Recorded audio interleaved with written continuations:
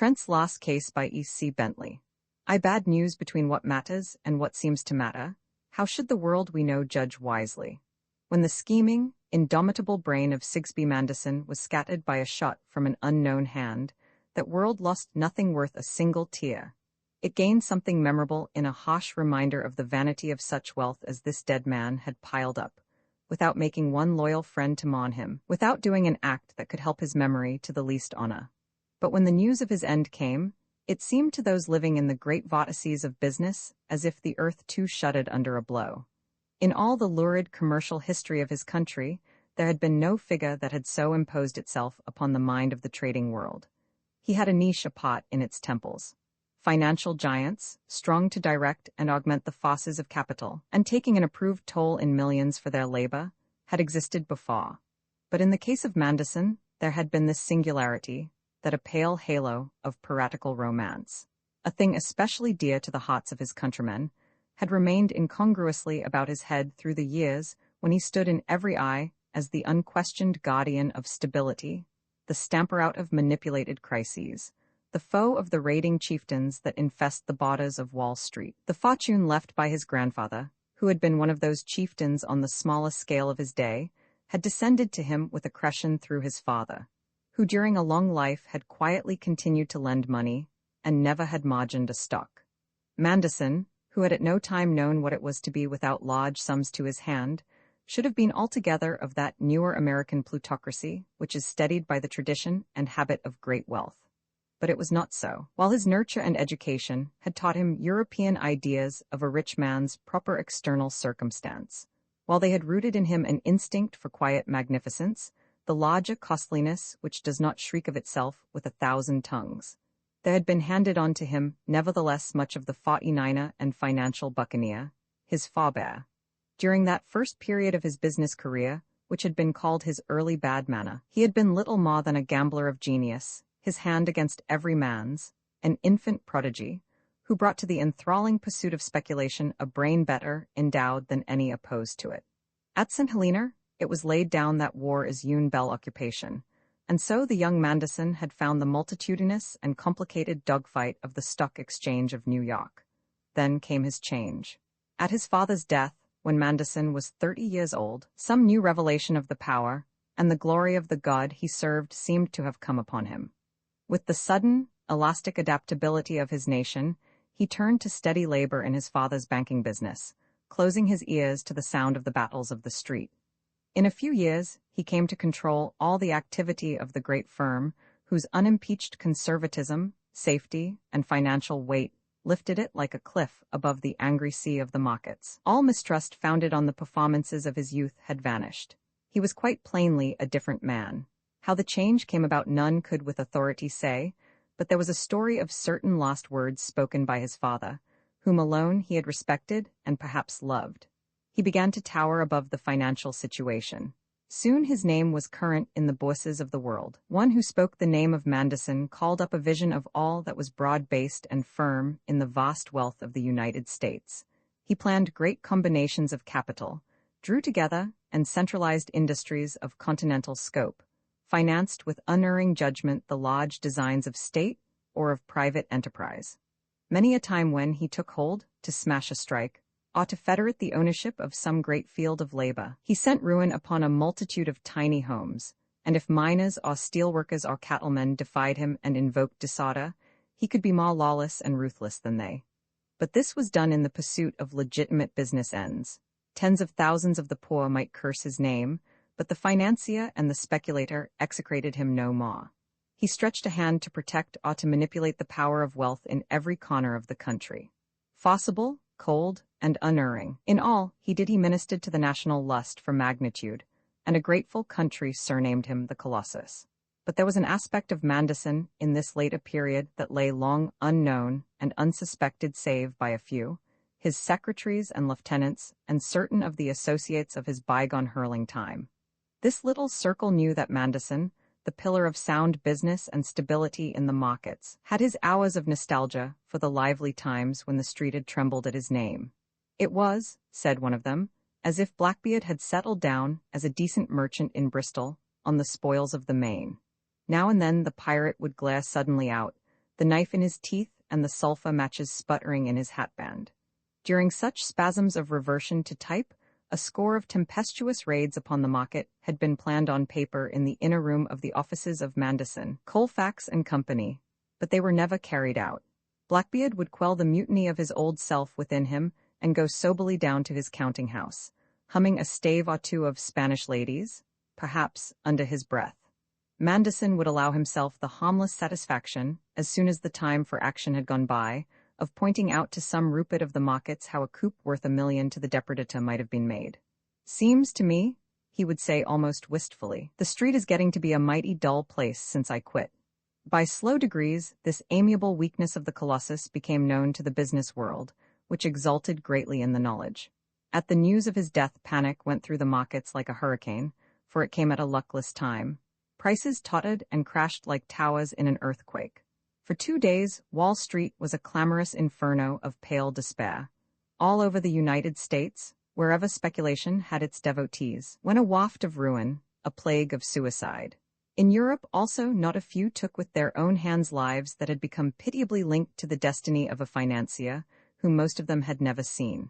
In Paris, a well-known banker walked quietly out of the Bourse and fell dead upon the broad steps among the raving crowd of Jews, a file crushed in his hand. In Frankfurt, one leapt from the cathedral top, leaving a reddish stain where he struck the red tower. Men stabbed and shot and strangled themselves, drank death or breathed it as the air, because in a lonely corner of England, the life had departed from one cold heart vowed to the service of greed. The blow could not have fallen at a more disastrous moment.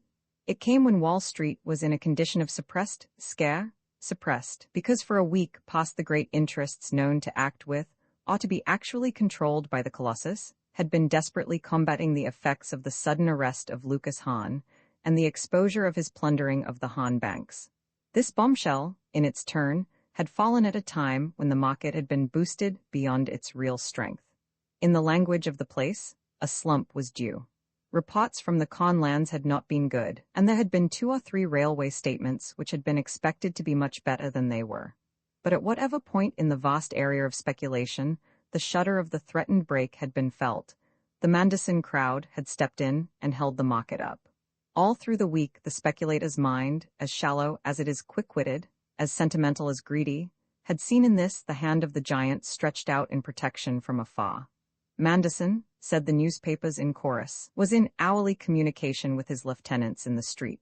One journal was able to give in round figures the sum spent on cabling between New York and Maelstone in the past 24 hours.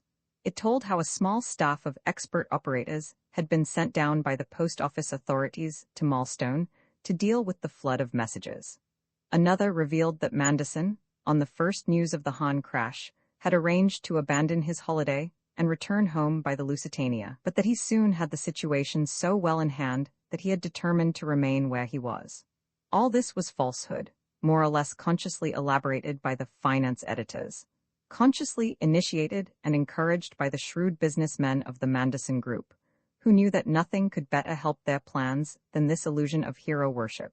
Knew also that no word had come from Manderson in answer to their messages, and that Howard B. Jeffrey, of steel and iron fame, was the true organizer of victory. So they fought down apprehension through 4 feverish days, and minds grew calmer. On Saturday, though the ground beneath the feet of Mr. Jeffrey yet rumbled now and then with Etna mutterings of disquiet, he deemed his task almost done. The market was firm and slowly advancing. Wall Street turned to its sleep of Sunday, worn out but thankfully at peace. In the first trading hour of Monday, a hideous rumor flew round the 60 acres of the financial district. It came into being as the lightning comes, a blink that seems to begin nowhere, though it is to be suspected that it was first whispered over the telephone, together with an urgent selling order by some employee in the cable service.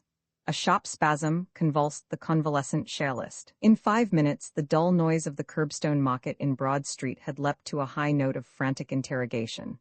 From within the hive of the exchange itself could be heard a droning hubbub of fear, and men rushed hatless in and out. Was it true? Asked every man, and every man replied, with trembling lips, that it was a lie put out by some unscrupulous shot interest seeking to cover itself. In another quarter of an hour news came of a sudden and ruinous collapse of Yankees in London at the close of the Stock Exchange Day. It was enough. New York had still 4 hours trading in front of her. The strategy of pointing to Manderson as the savior and warden of the markets had recoiled upon its authors with annihilating force, and Geoffrey, his ear at his private telephone, listened to the tale of disaster with a set jaw. The new Napoleon had lost his Marengo. He saw the whole financial landscape sliding and falling into chaos before him. In half an hour, the news of the finding of Manderson's body, with the inevitable rumor that it was suicide, was printing in a dozen newspaper offices. But before a copy reached Wall Street, the tornado of the panic was in full fury, and how would be? Geoffrey and his collaborators were whirled away like leaves before its breath. All this sprang out of nothing. Nothing in the texture of the general life had changed. The corn had not ceased to ripen in the sun. The rivers bore their barges and gave power to a myriad engines. The flocks fattened on the pastures, the herds were unnumbered. Men labored everywhere in the various servitudes to which they were born, and chafed not more than usual in their bonds. Bellona tossed and murmured as ever, yet still slept her uneasy sleep. To all mankind, save a million or two of half-crazed gamblers, blind to all reality, the death of Manderson meant nothing. The life and work of the world went on. Weeks before he died, strong hands had been in control of every wire in the huge network of commerce and industry that he had supervised. Before his corpse was buried, his countrymen had made a strange discovery, that the existence of the potent engine of monopoly that went by the name of Sigsbee Manderson had not been a condition of even material prosperity. The panic blew itself out in 2 days, the pieces were picked up, the bankrupts withdrew out of sight, the market recovered a normal tone. While the brief delirium was yet subsiding, there broke out a domestic scandal in England that suddenly fixed the attention of 2 continents.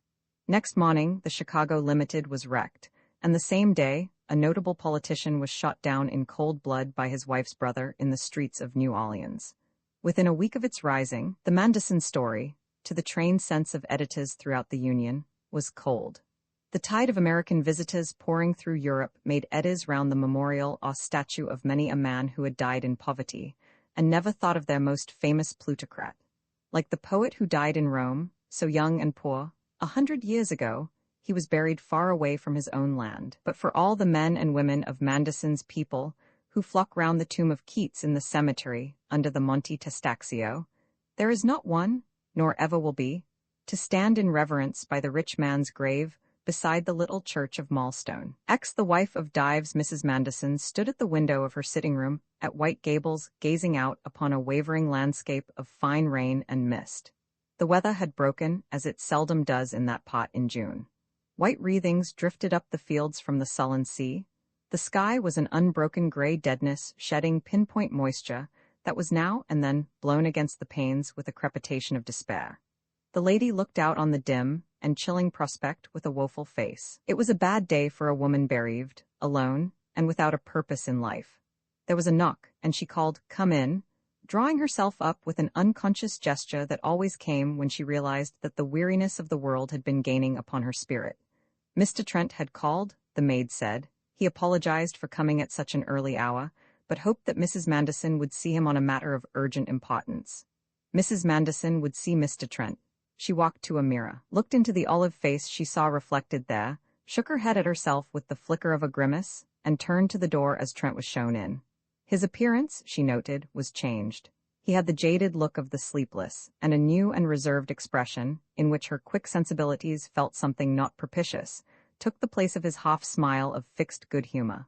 "May I come to the point at once?" he said, when she had given him her hand. "There is a train I ought to catch at Bishopsbridge at 12 o'clock, but I cannot go until I have settled this thing, which concerns you only, Mrs. Manderson. I have been working half the night and thinking the rest, and I know now what I ought to do." "You look wretchedly tired," she said kindly. "Won't you sit down? This is a very restful chair. Of course it is about this terrible business and your work as correspondent. Please ask me anything you think I can properly tell you. Mr. Trent, I know that you won't make it worse for me than you can help in doing your duty here.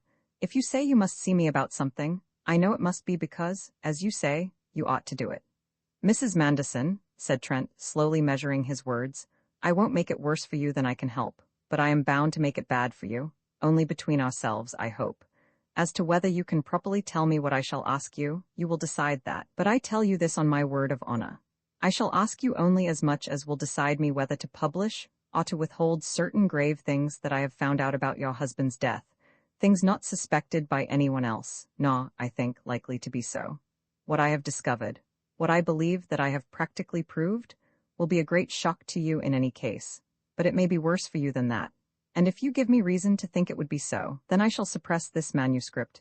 He laid a long envelope on the small table beside him, and nothing of what it has to tell shall ever be printed. It consists, I may tell you, of a short private note to my editor, followed by a long dispatch for publication in the Record. Now you may refuse to say anything to me. If you do refuse, my duty to my employers, as I see it, is to take this up to London with me today, and leave it with my editor to be dealt with at his discretion. My view is, you understand, that I am not entitled to suppress it on the strength of a mere possibility that presents itself to my imagination. But if I gather from you, and I can gather it from no other person, that there is substance in that imaginary possibility I speak of, then I have only one thing to do as a gentleman, and as one who, he hesitated for a phrase, wishes you well. I shall not publish that dispatch of mine. In some directions I decline to assist the police. Have you followed me so far? He asked with a touch of anxiety in his careful coldness, for her face, but for its pallor, gave no sign as she regarded him, her hands clasped before her, and her shoulders drawn back in a pose of rigid calm. She looked precisely as she had looked at the inquest. I understand quite well, said Mrs. Manderson in a low voice. She drew a deep breath and went on. I don't know what dreadful thing you have found out, or what the possibility that has occurred to you can be, but it was good, it was honorable of you to come to me about it. Now will you please tell me? I cannot do that, Trent replied.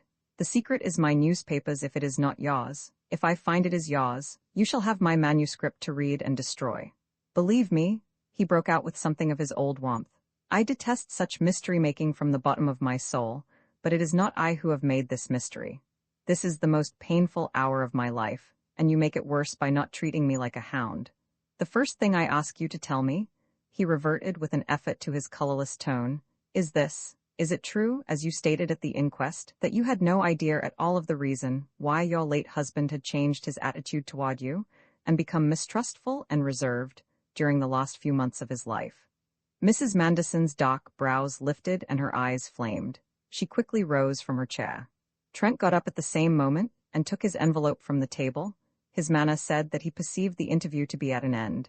But she held up a hand, and there was color in her cheeks and quick breathing in her voice as she said, Do you know what you ask, Mr. Trent? You ask me if I perjured myself. I do, he answered unmoved, and he added after a pause, You knew already that I had not come here to preserve the polite fictions, Mrs. Manderson. The theory that no reputable person, being on oath, could withhold a part of the truth under any circumstances, is a polite fiction. He still stood as awaiting dismissal, but she was silent. She walked to the window, and he stood miserably watching the slight movement of her shoulders until it subsided.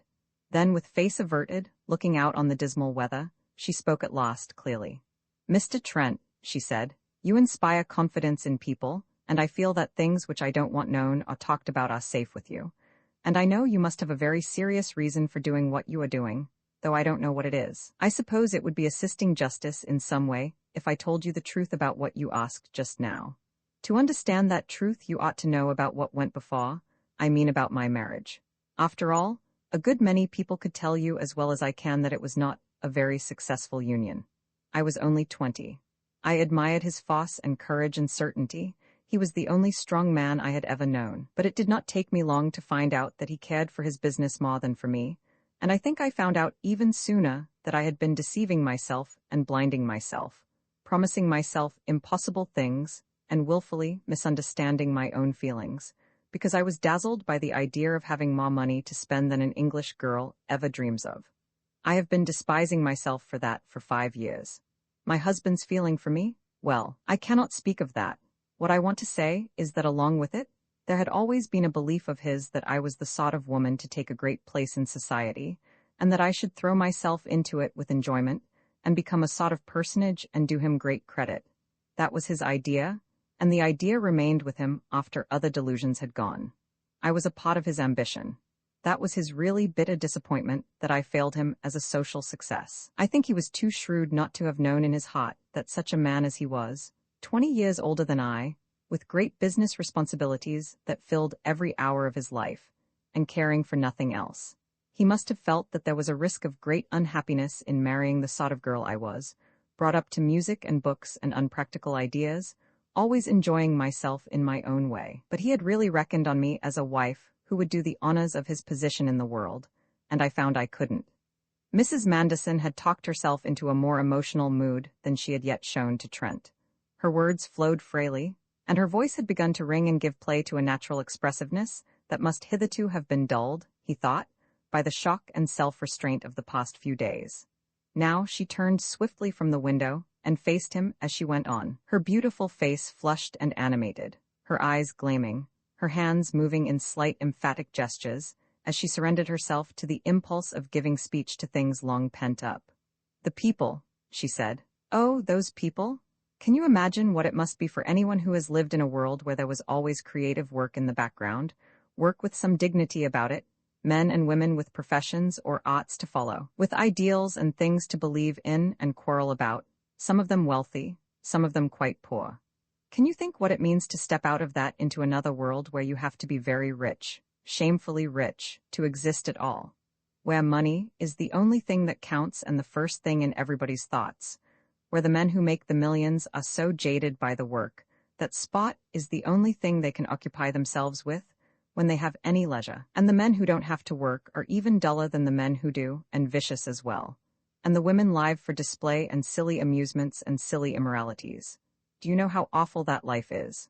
Of course I know there are clever people, and people of taste in that set, but they're swamped and spoiled, and it's the same thing in the end, empty, empty. Oh, I suppose I'm exaggerating, and I did make friends and have some happy times, but that's how I feel after it all. The seasons in New York and London, how I hated them, and our house parties and cruises in the yacht and the rest, the same people, the same emptiness. And you see, don't you, that my husband couldn't have an idea of all this. His life was never empty. He did not live it in society, and when he was in society, he had always his business plans and difficulties to occupy his mind. He hadn't a suspicion of what I felt, and I never let him know. I couldn't. It wouldn't have been fair. I felt I must do something to justify myself as his wife, sharing his position and fortune, and the only thing I could do was to try to live up to his idea about my social qualities. I did try. I acted my best, and it became harder year by year. I never was what they call a popular hostess. How could I be? I was a failure, but I went on trying. I used to steal holidays now and then. I used to feel as if I was not doing my part of a bargain. It sounds horrid to put it like that, I know, but it was so. When I took one of my old school friends, who couldn't afford to travel, away to Italy for a month or two, and we went about cheaply all by ourselves, and were quite happy. Or when I went and made a long stay in London with some quiet people who had known me all my life, and we all lived just as in the old days, when we had to think twice about seats at the theater, and told each other about cheap dressmakers. Those and a few other expeditions of the same sort were my best times after I was married, and they helped me to go through with it the rest of the time. But I felt my husband would have hated to know how much I enjoyed every hour of those returns to the old life. And in the end, in spite of everything I could do, he came to know. He could see through anything, I think, once his attention was turned to it. He had always been able to see that I was not fulfilling his idea of me as a figure in the social world, and I suppose he thought it was my misfortune rather than my fault. But the moment he began to see, in spite of my pretending, that I wasn't playing my part with any spirit, he knew the whole story. He divined how I loathed and was weary of the luxury and the brilliancy and the masses of money just because of the people who lived among them, who were made so by them, I suppose. It happened last year. I don't know just how or when. It may have been suggested to him by some woman, for they all understood, of course. He said nothing to me, and I think he tried not to change in his manner to me at first, but such things hurt, and it was working in both of us. I knew that he knew. After a time we were just being polite and considerate to each other. Before he found me out, we had been on a footing of, how can I express it to you? Of intelligent companionship, I might say. We talked without restraint of many things of the kind we could agree or disagree about, without its going very deep, if you understand. And then that came to an end. I felt that the only possible basis of our living in each other's company was going under my feet, and at last it was gone. It had been like that, she ended simply, for months before he died. She sank into the corner of a sofa by the window, as though relaxing her body after an effort. For a few moments both were silent. Trent was hastily sorting out a tangle of impressions. He was amazed at the frankness of Mrs. Mandison's story. He was amazed at the vigorous expressiveness in her telling of it. In this vivid being, carried away by an impulse to speak, talking with her whole personality, he had seen the real woman in a temper of activity, as he had already seen the real woman by chance in a temper of reverie and unguarded emotion. In both, she was very unlike the pale, self-disciplined creature of majesty that she had been to the world. With that amazement of his went something like terror of her dark beauty, which excitement kindled into an appearance scarcely mortal in his eyes. Incongruously, there rushed into his mind, occupied as it was with the affair of the moment, a little knot of ideas. She was unique not because of her beauty, but because of its being united with intensity of nature. In England, all the very beautiful women were placid. All the fiery women seemed to have burnt up the best of their beauty. That was why no beautiful woman had ever cast this sort of spell on him before. When it was a question of wit in women, he had preferred the bright flame to the duller, without much regarding the lamp. All this is very disputable, said his reason, and instinct answered, yes, except that I am under a spell, and a deeper instinct cried out, away with it? He forced his mind back to her story, and found growing swiftly in him an irrepressible conviction. It was all very fine, but it would not do. I feel as if I had led you into saying more than you meant to say, or than I wanted to learn, he said slowly. But there is one brutal question which is the whole point of my inquiry. He braced his frame like one preparing for a plunge into cold waters. Mrs. Mandison, will you assure me that your husband's change toward you had nothing to do with John Marlowe? And what he had dreaded came. Oh, she cried with a sound of anguish, her face thrown up and open hands stretched out as if for pity. And then the hands covered the burning face, and she flung herself aside among the cushions at her elbow, so that he saw nothing but her heavy crown of black hair, and her body moving with sobs that stabbed his heart, and a foot turned inward gracelessly in an abandonment of misery. Like a tall tower suddenly breaking apart, she had fallen in ruins, helplessly weeping. Trent stood up, his face white and calm. With a senseless particularity, he placed his envelope exactly in the center of the little polished table. He walked to the door, closed it noiselessly as he went out, and in a few minutes was tramping through the rain out of sight of White Gables, going nowhere, seeing nothing, his soul shaken in the fierce effort to kill and trample the raving impulse that had seized him in the presence of her shame, that clamored to him to drag himself before her feet, to pray for pardon, to pour out words. He knew not what words, but he knew that they had been straining at his lips, to wreck his self-respect forever, and hopelessly defeat even the crazy purpose that had almost possessed him, by drowning her wretchedness in disgust, by babbling with the tongue of infatuation to a woman with a husband not yet buried, to a woman who loved another man. Such was the magic of her tears, quickening in a moment the thing which, as his heart had known, he must not let come to life. For Philip Trent was a young man, younger in nature even than his years, and a way of life that kept his edge keen and his spirit volcanic had prepared him very ill for the meeting that comes once in the early manhood of most of us. Usually, as in his case, he told himself harshly, to no purpose but the testing of virtue and the power of the will. Roman 11 hitherto unpublished, my dear Molloy. This is in case I don't find you at your office. I have found out who killed Mandison, as this dispatch will show. This was my problem. Yours is to decide what use to make of it. It definitely charges an unsuspected person with having a hand in the crime, and practically accuses him of being the murderer. So I don't suppose you will publish it before his arrest, and I believe it is illegal to do so afterwards until he has been tried and found guilty.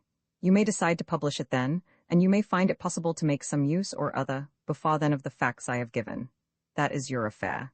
Meanwhile, will you communicate with Scotland Yard and let them see what I have written? I have done with the Mandison mystery, and I wish to God I had never touched it. Here follows my dispatch. P.T. Malstone, June 16th. I begin this, my third and probably my final dispatch to the record upon the Mandison murder, with conflicting feelings.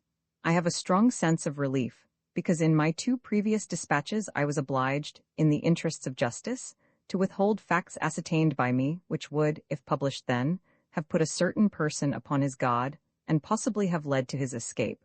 For he is a man of no common boldness and resource. These facts I shall now set forth.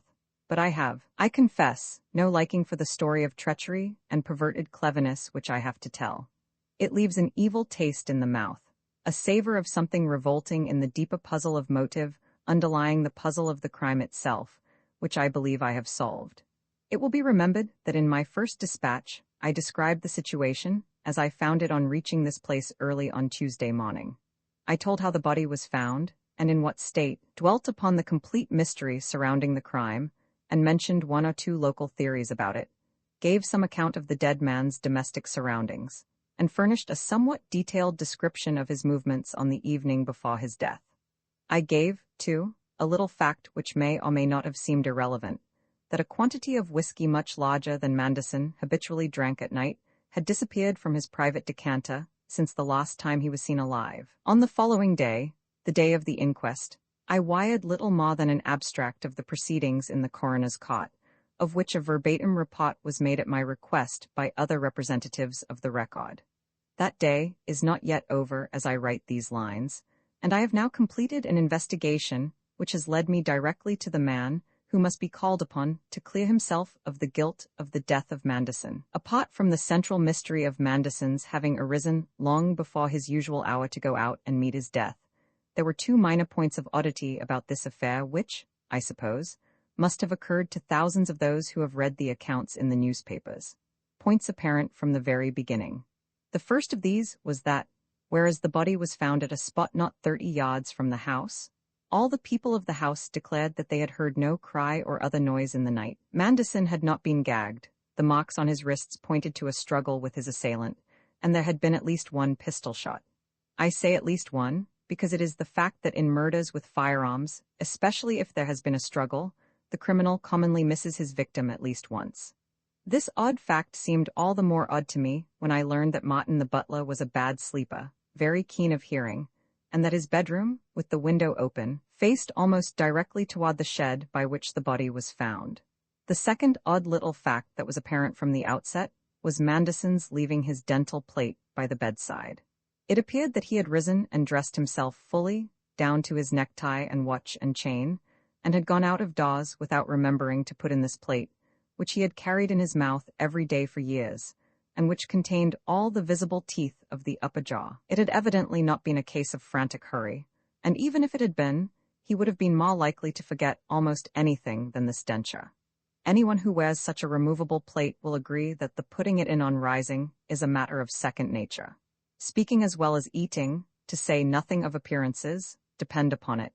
Neither of these queer details, however, seemed to lead to anything at the moment. They only awakened in me a suspicion of something lurking in the shadows, something that lent more mystery to the already mysterious question how and why and through whom Manderson met his end. With this much of preamble, I come at once to the discovery which, in the first few hours of my investigation, set me upon the path which so much ingenuity had been directed to concealing. I have already described Manderson's bedroom. The rigorous simplicity of its furnishing contrasted so strangely with the multitude of clothes and shoes, and the manner of its communication with Mrs. Manderson's room. On the upper of the two long shelves on which the shoes were ranged, I found, where I had been told I should find them, the pair of patent leather shoes which Manderson had worn on the evening before his death. I had glanced over the row, not with any idea of their giving me a clue, but merely because it happens that I am a judge of shoes, and all these shoes were of the very best workmanship. But my attention was at once caught by a little peculiarity in this particular pair. They were the lightest kind of lace-up dress shoes, very thin in the sole, without toe caps and beautifully made, like all the rest. These shoes were old and well worn, but being carefully polished and fitted, as all the shoes were, upon their trees, they looked neat enough. What caught my eye was a slight splitting of the leather in that part of the upper, known as the vamp, a splitting at the point where the two laced parts of the shoe rise from the upper. It is at this point that the strain comes when a tight shoe of this sort is fast upon the foot, and it is usually guarded with a strong stitching across the bottom of the opening. In both the shoes I was examining this stitching had parted, and the leather below had given way. The splitting was a tiny affair in each case, not an eighth of an inch long, and the torn edges having come together again on the removal of the strain, there was nothing that a person who was not something of a connoisseur of shoe leather would have noticed. Even less noticeable, and indeed not to be seen at all unless one were looking for it, was a slight straining of the stitches uniting the upper to the sole. At the toe, and on the outer side of each shoe, this stitching had been dragged until it was visible on a close inspection of the join. These indications, of course, could mean only one thing. The shoes had been worn by someone for whom they were too small. Now it was clear at a glance that Manderson was always thoroughly well shod, and careful, perhaps a little vain, of his small and narrow feet. Not one of the other shoes in the collection, as I soon ascertained, bore similar marks. They had not belonged to a man who squeezed himself into tight shoe leather. Someone who was not Manderson had worn these shoes, and worn them recently. The edges of the tiers were quite fresh. The possibility of someone having worn them since Manderson's death was not worth considering. The body had only been found about 26 hours when I was examining the shoes. Besides, why should anyone wear them? The possibility of someone having borrowed Manderson's shoes and spoiled them for him while he was alive seemed about as negligible. With others to choose from, he would not have worn these. Besides, the only men in the place were the butler and the 2 secretaries. But I do not say that I gave those possibilities even as much consideration as they deserved, for my thoughts were running away with me, and I have always found it good policy, in cases of this sort, to let them have their heads. Ever since I had got out of the train at Marlstone early that morning, I had been steeped in details of the Manderson affair. The thing had not once been out of my head. Suddenly, the moment had come when the demon wakes and begins to range.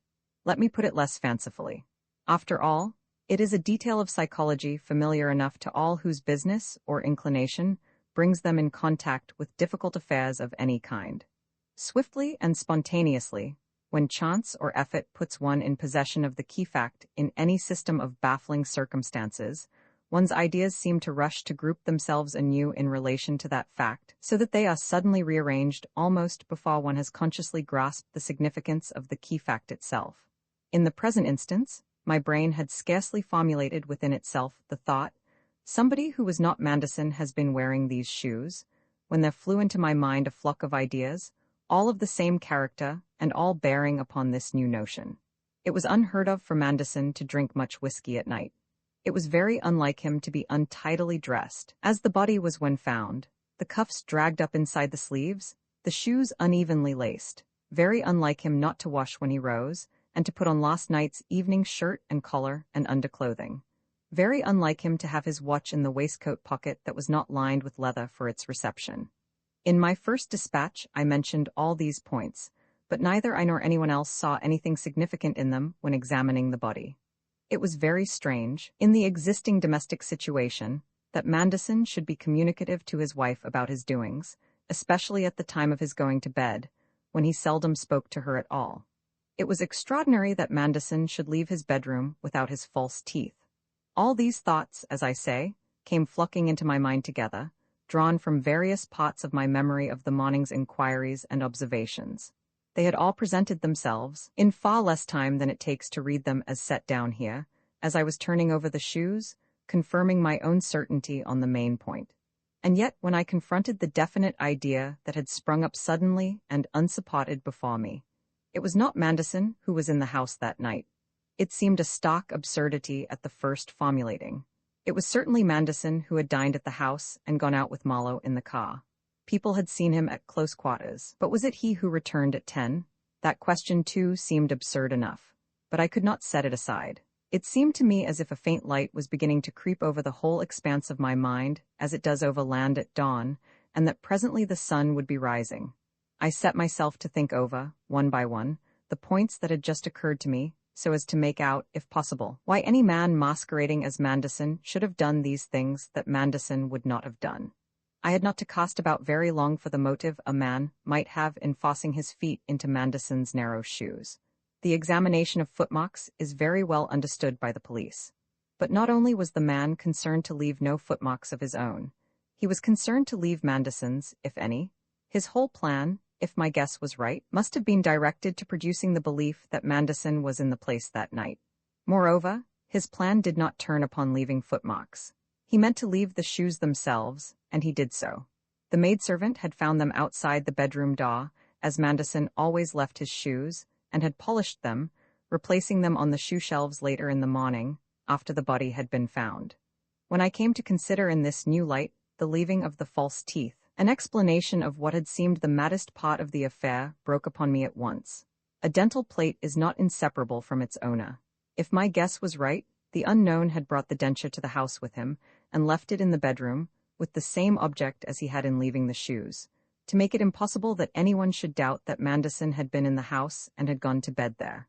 This, of course, led me to the inference that Manderson was dead before the false Manderson came to the house, and other things confirmed this. For instance, the clothing, to which I now turned in my review of the position. If my guess was right, the unknown in Manderson's shoes had certainly had possession of Manderson's trousers, waistcoat, and shooting jacket. They were there before my eyes in the bedroom, and Martin had seen the jacket, which nobody could have mistaken, upon the man who sat at the telephone in the library. It was now quite plain, if my guess was right, that this unmistakable garment was a cardinal feature of the unknown's plan. He knew that Martin would take him for Manderson at the first glance, and then my thinking was interrupted by the realization of a thing that had escaped me before. So strong had been the influence of the unquestioned assumption that it was Manderson who was present that night, that neither I nor, as far as I know, anyone else had noted the point. Martin had not seen the man's face, nor had Mrs. Manderson. Mrs. Manderson, judging by her evidence at the inquest, of which, as I have said, I had a full report made by the record stenographers in court, had not seen the man at all. She hardly could have done, as I shall show presently. She had merely spoken with him as she lay half asleep, resuming a conversation which she had had with her living husband about an hour before. Martin, I perceived, could only have seen the man's back. As he sat crouching over the telephone, no doubt a characteristic pose was imitated there. And the man had worn his hat, Manderson's broad-brimmed hat. There is too much character in the back of a head and neck. The unknown, in fact, supposing him to have been of about Manderson's build, had had no need for any disguise, apart from the jacket and the hat and his powers of mimicry. I paused there to contemplate the coolness and ingenuity of the man. The thing, I now began to see, was so safe and easy, provided that his mimicry was good enough, and that his nerve held. Those 2 points assured, only some wholly unlikely accident could unmask him. To come back to my puzzling out of the matter, as I sat in the dead man's bedroom, with the telltale shoes before me. The reason for the entrance by the window, instead of by the front door, will already have occurred to anyone reading this. Entering by the door, the man would almost certainly have been heard by the sharp-eared Martin in his pantry just across the hall. He might have met him face to face. Then there was the problem of the whiskey. I had not attached much importance to it. Whiskey will sometimes vanish in very queer ways in a household of 8 or 9 persons, but it had seemed strange that it should go in that way on that evening. Martin had been plainly quite dumbfounded by the fact. It seemed to me now that many a man fresh, as this man in all likelihood was from a bloody business, from the unclothing of a corpse, and with a desperate part still to play, would turn to that decanter as to a friend. No doubt he had a drink before sending for Martin. After making that trick with ease and success, he probably drank more, but he had known when to stop. The worst part of the enterprise was before him. The business, clearly of such vital importance to him, for whatever reason, of shutting himself in Manderson's room and preparing a body of convincing evidence of its having been occupied by Manderson, and this with the risk, very slight, as no doubt he understood, but how unnerving, of the woman on the other side of the half-open door awaking and somehow discovering him. True, if he kept out of her limited field of vision from the bed, she could only see him by getting up and going to the door. I found that to a person lying in her bed, which stood with its head to the wall a little beyond the door, nothing was visible through the doorway but one of the cupboards by Manderson's bed head. Moreover, since this man knew the ways of the household, he would think it most likely that Mrs. Manderson was asleep. Another point with him, I guessed, might have been the estrangement between the husband and wife, which they had tried to cloak by keeping up, among other things, their usual practice of sleeping in connected rooms, but which was well known to all who had anything to do with them. He would hope from this that if Mrs. Manderson heard him, she would take no notice of the supposed presence of her husband. So, pursuing my hypothesis, I followed the unknown up to the bedroom, and saw him setting about his work. And it was with a catch in my own breath that I thought of the hideous shock with which he must have heard the sound of all others he was dreading most, the drowsy voice from the adjoining room. What Mrs. Manderson actually said, she was unable to recollect at the inquest. She thinks she asked her supposed husband whether he had had a good run in the car. And now, what does the unknown do? Here, I think, we come to a supremely significant point. Not only does he, standing rigid there, as I picture him, before the dressing table, listening to the sound of his own leaping heart. Not only does he answer the lady in the voice of Manderson, he volunteers an explanatory statement.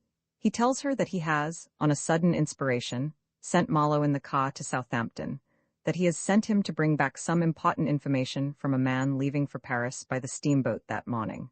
Why these details from a man who had long been uncommunicative to his wife, and that upon a point scarcely likely to interest her? Why these details about Marlowe? Having taken my story so far, I now put forward the following definite propositions: that between a time somewhere about 10, when the car started, and a time somewhere about 11, Manderson was shot. Probably at a considerable distance from the house, as no shot was heard. That the body was brought back, left by the shed, and stripped of its outer clothing. That at some time round about 11 o'clock, a man who was not Manderson, wearing Manderson's shoes, hat, and jacket, entered the library by the garden window. That he had with him Manderson's black trousers, waistcoat, and motor coat, the denture taken from Manderson's mouth, and the weapon with which he had been murdered. That he concealed these, rang the bell for the butler, and sat down at the telephone with his hat on and his back to the door. That he was occupied with the telephone all the time Martin was in the room. That on going up to the bedroom floor, he quietly entered Marlowe's room and placed the revolver with which the crime had been committed, Marlowe's revolver, in the case on the mantelpiece from which it had been taken. And that he then went to Manderson's room, placed Manderson's shoes outside the door, threw Manderson's garments on a chair, placed the denture in the bowl by the bedside, and selected a suit of clothes, a pair of shoes, and a tie from those in the bedroom. Here I will pause in my statement of this man's proceedings to go into a question for which the way is now sufficiently prepared. Who was the false Manderson? Reviewing what was known to me, or might almost with certainty be surmised about that person, I set down the following 5 conclusions. He had been in close relations with the dead man. In his acting before Martin and his speaking to Mrs. Manderson, he had made no mistake. He was of a build not unlike Manderson's, especially as to height and breadth of shoulder, which mainly determine the character of the back of a seated figure when the head is concealed and the body loosely clothed. But his feet were larger, though not greatly larger, than Manderson's.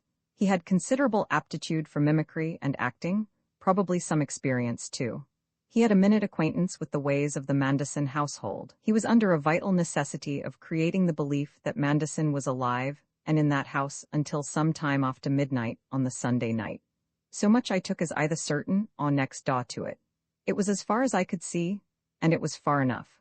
I proceed to give, in an order corresponding with the numbered paragraphs above, such relevant facts as I was able to obtain about Mr. John Marlowe, from himself and other sources. He had been Mr. Manderson's private secretary, upon a footing of great intimacy, for nearly 4 years. The two men were nearly of the same height, about 5 feet 11 inches, both were powerfully built and heavy in the shoulder. Marlowe, who was the younger by some 20 years, was rather slighter about the body, though Manderson was a man in good physical condition. Marlowe's shoes, of which I examined several pairs, were roughly about one shoemaker's size longer and broader than Manderson's. In the afternoon of the first day of my investigation, after arriving at the results already detailed, I sent a telegram to a personal friend, a fellow of a college at Oxford, whom I knew to be interested in theatrical matters, in these terms: please wire John Marlowe's record in connection with acting at Oxford sometime past decade, very urgent and confidential. My friend replied in the following telegram, which reached me next morning, the morning of the inquest. Marlowe was member OUDS for 3 years and president 19, played Bardolph Cleon and Mercutio, excelled in character acting and imitations in great demand at smokers, was hero of some historic hoaxes. I had been led to send the telegram, which brought this very helpful answer, by seeing on the mantelshelf in Marlowe's bedroom a photograph of himself and 2 others in the costume of Falstaff's 3 followers, with an inscription from the Merry Wives, and by noting that it bore the imprint of an Oxford firm of photographers. During his connection with Manderson, Marlowe had lived as one of the family. No other person, apart from the servants, had his opportunities for knowing the domestic life of the Mandersons in detail. I ascertained beyond doubt that Marlowe arrived at a hotel in Southampton on the Monday morning at 6:30, and there proceeded to carry out the commission which, according to his story, and according to the statement made to Mrs. Manderson in the bedroom by the false Manderson, had been entrusted to him by his employer. He had then returned in the car to Maulstone, where he had shown great amazement and horror at the news of the murder. These, I say, are the relevant facts about Marlowe. We must now examine fact number 5, as set out above, in connection with conclusion number 5 about the false Manderson. I would first draw attention to one important fact. The only person who professed to have heard Manderson mention Southampton at all before he started in the car was Marlowe. His story, confirmed to some extent by what the butler overheard, was that the journey was all arranged in a private talk before they set out, and he could not say, when I put the question to him, why Manderson should have concealed his intentions by giving out that he was going with Marlowe for a moonlight drive. This point, however, attracted no attention. Marlowe had an absolutely airtight alibi in his presence at Southampton by 6:30. Nobody thought of him in connection with a murder, which must have been committed after 12:30, the hour at which Martin the butler had gone to bed. But it was the Manderson who came back from the drive who went out of his way to mention Southampton openly to 2 persons. He even went so far as to ring up a hotel at Southampton and ask questions which bore out Marlowe's story of his errand. This was the call he was busy with when Martin was in the library. Now let us consider the alibi. If Manderson was in the house that night, and if he did not leave it until some time after 12:30, Marlowe could not by any possibility have had a direct hand in the murder. It is a question of the distance between Marlstone and Southampton. If he had left Marlstone in the car at the hour when he is supposed to have done so, between 10 and 10:30, with a message from Manderson, the run would be quite an easy one to do in the time, but it would be physically impossible for the car. A 15 HP 4-cylinder Northumberland, an average medium-power car, to get to Southampton by 6:30 unless it left Marlstone by midnight at latest. Motorists who will examine the road map and make the calculations required, as I did in Manderson's library that day, will agree that on the facts as they appeared there was absolutely no case against Marlowe. But even if they were not as they appeared, if Manderson was dead by 11 o'clock, and if at about that time Marlowe impersonated him at White Gables, if Marlowe retired to Manderson's bedroom, how can all this be reconciled with his appearance next morning at Southampton? He had to get out of the house, unseen and unheard, and away in the car by midnight. And Martin, the sharp-eared Martin, was sitting up until 12:30 in his pantry, with the door open, listening for the telephone bell. Practically, he was standing sentry over the foot of the staircase, the only staircase leading down from the bedroom floor. With this difficulty, we arrive at the last and crucial phase of my investigation. Having the foregoing points clearly in mind, I spent the rest of the day before the inquest in talking to various persons and in going over my story, testing it link by link. I could only find the one weakness which seemed to be involved in Martin's sitting up until 12:30, and since his having been instructed to do so was certainly a part of the plan, meant to clinch the alibi for Marlowe, I knew there must be an explanation somewhere. If I could not find that explanation, my theory was valueless. I must be able to show that at the time Martin went up to bed the man who had shut himself in Manderson's bedroom might have been many miles away on the road to Southampton. I had, however, a pretty good idea already, as perhaps the reader of these lines has by this time, if I have made myself clear, of how the escape of the false Manderson before midnight had been contrived. But I did not want what I was now about to do to be known. If I had chanced to be discovered at work, there would have been no concealing the direction of my suspicions. I resolved not to test them on this point until the next day, during the opening proceedings at the inquest. This was to be held, I knew, at the hotel, and I reckoned upon having White Gables to myself so far as the principal inmates were concerned. So in fact it happened. By the time the proceedings at the hotel had begun, I was hard at work at White Gables. I had a camera with me. I made search, on principles well known to and commonly practiced by the police, and often enough by myself, for certain indications. Without describing my search, I may say at once that I found, and was able to photograph 2 fresh fingerprints, very large and distinct, on the polished front of the right-hand top drawer of the chest of drawers in Manderson's bedroom. 5 more, among a number of smaller and less recent impressions made by other hands, on the glasses of the French window in Mrs. Manderson's room, a window which always stood open at night with a curtain before it, and 3 more upon the glass bowl in which Manderson's dental plate had been found lying.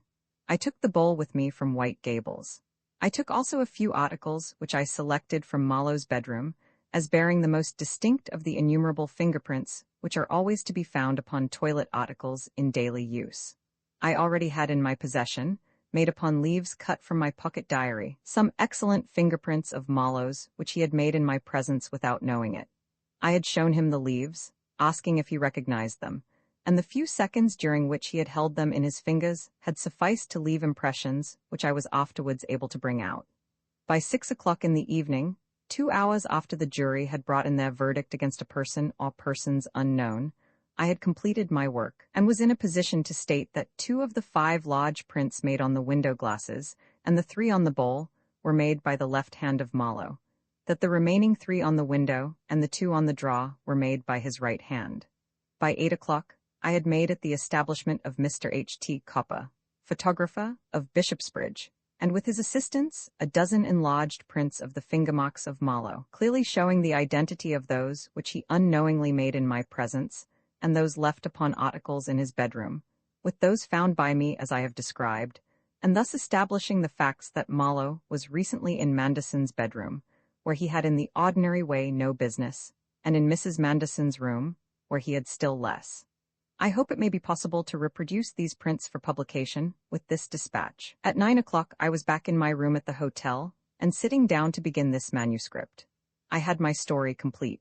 I bring it to a close by advancing these further propositions, that on the night of the murder, the impersonator of Manderson, being in Manderson's bedroom, told Mrs. Manderson, as he had already told Martin, that Marlowe was at that moment on his way to Southampton, that having made his dispositions in the room, he switched off the light and lay in the bed in his clothes, that he waited until he was assured that Mrs. Manderson was asleep, that he then arose and stealthily crossed Mrs. Manderson's bedroom in his stocking feet, having under his arm the bundle of clothing and shoes for the body, that he stepped behind the curtain, pushing the doors of the window a little further open with his hands, strode over the iron railing of the balcony, and let himself down until only a drop of a few feet separated him from the soft turf of the lawn.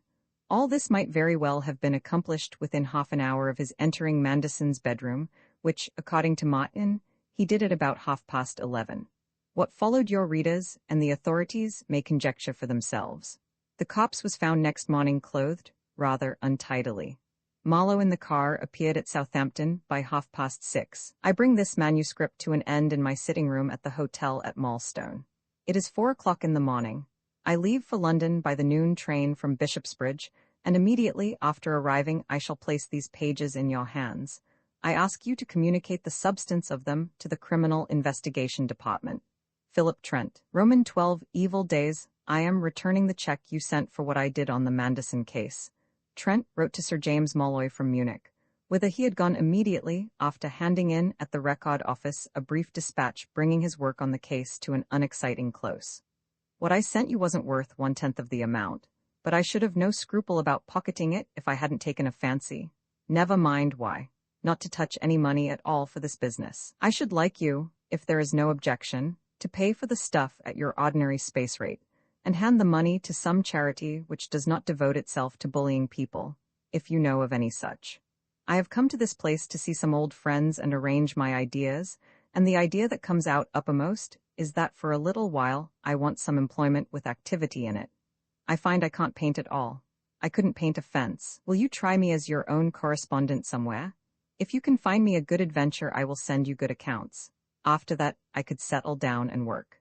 Sir James sent him instructions by telegram to proceed at once to Curland and Livonia, where Citizen Browning was abroad again, and town and countryside blazed in revolt. It was a roving commission, and for 2 months Trent followed his luck. It served him not less well than usual. He was the only correspondent who saw General Dragilou killed in the street at Volma by a girl of 18. He saw burnings, lynchings, fusillades, hangings. Each day his soul sickened afresh at the imbecilities born of misrule. Many nights he lay down in danger. Many days he went fasting, but there was never an evening or a morning when he did not see the face of the woman whom he hopelessly loved. He discovered in himself an unhappy pride at the lasting force of this infatuation. It interested him as a phenomenon. It amazed and enlightened him. Such a thing had not visited him before. It confirmed so much that he had found dubious in the recorded experience of men. It was not that, at 32, he could pretend to ignorance of this world of emotion. About his knowledge, let it be enough to say that what he had learned had come unpursued and unpurchased, and was without intolerable memories. Broken to the realities of sex, he was still troubled by its inscrutable history. He went through life full of a strange respect for certain feminine weakness and a very simple terror of certain feminine strength. He had held to a rather lukewarm faith that something remained in him to be called forth, and that the voice that should call would be heard in its own time, if ever, and not through any seeking. But he had not thought of the possibility that, if this proved true some day, the truth might come in a sinister shape. The two things that had taken him utterly by surprise in the matter of his feeling towards Mabel Manderson were the insane suddenness of its uprising in full strength and its extravagant hopelessness. Before it came, he had been much disposed to laugh at the permanence of unrequited passion as a generous boyish delusion. He knew now that he had been wrong, and he was living bitterly in the knowledge. Before the eye of his fancy, the woman always came just as she was when he had first had sight of her, with the gesture which he had surprised as he walked past unseen on the edge of the cliff. That great gesture of passionate joy in her new liberty, which had told him more plainly than speech that her widowhood was a release from torment, and had confirmed with terrible force the suspicion, active in his mind before, that it was her passport to happiness with a man whom she loved. He could not with certainty name to himself the moment when he had first suspected that it might be so. The seed of the thought must have been sown, he believed, at his first meeting with Mallow. His mind would have noted automatically that such evident strength and grace, with the sort of looks and manners that the tall young man possessed, might go far with any woman of unfixed affections, and the connection of this with what Mr. Cupples had told him of the Mandersons' married life must have formed itself in the unconscious depths of his mind. Certainly, it had presented itself as an already established thing when he began, after satisfying himself of the identity of the murderer, to cast about for the motive of the crime. Motive? How desperately he had sought for another, turning his back upon that grim thought that Mallow, obsessed by passion like himself, and privy perhaps to maddening truths about the wife's unhappiness, had taken a leaf, the guiltiest, from the book of Bothwell. But in all his investigations at the time, in all his broodings on the matter afterwards, he had been able to discover nothing that could prompt Mallow to such a deed, nothing but that temptation, the whole strength of which he could not know, but which if it had existed must have pressed urgently upon a bold spirit in which scruple had been somehow paralyzed. If he could trust his senses at all, the young man was neither insane nor by nature evil. But that could not clear him. Murder for a woman's sake, he thought, was not a rare crime, heaven knew. If the modern feebleness of impulse in the comfortable classes, and their respect for the modern apparatus of detection, had made it rare among them, it was yet far from impossible. It only needed a man of equal daring and intelligence, his soul drugged with the vapors of an intoxicating intrigue, to plan and perform such a deed. 1,000 times, with a heart full of anguish, he had sought to reason away the dread that Mabel Manderson had known too much of what had been intended against her husband's life. That she knew all the truth after the thing was done, he could not doubt. Her unforgettable collapse in his presence when the question about Mallow was suddenly and bluntly put, had swept away his lost hope that there was no love between the pair, and had seemed to him, moreover, to speak of dread of discovery. In any case, she knew the truth after reading what he had left with her, and it was certain that no public suspicion had been cast upon Mallow since. She had destroyed his manuscript then, and taken him at his word to keep the secret that threatened her lover's life. But it was the monstrous thought that she might have known murder was brewing, and guiltily kept silence, that haunted Trent's mind. She might have suspected, have guessed something. Was it conceivable that she was aware of the whole plot, that she connived? He could never forget that his first suspicion of Mallow's motive in the crime had been roused by the fact that his escape was made through the lady's room.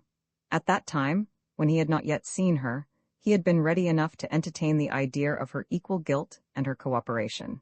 He had figured to himself some passionate hysterique, merciless as a cat in her hate and her love, a zealous abettor, perhaps even the ruling spirit in the crime. Then he had seen her, had spoken with her, had helped her in her weakness, and such suspicions, since their first meeting, had seemed the vilest of infamy. He had seen her eyes and her mouth. He had breathed the woman's atmosphere. Trent was one of those who fancy they can scent true wickedness in the air. In her presence he had felt an inward certainty of her ultimate goodness of heart, and it was nothing against this that she had abandoned herself a moment, that day on the cliff, to the sentiment of relief at the ending of her bondage, of her years of starved sympathy and unquickened motherhood. That she had turned to Malo in her destitution he believed, that she had any knowledge of his deadly purpose he did not believe. And yet, morning and evening the sickening doubts returned, and he recalled again that it was almost in her presence that Malo had made his preparations in the bedroom of the murdered man, that it was by the window of her own chamber that he had escaped from the house. Had he forgotten his cunning and taken the risk of telling her then? Or had he, as Trent thought more likely, still played his part with her then, and stolen off while she slept? He did not think she had known of the masquerade when she gave evidence at the inquest. It read like honest evidence. The question would never be silenced, though he scorned it. Had she lain expecting the footsteps in the room and the whisper that should tell her that it was done? Among the foul possibilities of human nature, was it possible that black ruthlessness and black deceit, as well, were hidden behind that good and straight and gentle seeming? These thoughts would scarcely leave him when he was alone. Trent served Sir James, well earning his pay for 6 months, and then returned to Paris, where he went to work again with a better heart. His powers had returned to him, and he began to live more happily than he had expected among a tribe of strangely assorted friends, French, English, and American, artists, poets, journalists, policemen, hotel-keepers, soldiers, lawyers, businessmen, and others. His old faculty of sympathetic interest in his fellows won for him, just as in his student days, privileges seldom extended to the Briton. He enjoyed again the rare experience of being taken into the bosom of a Frenchman's family. He was admitted to the momentous confidence of Les Jeunes, and found them as sure that they had surprised the secrets of art and life as the departed Jeunes of 10 years before had been. The bosom of the Frenchman's family was the same as those he had known in the past, even to the patterns of the wallpaper and movables. But the Jeunes, he perceived with regret, were totally different from their foreigners. They were much more shallow and puerile, much less really clever. The secrets they wrested from the universe were not such important and interesting secrets as had been wrested by the old Jeunes. This he believed and deplored until one day he found himself seated at a restaurant next to a too well-fed man whom, in spite of the ravages of comfortable living, he recognized as one of the Jeunes of his own period. This one had been wont to describe himself and 3 or 4 others as the hermits of the New Pontius. He and his school had talked outside cafes and elsewhere more than solitaries do as a rule. But then, rules were what they had vowed themselves to destroy. They proclaimed that verse, in particular, was free. The hermit of the New Pontius was now in the Ministry of the Interior, and already decorated. He expressed to Trent the opinion that what France needed most was a hand of iron. He was able to quote the exact price paid for certain betrayals of the country, of which Trent had not previously heard. Thus he was brought to make the old discovery that it was he who had changed, like his friend of the administration, and that Les Jeunes were still the same. Yet he found it hard to say what precisely he had lost that so greatly mattered, unless indeed it were so simple a thing as his high spirits. One morning in June, as he descended the slope of the Rue des Martyrs, he saw approaching a figure that he remembered. He glanced quickly round, for the thought of meeting Mr. Bunner again was unacceptable. For some time he had recognized that his wound was healing under the spell of creative work. He thought less often of the woman he loved, and with less pain. He would not have the memory of those 3 days reopened. But the straight and narrow thoroughfare offered no refuge, and the Americans saw him almost at once. His unforced geniality made Trent ashamed, for he had liked the man. They sat long over a meal, and Mr. Bunner talked. Trent listened to him, now that he was in for it, with genuine pleasure, now and then contributing a question or remark. Besides liking his companion, he enjoyed his conversation, with its unending verbal surprises, for its own sake. Bunner was, it appeared, resident in Paris as the chief continental agent of the Manderson firm, and fully satisfied with his position and prospects. He discoursed on these for some 20 minutes.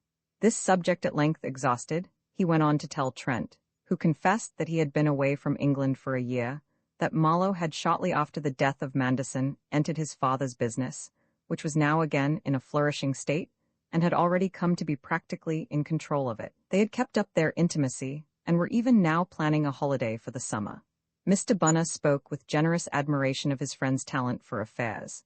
"Jack Malo has a natural big head," he declared, "and if he had more experience, I wouldn't want to have him up against me. He would put a crimp in me every time."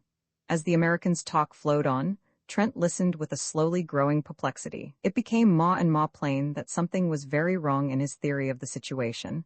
There was no mention of its central figure. Presently, Mr. Bunner mentioned that Marlowe was engaged to be married to an Irish girl, whose charms he celebrated with native enthusiasm. Trent clasped his hands savagely together beneath the table.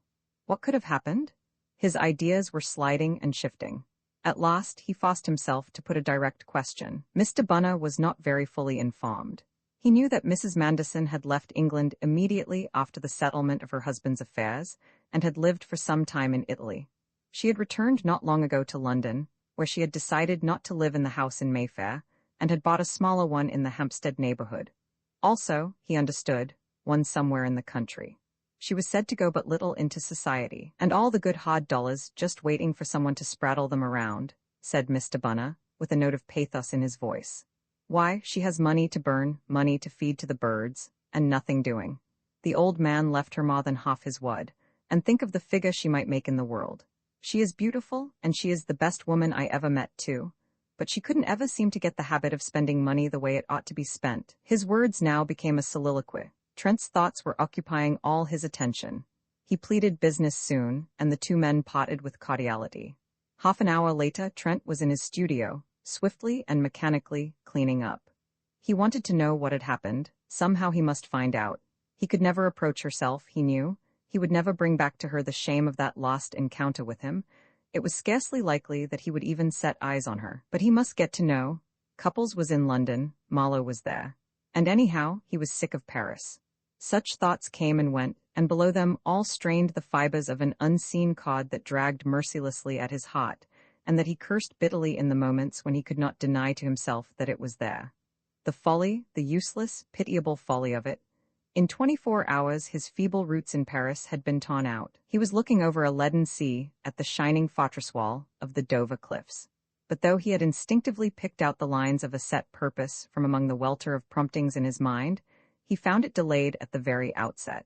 He had decided that he must first see Mr. Cupples, who would be in a position to tell him much more than the American knew. But Mr. Cupples was away on his travels, not expected to return for a month, and Trent had no reasonable excuse for hastening his return. Marlowe he would not confront until he had tried at least to reconnoiter the position. He constrained himself not to commit the crowning folly of seeking out Mrs. Manderson's house in Hampstead. He could not enter it, and the thought of the possibility of being seen by her lurking in its neighborhood brought the blood to his face. He stayed at an hotel, took a studio, and while he awaited Mr. Couples's return, attempted vainly to lose himself in work. At the end of a week, he had an idea that he acted upon with eager precipitancy. She had let fall some word at their last meeting of a taste for music. Trent went that evening, and thenceforward regularly, to the opera. He might see her, and if, in spite of his caution, she caught sight of him, they could be blind to each other's presence. Anybody might happen to go to the opera, so he went alone each evening, passing as quickly as he might through the people in the vestibule, and each evening he came away knowing that she had not been in the house. It was a habit that yielded him a sort of satisfaction along with the guilty excitement of his search, for he too loved music, and nothing gave him so much peace while its magic endured. One night as he entered, hurrying through the brilliant crowd, he felt a touch on his arm. Flooded with an incredible certainty at the touch, he turned. It was she, so much more radiant in the absence of grief and anxiety, in the fact that she was smiling, and in the allurement of evening dress that he could not speak. She, too, breathed a little quickly, and there was a light of daring in her eyes and cheeks as she greeted him. Her words were few. "I wouldn't miss a note of Tristan," she said. "Nor must you. Come and see me in the interval." She gave him the number of the box. Roman 13 eruption. The following 2 months were a period in Trent's life that he has never since remembered without shuddering. He met Mrs. Manderson half a dozen times, and each time her cool friendliness, a nicely calculated mean between mere acquaintance and the first stage of intimacy, baffled and maddened him. At the opera he had found her, to his further amazement, with a certain Mrs. Wallace, a frisky matron whom he had known from childhood. Mrs. Manderson, it appeared, on her return from Italy, had somehow wandered into circles to which he belonged by nurture and disposition. It came, she said, of her having pitched her tent in their hunting grounds. Several of his friends were near neighbors. He had a dim but horrid recollection of having been on that occasion unlike himself, ill at ease, burning in the face, talking with idiot loquacity of his adventures in the Baltic provinces, and finding from time to time that he was addressing himself exclusively to Mrs. Wallace. The other lady, when he joined them, had completely lost the slight appearance of agitation with which she had stopped him in the vestibule. She had spoken pleasantly to him of her travels, of her settlement in London, and of people whom they both knew. During the last half of the opera, which he had stayed in the box to hear, he had been conscious of nothing as he sat behind them but the angle of her cheek and the mass of her hair, the lines of her shoulder and arm, her hand upon the cushion. The black hair had seemed at last a forest, immeasurable, pathless and enchanted, luring him to a fatal adventure. At the end he had been pale and subdued, parting with them rather formally.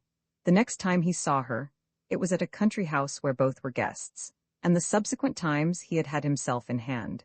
He had matched her manner and had acquitted himself, he thought, decently, considering that he lived in an agony of bewilderment and remorse and longing. He could make nothing, absolutely nothing, of her attitude. That she had read his manuscript and understood the suspicion indicated in his last question to her at White Gables was beyond the possibility of doubt. Then, how could she treat him thus and frankly, as she treated all the world of men who had done no injury? For it had become clear to his intuitive sense, for all the absence of any shade of differentiation in her outward manner, that an injury had been done, and that she had felt it. Several times, on the rare and brief occasions when they had talked apart, he had warning from the same sense that she was approaching this subject, and each time he had turned the conversation with the ingenuity born of fear.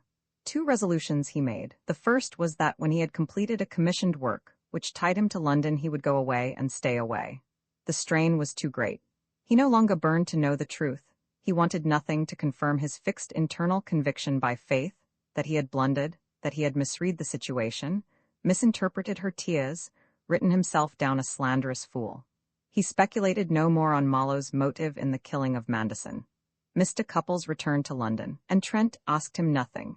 He knew now that he had been right in those words. Trent remembered them for the emphasis with which they were spoken. So long as she considered herself bound to him, no power on earth could have persuaded her.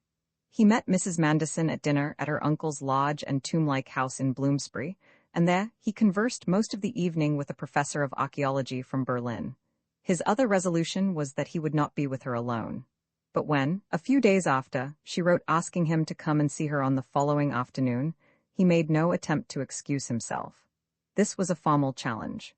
While she celebrated the rites of tea, and for some little time thereafter, she joined with such natural ease in his slightly fevered conversation on matters of the day that he began to hope she had changed what he could not doubt had been her resolve, to corner him and speak to him gravely. She was to all appearance careless now, smiling so that he recalled, not for the first time since that night at the opera, what was written long ago of a princess of Brunswick.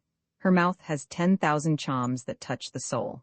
She made a tour of the beautiful room where she had received him, singling out this treasure, or that from the spoils of 100 bric-a-brac shops, laughing over her quests, discoveries, and bargainings, and when he asked if she would delight him again with a favorite piece of his which he had heard her play at another house, she consented at once. She played with a perfection of execution and feeling that moved him now as it had moved him before. "You are a musician born," he said quietly when she had finished, and the last tremor of the music had passed away. "I knew that before I first heard you. I have played a great deal ever since I can remember. It has been a great comfort to me," she said simply, and half turned to him smiling. "When did you first detect music in me? Oh, of course, I was at the opera, but that wouldn't prove much, would it?" "No," he said abstractedly, his sense still busy with the music that had just ended. "I think I knew it the first time I saw you." Then understanding of his own words came to him and turned him rigid. For the first time the past had been invoked. There was a short silence. Mrs. Manderson looked at Trent, then hastily looked away. Color began to rise in her cheeks, and she pursed her lips as if for whistling. Then, with a defiant gesture of the shoulders which he remembered, she rose suddenly from the piano and placed herself in a chair opposite to him. "That speech of yours will do as well as anything," she began slowly, looking at the point of her shoe, "to bring us to what I wanted to say. I asked you here today on purpose, Mr. Trent, because I couldn't bear it any longer. Ever since the day you left me at White Gables, I have been saying to myself that it didn't matter what you thought of me in that affair, that you were certainly not the kind of man to speak to others of what you believed about me after what you had told me of your reasons for suppressing your manuscript. I asked myself how it could matter. But all the time, of course, I knew it did matter.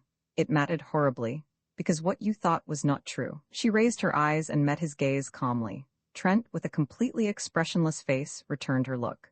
Since I began to know you, he said, I have ceased to think it. Thank you, said Mrs. Manderson, and blushed suddenly and deeply.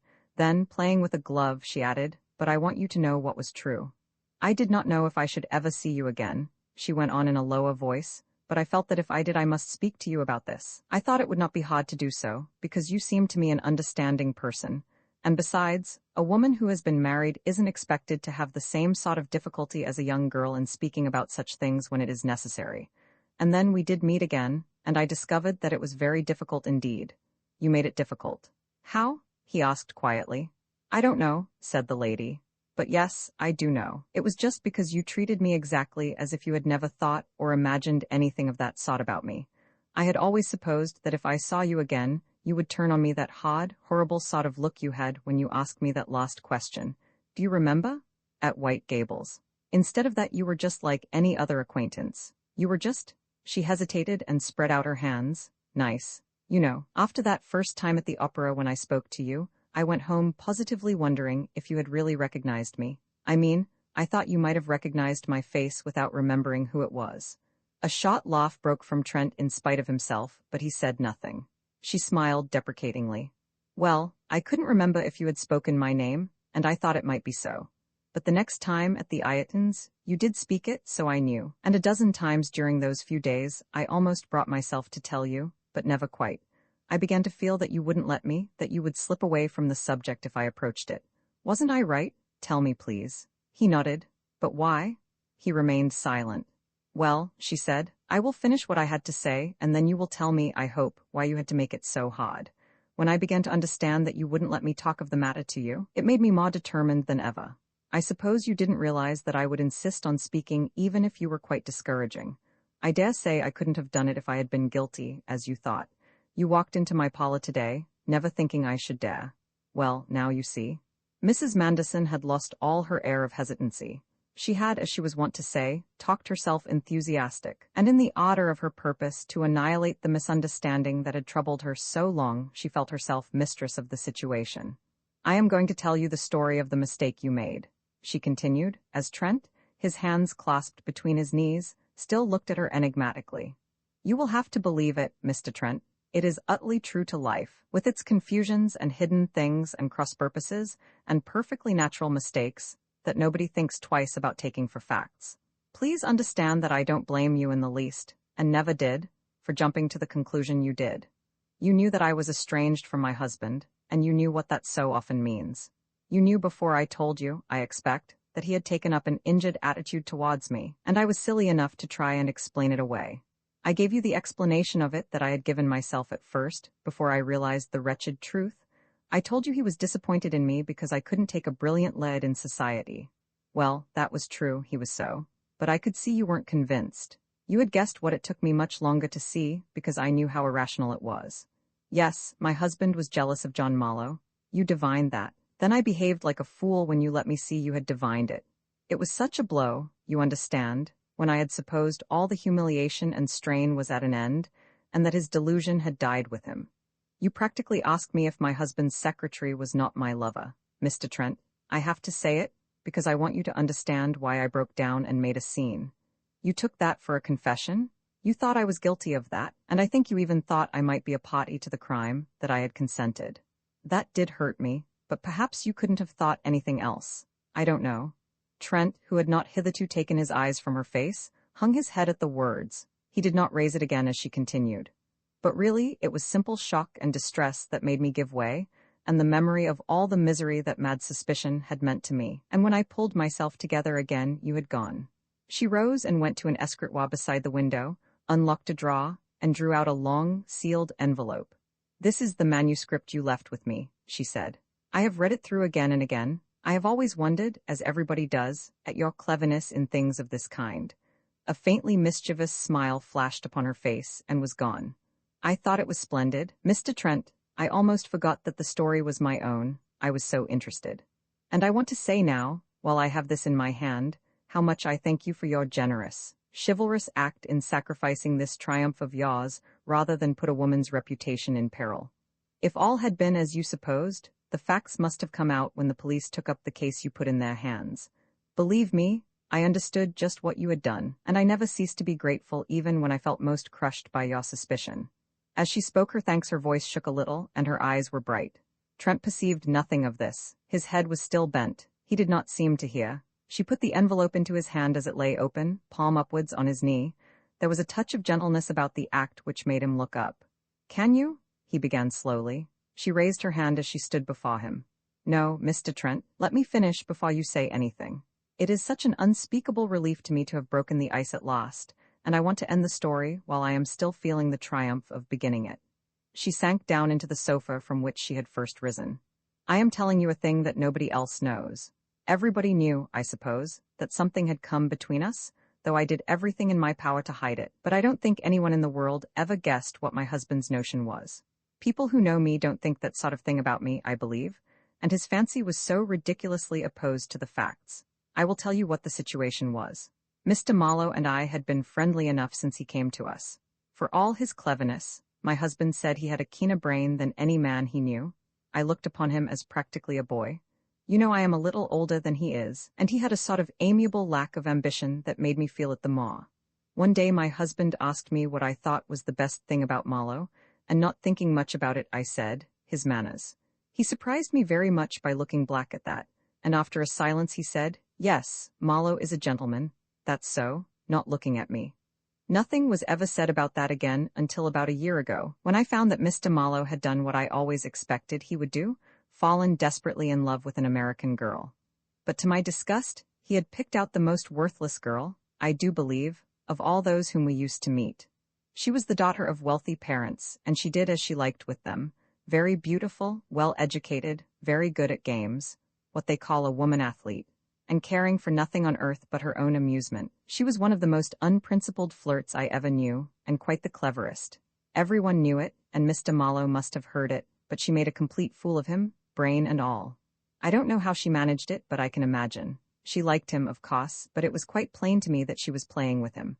The whole affair was so idiotic, I got perfectly furious. One day, I asked him to row me in a boat on the lake. All this happened at our house by Lake George. We had never been alone together for any length of time before. In the boat, I talked to him. I was very kind about it, I think, and he took it admirably, but he didn't believe me a bit. He had the impudence to tell me that I misunderstood Alice's nature. When I hinted at his prospects, I knew he had scarcely anything of his own. He said that if she loved him, he could make himself a position in the world. I dare say that was true, with his abilities and his friends. He is rather well connected, you know, as well as popular. But his enlightenment came very soon after that. My husband helped me out of the boat when we got back. He joked with Mr. Marlowe about something, I remember, for through all that followed, he never once changed in his manner to him, and that was one reason why I took so long to realize what he thought about him and myself. But to me, he was reserved and silent that evening, not angry. He was always perfectly cold and expressionless to me after he took this idea into his head. After dinner, he only spoke to me once. Mr. Marlowe was telling him about some horse he had bought for the farm in Kentucky, and my husband looked at me and said, "Marlowe may be a gentleman, but he seldom quits loser in a horse trade." I was surprised at that, but at that time, and even on the next occasion when he found us together, I didn't understand what was in his mind. That next time was the morning when Mr. Marlowe received a sweet little note from the girl asking for his congratulations on her engagement. It was in our New York house. He looked so wretched at breakfast that I thought he was ill, and afterwards I went to the room where he worked and asked what was the matter. He didn't say anything, but just handed me the note and turned away to the window. I was very glad that was all over, but terribly sorry for him too, of course. I don't remember what I said, but I remember putting my hand on his arm as he stood there staring out on the garden, and just then my husband appeared at the open door with some papers. He just glanced at us and then turned and walked quietly back to his study. I thought that he might have heard what I was saying to comfort Mr. Marlowe, and that it was rather nice of him to slip away. Mr. Marlowe neither saw nor heard him. My husband left the house that morning for the West while I was out. Even then, I did not understand. He used often to go off suddenly like that, if some business project called him. It was not until he returned a week later that I grasped the situation. He was looking white and strange, and as soon as he saw me, he asked me where Mr. Marlowe was. Somehow the tone of his question told me everything in a flash. I almost gasped. I was wild with indignation. You know, Mr. Trent, I don't think I should have minded at all if anyone had thought me capable of openly breaking with my husband and leaving him for somebody else. I dare say I might have done that. But that cost suspicion, a man whom he trusted, and the notion of concealment. It made me see scarlet. Every shred of pride in me was strung up till I quivered, and I swore to myself on the spot that I would never show by any word or sign that I was conscious of his having such a thought about me. I would behave exactly as I always had behaved, I determined, and that I did, up to the very last. Though I knew that a wall had been made between us now that could never be broken down, even if he asked my pardon and obtained it, I never once showed that I noticed any change. And so it went on. I never could go through such a time again. My husband showed silent and cold politeness to me always when we were alone, and that was only when it was unavoidable. He never once alluded to what was in his mind, but I felt it, and he knew that I felt it. Both of us were stubborn in our different attitudes. To Mr. Marlowe, he was more friendly, if anything, than before. Heaven only knows why. I fancied he was planning some sort of revenge, but that was only a fancy. Certainly Mr. Marlowe never knew what was suspected of him. He and I remained good friends, though we never spoke of anything intimate after that disappointment of his, but I made a point of seeing no less of him than I had always done. Then we came to England and to White Gables, and after that followed my husband's dreadful end. She threw out her right hand in a gesture of finality. You know about the rest, so much more than any other man, she added, and glanced up at him with a quaint expression. Trent wondered at that look, but the wonder was only a passing shadow on his thought. Inwardly his whole being was possessed by thankfulness. All the vivacity had returned to his face. Long before the lady had ended her story, he had recognized the certainty of its truth. As from the first days of their renewed acquaintance, he had doubted the story that his imagination had built up at White Gables, upon foundations that seemed so good to him. He said, I don't know how to begin the apologies I have to make. There are no words to tell you how ashamed and disgraced I feel when I realize what a crude, cocksure blundering at a conclusion my suspicion was. Yes, I suspected you. I had almost forgotten that I was ever such a fool. Almost, not quite. Sometimes when I have been alone I have remembered that folly and pawed contempt on it. I have tried to imagine what the facts were. I have tried to excuse myself. She interrupted him quickly. What nonsense? Do be sensible, Mr. Trent. You had only seen me on 2 occasions in your life before you came to me with your solution of the mystery. Again, the quaint expression came and was gone. If you talk of folly, it really is folly for a man like you to pretend to a woman like me that I had innocence written all over me in large letters, so large that you couldn't believe very strong evidence against me after seeing me twice. What do you mean by a man like me?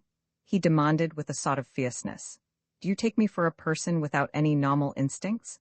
I don't say you impress people as a simple, transparent sort of character, what Mr. Calvin Bunner calls a case of open work.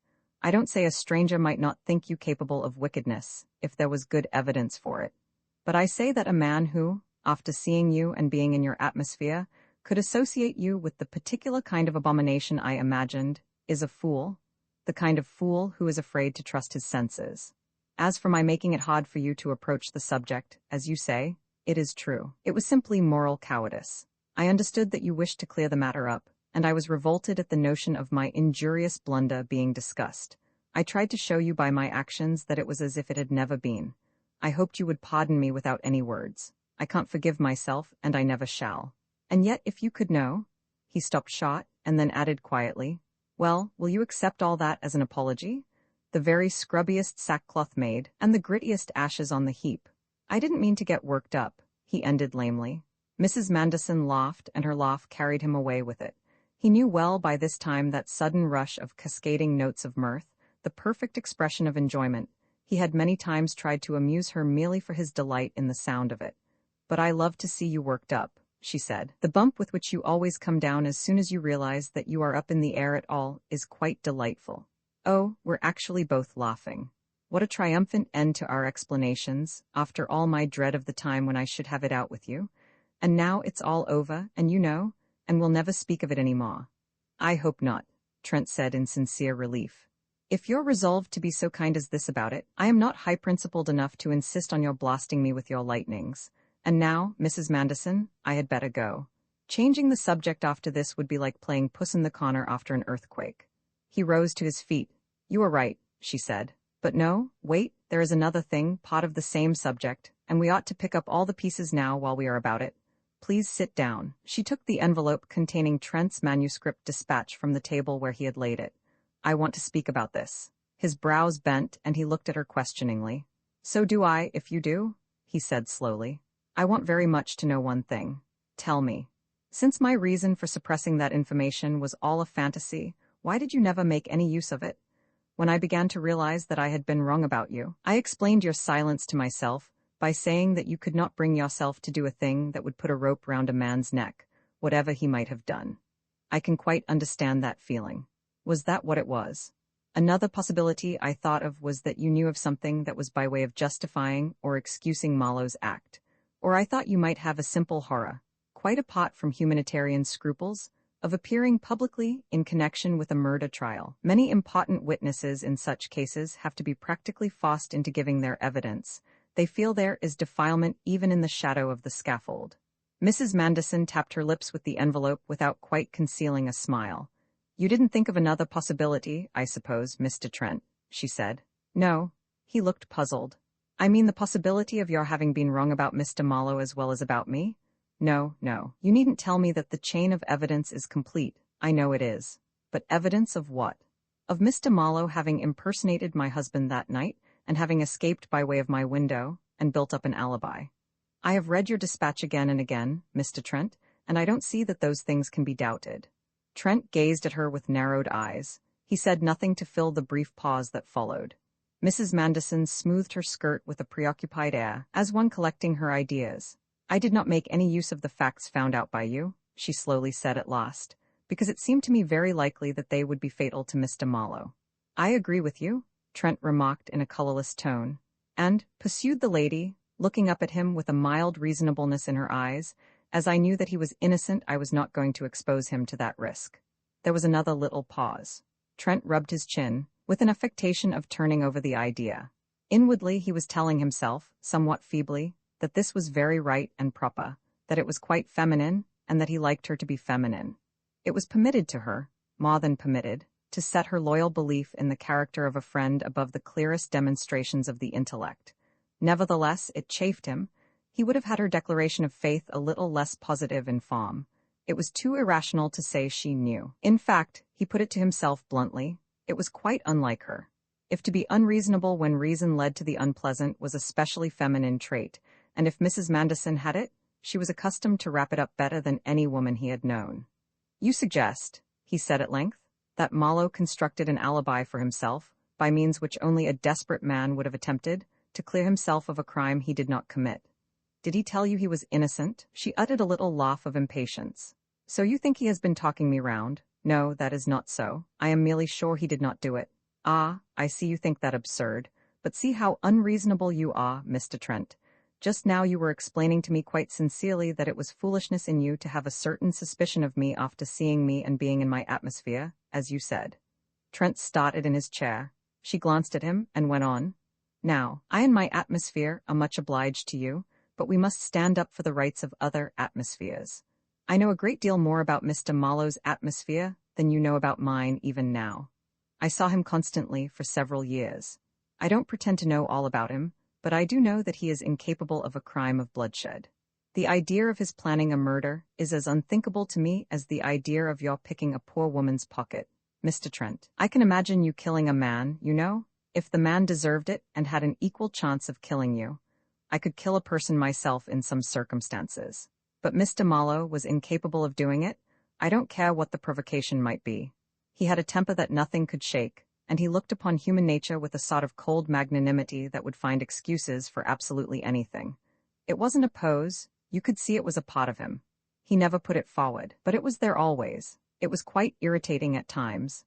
Now and then in America, I remember, I have heard people talking about lynching, for instance, when he was there. He would sit quite silent and expressionless, appearing not to listen, but you could feel disgust coming from him in waves. He really loathed and hated physical violence. He was a very strange man in some ways, Mr. Trent. He gave one a feeling that he might do unexpected things. Do you know that feeling one has about some people? What part he really played in the events of that night, I have never been able to guess. But nobody who knew anything about him could possibly believe in his deliberately taking a man's life. Again, the movement of her head expressed finality, and she leaned back in the sofa, calmly regarding him. Then, said Trent, who had followed this with earnest attention, we are fast back on two other possibilities, which I had not thought worth much consideration until this moment. Accepting what you say, he might still conceivably have killed in self-defense, or he might have done so by accident. The lady nodded. Of course I thought of those two explanations when I read your manuscript. And I suppose you felt, as I did myself, that in either of those cases the natural thing, and obviously the safest thing, for him to do was to make a public statement of the truth, instead of setting up a series of deceptions which would certainly stamp him as guilty in the eyes of the law if anything went wrong with them. Yes, she said wearily.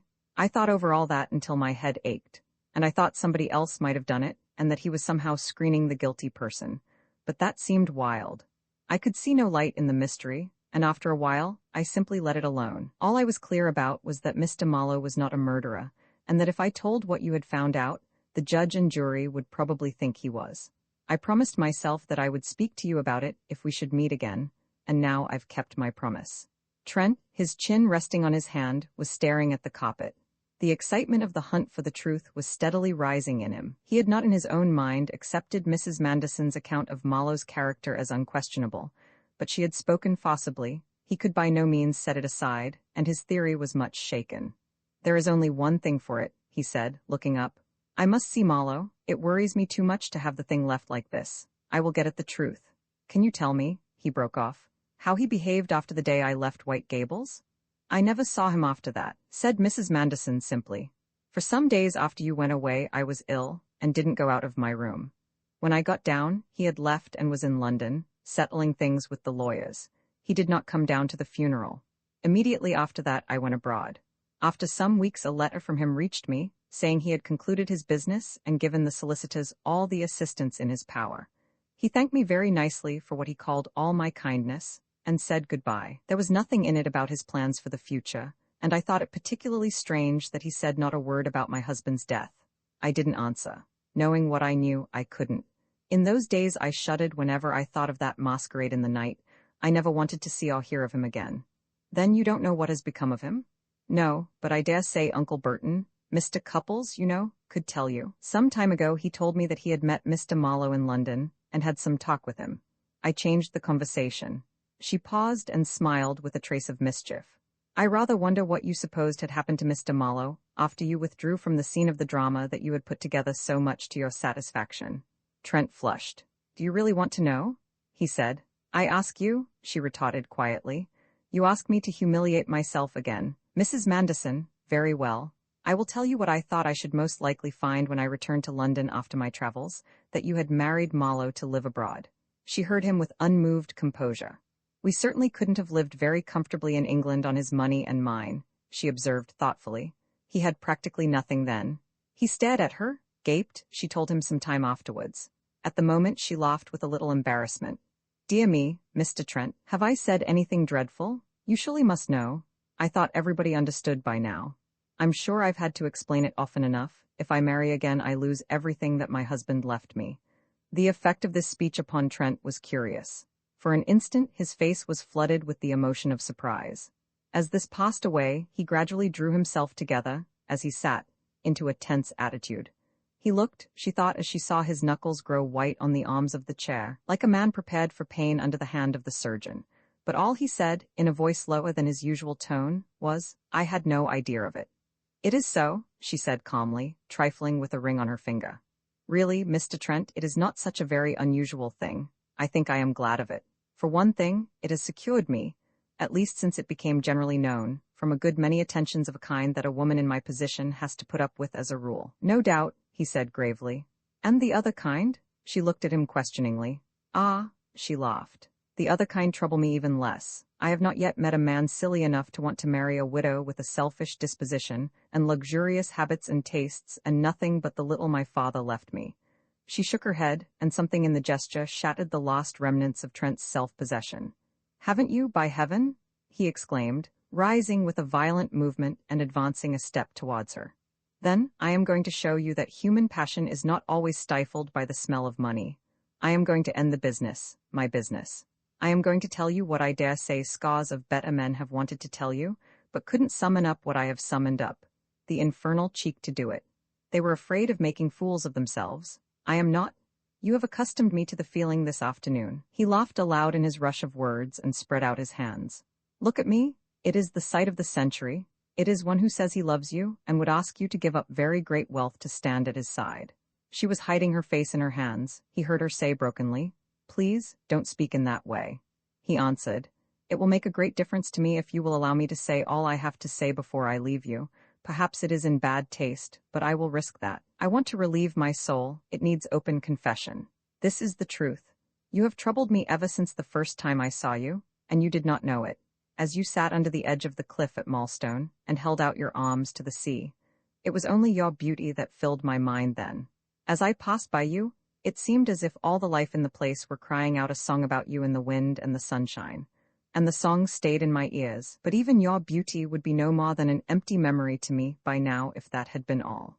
It was when I led you from the hotel there to your house, with your hand on my arm, that, what was it that happened? I only knew that your stronger magic had struck home, and that I never should forget that day, whatever the love of my life should be. Till that day, I had admired as I should admire the loveliness of a still lake, but that day I felt the spell of the divinity of the lake. And next morning the waters were troubled, and she rose, the morning when I came to you with my questions, tired out with doubts that were as bitter as pain, and when I saw you without your pale, sweet mask of composure, when I saw you moved and glowing, with your eyes and your hands alive, and when you made me understand that for such a creature as you, there had been emptiness and the mere waste of yourself for so long. Madness rose in me then, and my spirit was clamoring to say what I say at last now. That life would never seem a full thing again because you could not love me, that I was taken forever in the nets of your black hair, and by the incantation of your voice. Oh, stop, she cried, suddenly throwing back her head, her face flaming and her hands clutching the cushions beside her. She spoke fast and disjointedly, her breath coming quick. You shall not talk me into forgetting common sense. What does all this mean? Oh, I do not recognize you at all. You seem another man. We are not children. Have you forgotten that? You speak like a boy in love for the first time. It is foolish, unreal. I know that if you do not, I will not hear it. What has happened to you? She was half sobbing. How can these sentimentalities come from a man like you? Where is your self-restraint? Gone, exclaimed Trent with an abrupt laugh. It has got right away. I am going after it in a minute. He looked gravely down into her eyes. I don't care so much now. I never could declare myself to you under the cloud of your great fortune. It was too heavy. There's nothing creditable in that feeling, as I look at it. As a matter of simple fact, it was a form of cowardice, fear of what you would think and very likely say, fear of the world's comment too, I suppose. But the cloud being rolled away, I have spoken, and I don't care so much. I can face things with a quiet mind now that I have told you the truth in its own terms. You may call it sentimentality or any other nickname you like. It is quite true that it was not intended for a scientific statement. Since it annoys you, let it be extinguished. But please believe that it was serious to me if it was comedy to you. I have said that I love you and honor you, and would hold you dearest of all the world.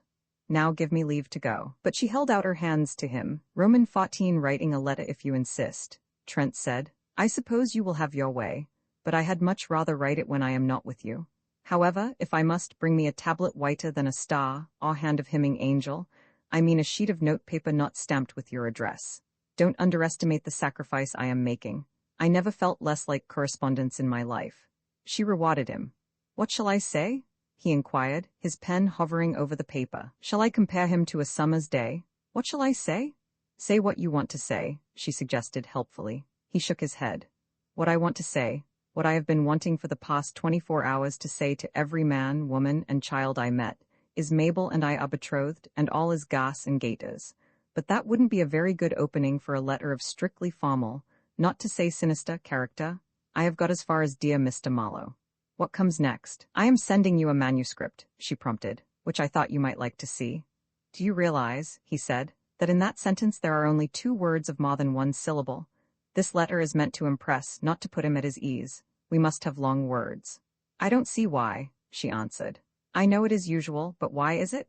I have had a great many letters from lawyers and business people, and they always begin, with reference to our communication, awesome such mouthful, and go on like that all the way through. Yet when I see them, they don't talk like that. It seems ridiculous to me. It is not at all ridiculous to them. Trent laid aside the pen with an appearance of relief and rose to his feet. Let me explain. A people like our own, not very fond of using its mind, gets on in the ordinary way with a very small and simple vocabulary. Long words are abnormal, and like everything else that is abnormal, they are either very funny or tremendously solemn. Take the phrase intelligent anticipation, for instance. If such a phrase had been used in any other country in Europe, it would not have attracted the slightest attention. With us it has become a proverb. We all grin when we hear it in a speech or read it in a leading article. It is considered to be one of the best things ever said. Why? Just because it consists of two long words. The idea expressed is as commonplace as cold mutton. Then there's terminological inexactitude. How we all roared and are still roaring at that, and the whole of the joke is that the words are long. It's just the same when we want to be very serious. We mock it by turning to long words. When a solicitor can begin a sentence with, pursuant to the instructions communicated to our representative, or some such gibberish, he feels that he is earning his 6 and 8 pence. Don't laugh. It is perfectly true. Now Continentals haven't got that feeling. They are always bothering about ideas, and the result is that every shopkeeper or peasant has a vocabulary in daily use that is simply Greek to the vast majority of Britons. I remember some time ago, I was dining with a friend of mine who is a Paris cabman. We had dinner at a dirty little restaurant opposite the Central Post Office, a place where all the clients were cabmen or porters. Conversation was general, and it struck me that a London cabman would have felt a little out of his depth. Words like functionary and unforgettable and exterminate and independence hurtled across the table every instant, and these were just ordinary, vulgar, jolly, red-faced cabmen. Mind you, he went on hurriedly, as the lady crossed the room and took up his pen, I merely mention this to illustrate my point. I'm not saying that cabmen ought to be intellectuals. I don't think so. I agree with Keats, happy is England, sweet her artless cabmen, enough their simple loveliness for me, but when you come to the people who make up the collective industrial brainpower of the country. Why, do you know? Oh no, no, no, cried Mrs. Mandison. I don't know anything at the moment, except that your talking must be stopped somehow, if we are to get any further with that letter to Mr. Marlowe. You shall not get out of it. Come? She put the pen into his hand. Trent looked at it with distaste. I warn you not to discourage my talking, he said dejectedly. Believe me, men who don't talk are even worse to live with than men who do. Oh, have a care of natures that are mute. I confess I'm shirking writing this thing. It is almost an indecency. It's mixing two moods to write the sort of letter I mean to write, and at the same time to be sitting in the same room with you. She led him to his abandoned chair before the escritoire and pushed him gently into it. Well, but please try. I want to see what you write, and I want it to go to him at once. You see, I would be contented enough to leave things as they are, but you say you must get at the truth, and if you must, I want it to be as soon as possible. Do it now. You know you can if you will, and I'll send it off the moment it's ready. Don't you ever feel that? The longing to get the worrying letter into the post and off your hands, so that you can't recall it if you would, and it's no use fussing any more about it. I will do as you wish, he said, and turned to the paper, which he dated as from his hotel.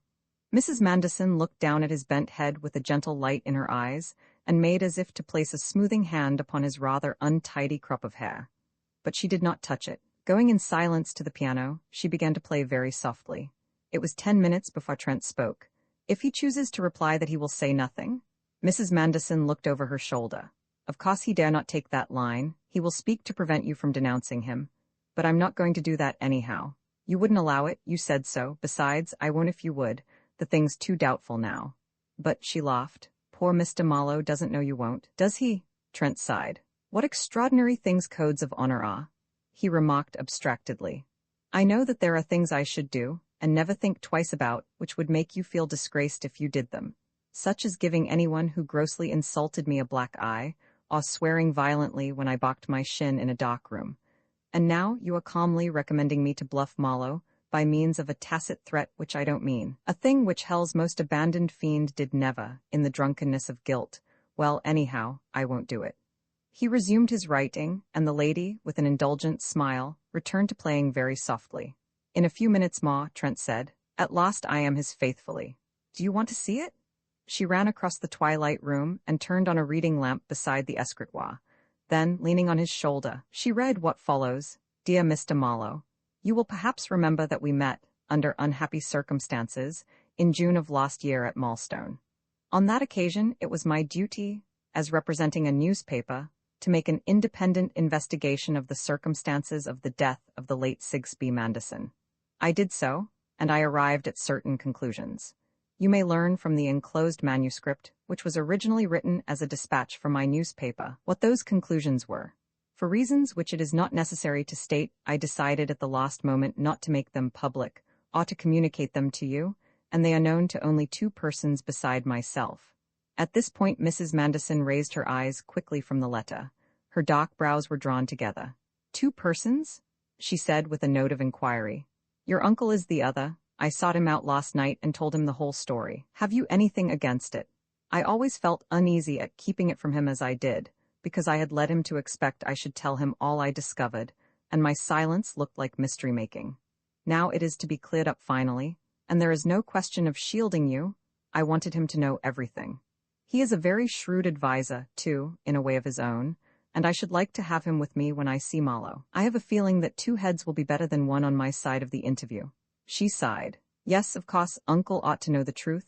I hope there is nobody else at all. She pressed his hand. I so much want all that horror buried deep. I am very happy now, dear, but I shall be happier still when you have satisfied that curious mind of yours and found out everything, and stamped down the earth upon it all. She continued her reading. Quite recently, however, the letter went on, facts have come to my knowledge which have led me to change my decision. I do not mean that I shall publish what I discovered, but that I have determined to approach you and ask you for a private statement. If you have anything to say which would place the matter in another light, I can imagine no reason why you should withhold it. I expect, then, to hear from you when and where I may call upon you, unless you prefer the interview to take place at my hotel. In either case, I desire that Mr. Cupples, whom you will remember, and who has read the enclosed document, should be present also. Faithfully yours, Philip Trent. What a very stiff letter, she said. Now I am sure you couldn't have made it any stiffer in your own rooms. Trent slipped the letter and enclosure into a long envelope. Yes, he said.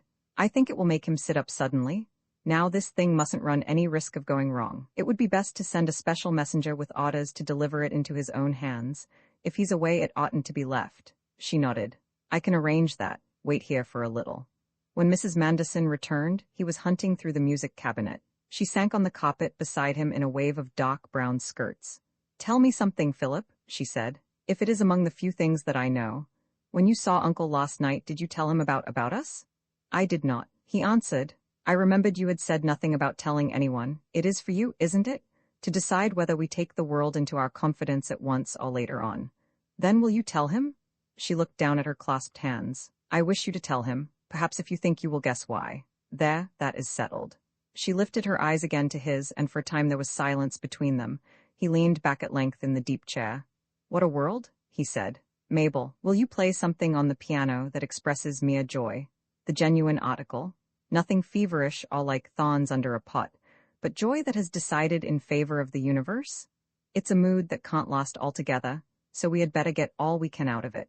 She went to the instrument and struck a few chords while she thought. Then she began to work with all her soul at the theme, in the last movement of the 9th Symphony, which is like the sound of the opening of the gates of paradise. Roman 15 double, cunning an old oaken desk with a deep body stood by the window in a room that overlooked St. James's Park from a height.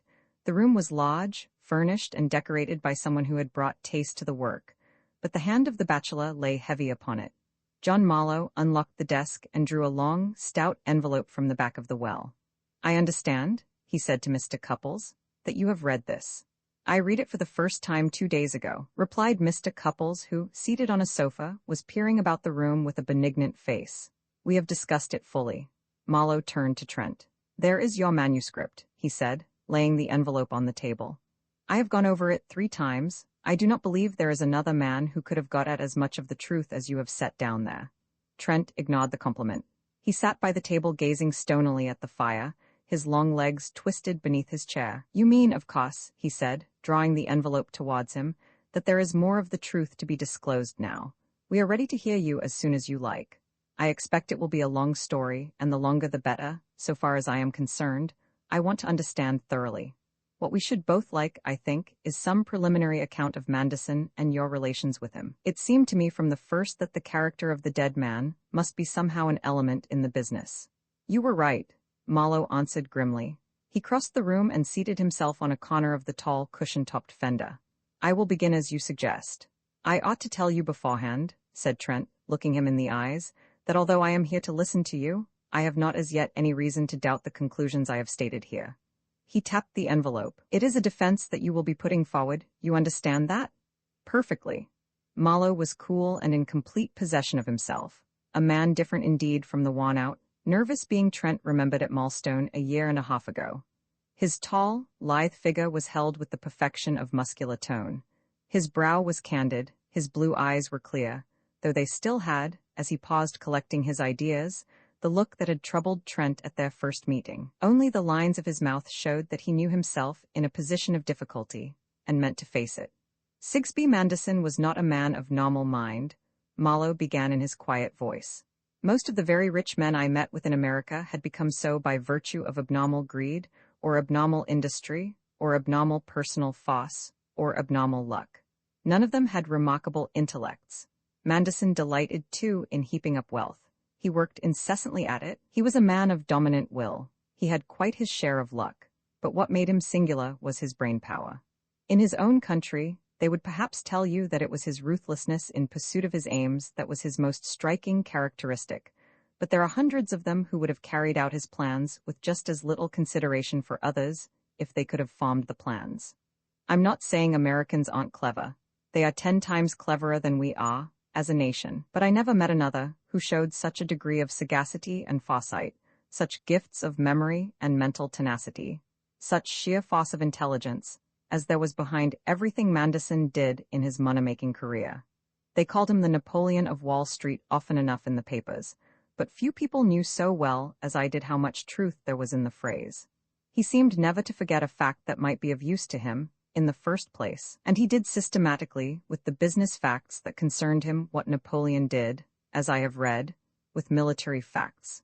He studied them in special digests which were prepared for him at short intervals, and which he always had at hand, so that he could take up his report on coal or wheat or railways, or whatever it might be, in any unoccupied moment.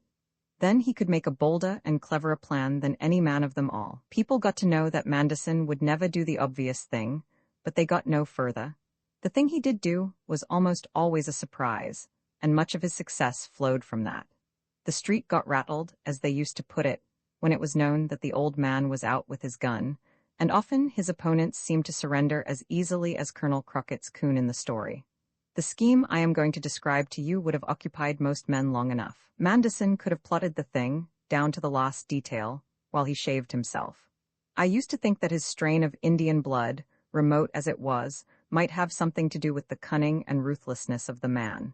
Strangely enough, its existence was unknown to anyone but himself and me. It was when he asked me to apply my taste for genealogical work to his own obscure family history that I made the discovery that he had in him a share of the blood of the Iroquois chief Montour and his French wife, a terrible woman who ruled the savage politics of the tribes of the wilderness 200 years ago.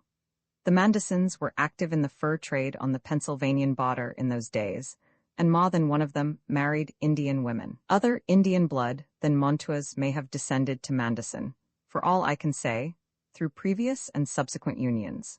Some of the wives' antecedents were quite untraceable, and there were so many generations of pioneering before the whole country was brought under civilization.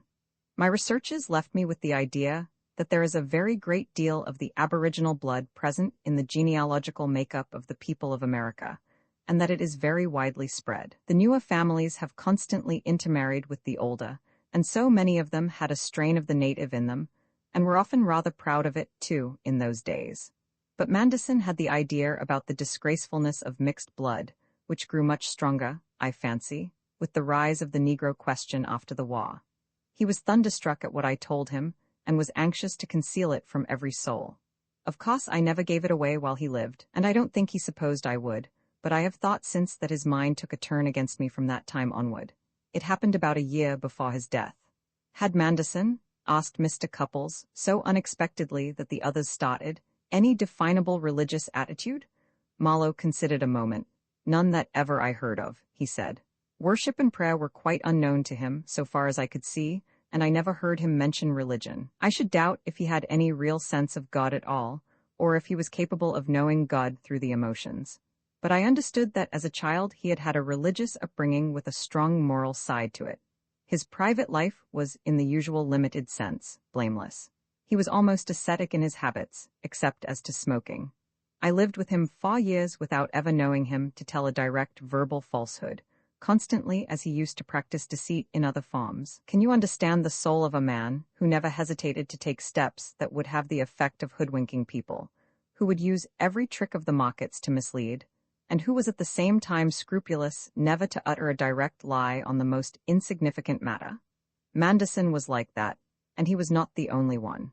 I suppose you might compare the state of mind to that of a soldier who is personally a truthful man, but who will stick at nothing to deceive the enemy. The rules of the game allow it, and the same may be said of business as many businessmen regard it. Only with them it is always wartime. It is a sad world, observed Mr. Cupples.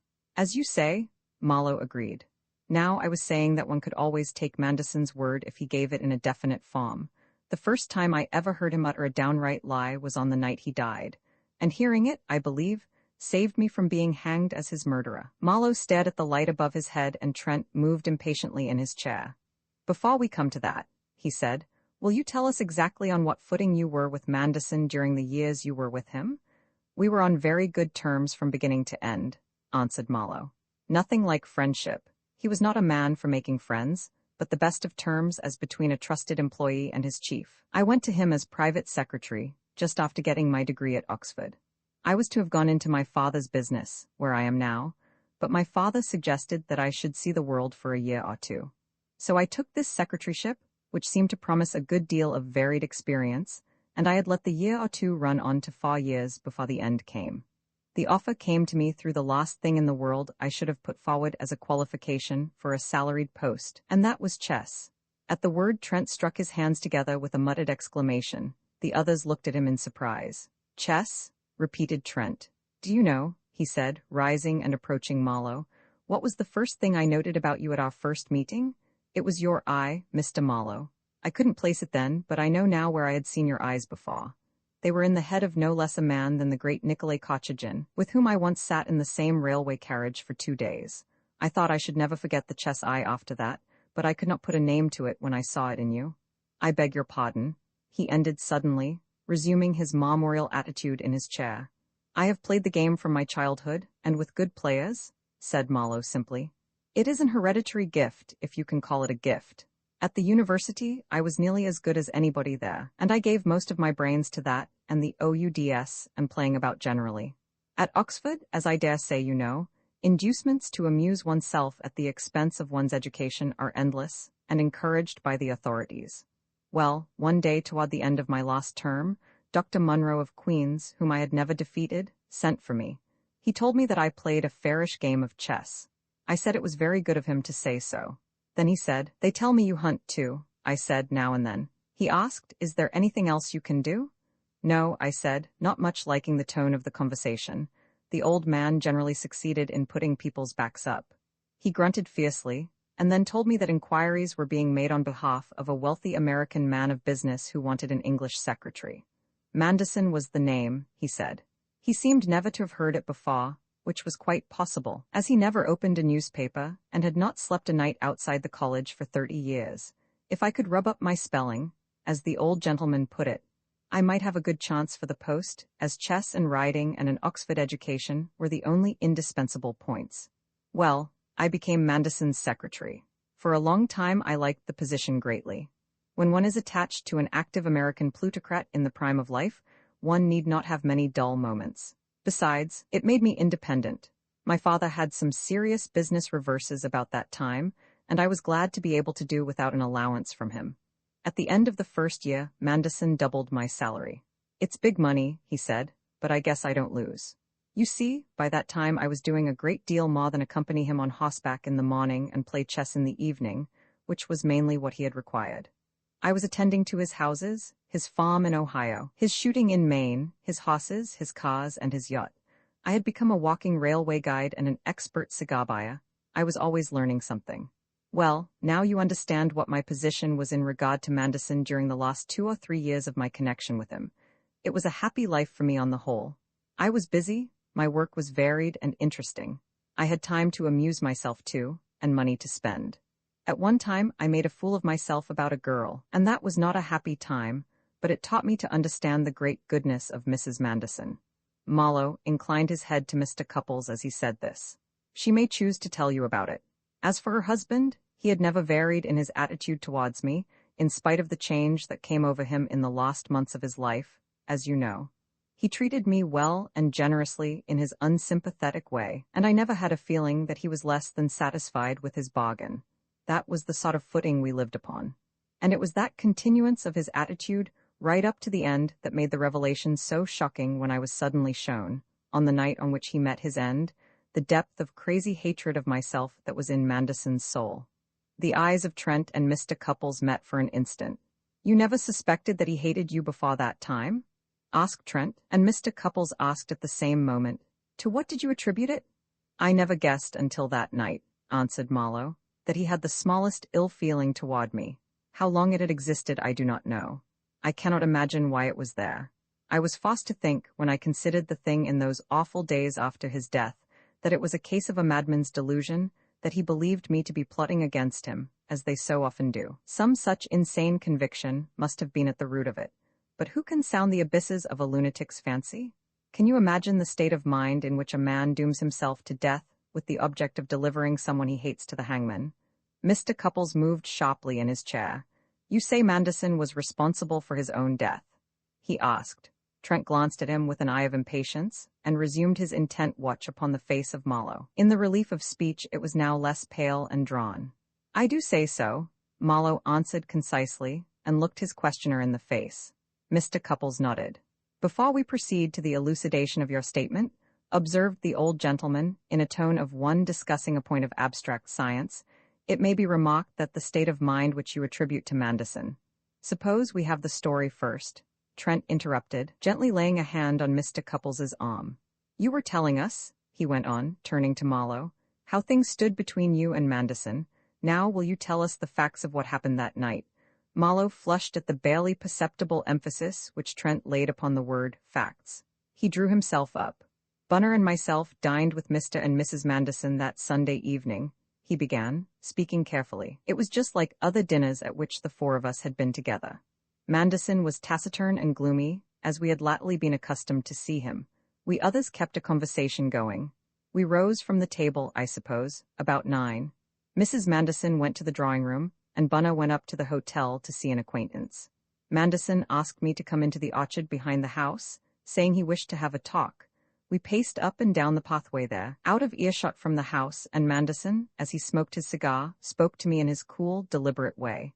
He had never seemed more sane or more well-disposed to me. He said he wanted me to do him an important service. There was a big thing on. It was a secret affair. Bunner knew nothing of it, and the less I knew the better. He wanted me to do exactly as he directed and not bother my head about reasons. This, I may say, was quite characteristic of Manderson's method of going to work. If at times he required a man to be a mere tool in his hand, he would tell him so. He had used me in the same kind of way a dozen times. I assured him he could rely on me and said I was ready. Right now, he asked. I said of course I was. He nodded and said, I tell you his words as well as I can recollect them. Well, attend to this. There is a man in England now who is in this thing with me. He was to have left tomorrow for Paris by the noon boat from Southampton to Havre. His name is George Harris. At least that's the name he is going by. Do you remember that name? Yes, I said when I went up to London a week ago, you asked me to book a cabin in that name on the boat that goes tomorrow. I gave you the ticket. Here it is, he said, producing it from his pocket. Now, Manderson said to me, poking his cigar butt at me with each sentence in a way he used to have, George Harris cannot leave England tomorrow. I find I shall want him where he is, and I want Bunner where he is. But somebody has got to go by that boat and take certain papers to Paris, or else my plan is going to fall to pieces. Will you go? I said, certainly. I am here to obey orders. He bit his cigar and said, that's all right, but these are not just ordinary orders. Not the kind of thing one can ask of a man in the ordinary way of his duty to an employer. The point is this. The deal I am busy with is one in which neither myself nor anyone known to be connected with me must appear as yet. That is vital. But these people I am up against know your face as well as they know mine. If my secretary is known in certain quarters to have crossed to Paris at this time and to have interviewed certain people, and that would be known as soon as it happened, then the game is up. He threw away his cigar end and looked at me questioningly. I didn't like it much, but I liked failing Manderson at a pinch still less. I spoke lightly. I said I supposed I should have to conceal my identity, and I would do my best. I told him I used to be pretty good at makeup. He nodded in approval. He said, "That's good. I judged you would not let me down." Then he gave me my instructions. "You take the car right now," he said, "and start for Southampton. There's no train that will fit in. You'll be driving all night. Barring accidents, you ought to get there by 6 in the morning. But whenever you arrive, drive straight to the Bedford Hotel and ask for George Harris. If he's there, tell him you ought to go over instead of him and ask him to telephone me here. It is very important he should know that at the earliest moment possible. But if he isn't there, that means he has got the instructions I wired today and hasn't gone to Southampton. In that case, you don't want to trouble about him anymore, but just wait for the boat. You can leave the car at a garage under a fancy name. Mine must not be given. See about changing your appearance. I don't care how, so you do it well. Travel by the boat as George Harris.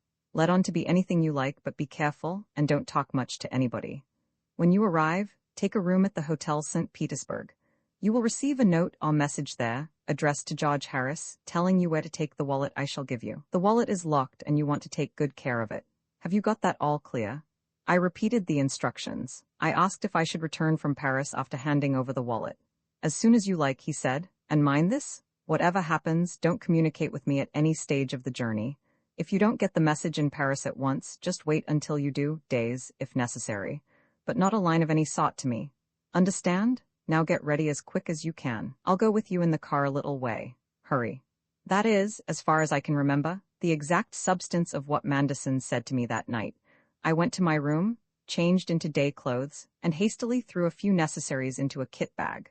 My mind was in a whirl, not so much at the nature of the business as at the suddenness of it. "I think I remember telling you the last time we met," he turned to Trent, "that Manderson shared the national fondness for doing things in a storybook style. Other things being equal, he delighted in a bit of mystification and melodrama, and I told myself that this was Manderson all over. I hurried downstairs with my bag and rejoined him in the library. He handed me a stout leather lettercase, about 8 inches by 6, fastened with a strap with a lock on it. I could just squeeze it into my side pocket. Then I went to get the car from the garage behind the house. As I was bringing it round to the front, a disconcerting thought struck me. I remembered that I had only a few shillings in my pocket.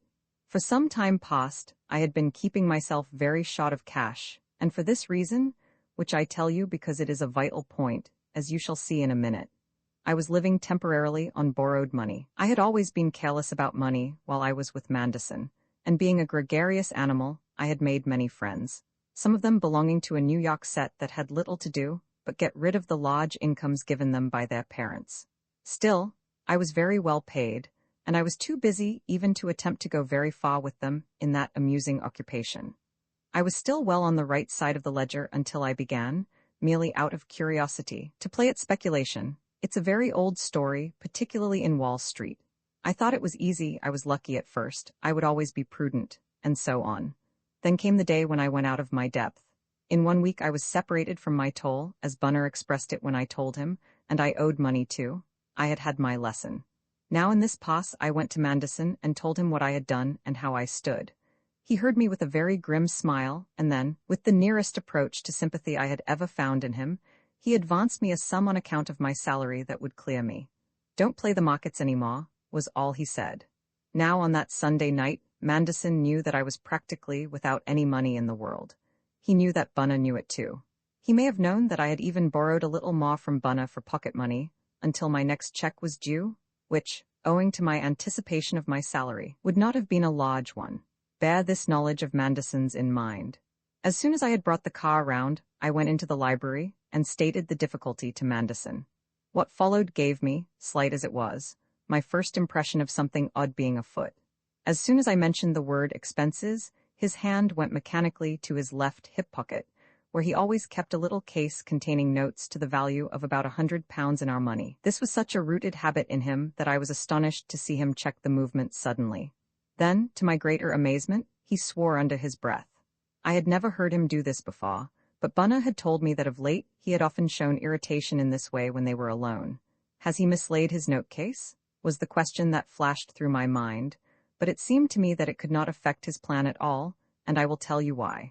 The week before, when I had gone up to London to carry out various commissions, including the booking of a berth for Mr. George Harris, I had drawn £1,000 for Manderson from his bankers, and all, at his request, in notes of small amounts. I did not know what this unusually large sum in cash was for, but I did know that the packets of notes were in his locked desk in the library, or had been earlier in the day, when I had seen him fingering them as he sat at the desk. But instead of turning to the desk, Manderson stood looking at me. There was fury in his face, and it was a strange sight to see him gradually master it until his eyes grew cold again. "Wait in the car," he said slowly. "I will get some money." We both went out, and as I was getting into my overcoat in the hall, I saw him enter the drawing room, which, you remember, was on the other side of the entrance hall. I stepped out onto the lawn before the house and smoked a cigarette, pacing up and down. I was asking myself again and again where that £1,000 was, whether it was in the drawing room, and if so, why. Presently, as I passed one of the drawing room windows, I noticed Mrs. Manderson's shadow on the thin silk curtain. She was standing at her escritoire. The window was open, and as I passed I heard her say, "I have not quite £30 here. Will that be enough?" I did not hear the answer, but next moment Manderson's shadow was mingled with hers, and I heard the chink of money. Then, as he stood by the window, and as I was moving away, these words of his came to my ears, and these at least I can repeat exactly, for astonishment stamped them on my memory. "I'm going out now. Marlowe has persuaded me to go for a moonlight run in the car. He is very urgent about it. He says it will help me to sleep, and I guess he is right." I have told you that in the course of 4 years, I had never once heard Manderson utter a direct lie about anything, great or small. I believed that I understood the man's queer, skin-deep morality, and I could have sworn that if he was firmly pressed with a question that could not be evaded, he would either refuse to answer or tell the truth. But what had I just heard? No answer to any question. A voluntary statement, precise in terms, that was utterly false. The unimaginable had happened. It was almost as if someone I knew well, in a moment of closest sympathy, had suddenly struck me in the face. The blood rushed to my head, and I stood still on the grass. I stood there until I heard his step at the front door, and then I pulled myself together and stepped quickly to the car. He handed me a banker's paper bag with gold and notes in it. "There's more than you'll want there," he said, and I pocketed it mechanically. For a minute or so, I stood discussing with Manderson. It was by one of those tours de force of which one's mind is capable under great excitement, points about the route of the long drive before me. I had made the run several times by day, and I believe I spoke quite calmly and naturally about it. But while I spoke, my mind was seething in a flood of suddenly born suspicion and fear. I did not know what I feared. I simply felt fear, somehow, I did not know how, connected with Manderson. My soul once opened to it, fear rushed in like an assaulting army. I knew, that something was altogether wrong and sinister, and I felt myself to be the object of it. Yet Manderson was surely no enemy of mine. Then my thoughts reached out wildly for an answer to the question why he had told that lie. And all the time the blood hammered in my ears, "Where is that money?" Reason struggled hard to set up the suggestion that the two things were not necessarily connected. The instinct of a man in danger would not listen to it. As we started, and the car took the curve into the road, it was merely the unconscious part of me that steered and controlled it, and that made occasional empty remarks as we slid along in the moonlight. Within me was a confusion and vague alarm that was far worse than any definite terror I ever felt. About a mile from the house, you remember, one passed on one's left a gate, on the other side of which was the golf course. There Manderson said he would get down, and I stopped the car. "You've got it all clear?" he asked. With a sort of wrench, I forced myself to remember and repeat the directions given me. "That's okay," he said. "Goodbye then. Stay with that wallet." Those were the last words I heard him speak as the car moved gently away from him. Marlowe rose from his chair and pressed his hands to his eyes. He was flushed with the excitement of his own narrative, and there was in his look a horror of recollection that held both the listeners silent.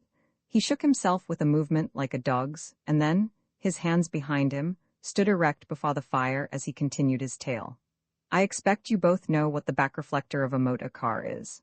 Trent nodded quickly, his face alive with anticipation, but Mr. Cupples, who cherished a mild but obstinate prejudice against motor cars, readily confessed to ignorance. It is a small round or more often rectangular mirror, Marlowe explained, rigged out from the right side of the screen in front of the driver, and adjusted in such a way that he can see, without turning round, if anything is coming up behind to pass him. It is quite an ordinary appliance, and there was one on this car. As the car moved on, and Manderson ceased speaking behind me, I saw in that mirror a thing that I wish I could forget. Marlowe was silent for a moment, staring at the wall before him. Manderson's face, he said in a low tone. He was standing in the road, looking after me, only a few yards behind, and the moonlight was full on his face. The mirror happened to catch it for an instant. Physical habit is a wonderful thing. I did not shift hand or foot on the controlling mechanism of the car. Indeed, I dare say it steadied me against the shock to have myself braced to the business of driving. You have read in books, no doubt, of hell looking out of a man's eyes, but perhaps you don't know what a good metaphor that is. If I had not known Manderson was there, I should not have recognized the face. It was that of a madman, distorted, hideous in the imbecility of hate, the teeth bared in a simian grin of ferocity and triumph. The eyes. In the little mirror, I had this glimpse of the face alone. I saw nothing of whatever gesture there may have been as that writhing white mask glared after me, and I saw it only for a flash.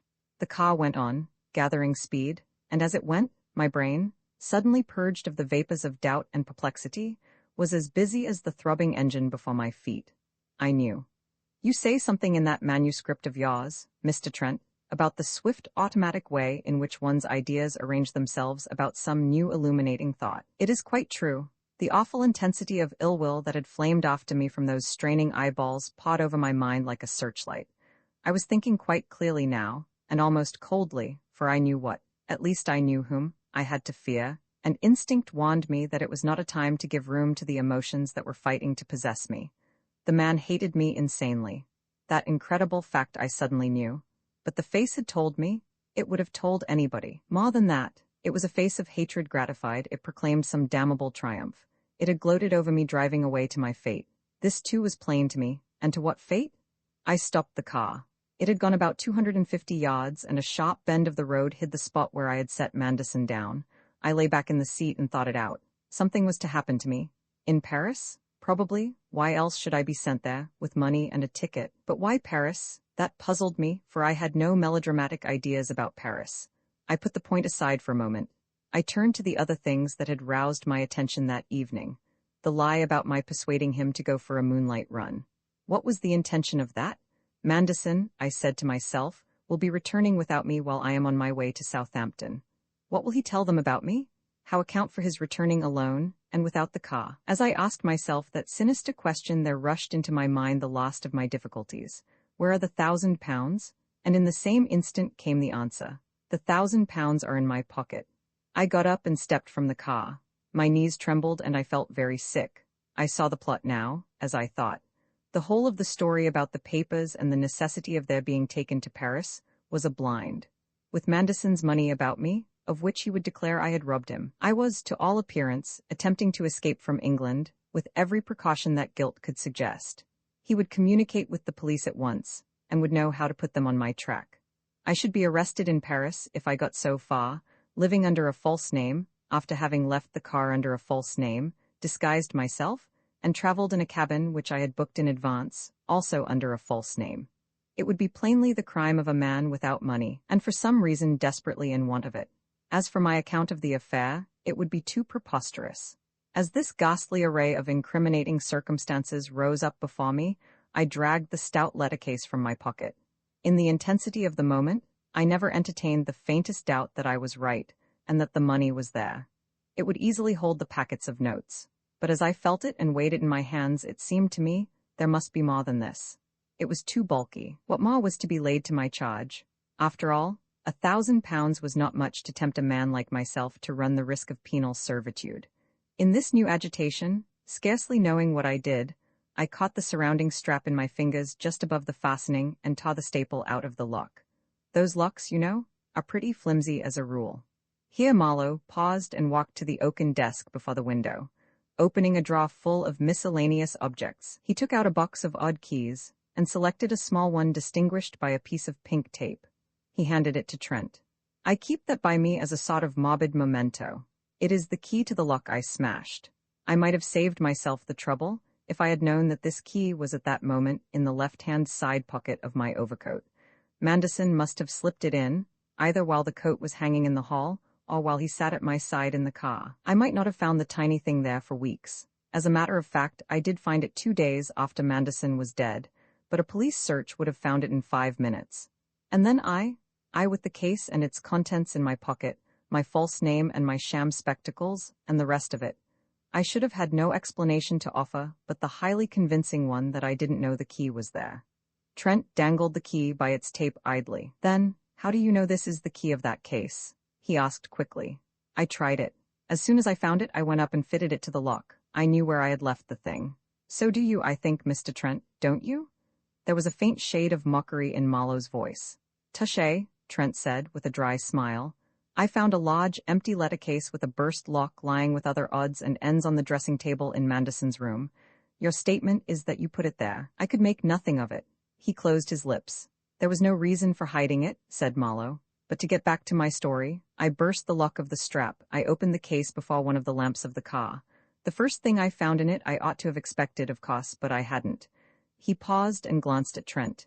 It was, began Trent mechanically, and then stopped himself.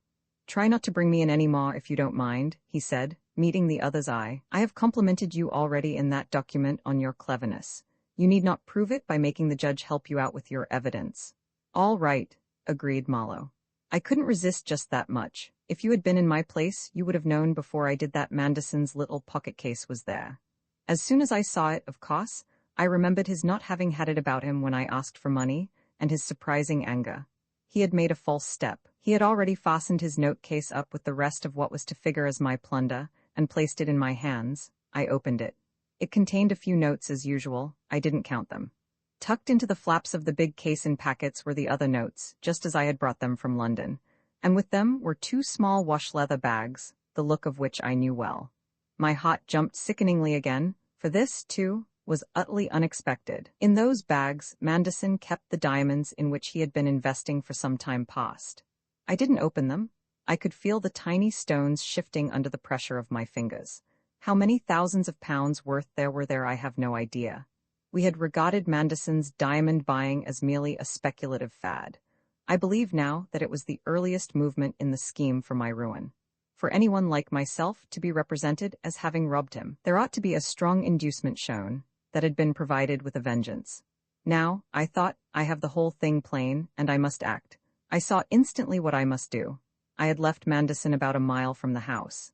It would take him 20 minutes, 15 if he walked fast, to get back to the house, where he would, of course, immediately tell his story of robbery, and probably telephone at once to the police in Bishopsbridge. I had left him only 5 or 6 minutes ago, for all that I have just told you was as quick thinking as I ever did. It would be easy to overtake him in the car before he neared the house. There would be an awkward interview. I set my teeth as I thought of it, and all my fears vanished as I began to savor the gratification of telling him my opinion of him. There are probably few people who ever positively looked forward to an awkward interview with Manderson, but I was mad with rage. My honor and my liberty had been plotted against with detestable treachery. I did not consider what would follow the interview. That would arrange itself. I had started and turned the car. I was already going fast toward White Gables, when I heard the sound of a shot in front of me, to the right. Instantly, I stopped the car. My first wild thought was that Manderson was shooting at me. Then I realized that the noise had not been close at hand. I could see nobody on the road, though the moonlight flooded it. I had left Manderson at a spot just round the corner that was now about 100 yards ahead of me. After half a minute or so, I started again, and turned the corner at a slow pace. Then I stopped again with a jar, and for a moment I sat perfectly still. Manderson lay dead a few steps from me on the turf within the gate, clearly visible to me in the moonlight. Marlowe made another pause, and Trent, with a puckered brow, inquired, "On the golf course?" "Obviously," remarked Mr. Cupples. "The 8th green is just there." He had grown more and more interested as Marlowe went on, and was now playing feverishly with his thin beard. "On the green, quite close to the flag," said Marlowe. He lay on his back, his arms were stretched abroad, his jacket and heavy overcoat were open. The light shone hideously on his white face and his shirt front. It glistened on his bared teeth and one of the eyes. The other, you saw it. The man was certainly dead. As I sat there stunned, unable for the moment to think at all, I could even see a thin, dark line of blood running down from the shattered socket to the ear. Close by lay his soft black hat, and at his feet a pistol. I suppose it was only a few seconds that I sat helplessly staring at the body. Then I rose and moved to it with dragging feet, for now the truth had come to me at last, and I realized the fullness of my appalling danger. It was not only my liberty or my honor that the maniac had undermined. It was death that he had planned for me, death with the degradation of the scaffold. To strike me down with certainty, he had not hesitated to end his life, a life which was, no doubt, already threatened by a melancholic impulse to self-destruction, and the last agony of the suicide had been turned, perhaps, to a devilish joy by the thought that he dragged down my life with his. For as far as I could see at the moment, my situation was utterly hopeless. If it had been desperate on the assumption that Manderson meant to denounce me as a thief, what was it now that his cops denounced me as a murderer? I picked up the revolver and saw, almost without emotion, that it was my own. Manderson had taken it from my room, I suppose, while I was getting out the car. At the same moment, I remembered that it was by Manderson's suggestion that I had had it engraved with my initials, to distinguish it from a precisely similar weapon which he had of his own. I bent over the body and satisfied myself that there was no life left in it. I must tell you here that I did not notice, then or afterwards, the scratches and marks on the wrists, which were taken as evidence of a struggle with an assailant. But I have no doubt that Manderson deliberately injured himself in this way before firing the shot. It was a part of his plan. Though I never perceived that detail, however, it was evident enough as I looked at the body that Manderson had not forgotten, in his last act on earth, to tie me tighter by putting out of caught the question of suicide. He had clearly been at pains to hold the pistol at arm's length, and there was not a trace of smoke or of burning on the face. The wound was absolutely clean and was already ceasing to bleed outwardly. I rose and paced the green, reckoning up the points in the crushing case against me. I was the last to be seen with Manderson. I had persuaded him, so he had lied to his wife and, as I afterwards knew, to the butler, to go with me for the drive from which he never returned. My pistol had killed him. It was true that by discovering his plot, I had saved myself from heaping up further incriminating facts: flight, concealment, the possession of the treasure. But what need of them after all? As I stood, what hope was there? What could I do? Marlowe came to the table and leaned forward with his hands upon it. I want, he said very earnestly, to try to make you understand what was in my mind when I decided to do what I did. I hope you won't be bothered, because I must do it. You may both have thought I acted like a fool, but after all the police never suspected me. I walked that green for a quarter of an hour, I suppose, thinking the thing out like a game of chess. I had to think ahead and think coolly, for my safety depended on upsetting the plans of one of the longest-headed men who ever lived. And remember that, for all I knew, there were details of the scheme still hidden from me, waiting to crush me. Two plain causes presented themselves at once. Either of them, I thought, would certainly prove fatal. I could, in the first place, do the completely straightforward thing. Take back the dead man, tell my story, hand over the notes and diamonds, and trust to the saving power of truth and innocence. I could have laughed as I thought of it. I saw myself bringing home the cops and giving an account of myself, boggling with sheer shame over the absurdity of my wholly unsupported tale, as I brought a charge of mad hatred and fiendish treachery against a man who had never, as far as I knew, had a word to say against me. At every turn, the cunning of Manderson had forestalled me. His careful concealment of such a hatred was a characteristic feature of the stratagem. Only a man of his iron self-restraint could have done it. You can see for yourselves how every fact in my statement would appear, in the shadow of Manderson's death, a clumsy lie. I tried to imagine myself telling such a story to the counsel for my defense. I could see the face with which he would listen to it. I could read in the lines of it his thought that to put forward such an impudent farrago would mean merely the disappearance of any chance there might be of a commutation of the capital sentence. True, I had not fled. I had brought back the body. I had handed over the property. But how did that help me? It would only suggest that I had yielded to a sudden funk after killing my man, and had no nerve left to clutch at the fruits of the crime. It would suggest, perhaps, that I had not set out to kill, but only to threaten, and that when I found that I had done murder, the heart went out of me. Turn it which way I would, I could see no hope of escape by this plan of action. The The second of the obvious things that I might do was to take the hint offered by the situation, and to fly at once. That too must prove fatal. There was the body. I had no time to hide it in such a way that it would not be found at the first systematic search. But whatever I should do with the body, Mandison's not returning to the house would cause uneasiness in 2 or 3 hours at most. Martin would suspect an accident to the car and would telephone to the police. At daybreak, the roads would be scoured and inquiries telegraphed in every direction. The police would act on the possibility of there being foul play. They would spread their nets with energy in such a big business as the disappearance of Mandison. Ports and railway termini would be watched. Within 24 hours, the body would be found, and the whole country would be on the alert for me. All Europe, scarcely less. I did not believe there was a spot in Christendom where the man accused of Mandison's murder could pass unchallenged, with every newspaper crying the fact of his death into the ears of all the world. Every stranger would be suspect, every man, woman, and child would be a detective. The car, wherever I should abandon it, would put people on my track. If I had to choose between 2 utterly hopeless causes, I decided I would take that of telling the preposterous truth. But now, I cast about desperately for some tale that would seem more plausible than the truth. Could I save my neck by a lie? One after another came into my mind. I need not trouble to remember them now. Each had its own futilities and perils, but everyone split upon the fact, or what would be taken for fact, that I had induced Mandison to go out with me, and the fact that he had never returned alive. Notion after notion, I swiftly rejected as I paced there by the dead man, and doom seemed to settle down upon me more heavily as the moments passed. Then a strange thought came to me. Several times I had repeated to myself half-consciously, as a sort of refrain, the words in which I had heard Mandison tell his wife that I had induced him to go out. Marlowe has persuaded me to go for a moonlight run in the car. He is very urgent about it. All at once it struck me that, without meaning to do so, I was saying this in Mandison's voice. As you found out for yourself, Mr. Trent, I have a natural gift of mimicry. I had imitated Mandison's voice many times so successfully as to deceive even Bunner, who had been much more in his company than his own wife. It was, you remember, Marlowe turned to Mr. Cupples. A strong, metallic voice, of great carrying power, so unusual as to make it a very fascinating voice to imitate, and at the same time very easy. I said the words carefully to myself again, like this. He uttered them, and Mr. Cupples opened his eyes in amazement. And then I struck my hand upon the low wall beside me. Mandison never returned alive, I said aloud, but Mandison shall return alive. In 30 seconds the bare outline of the plan was complete in my mind. I did not wait to think over details. Every instant was precious now. I lifted the body and laid it on the floor of the car, covered with a rug.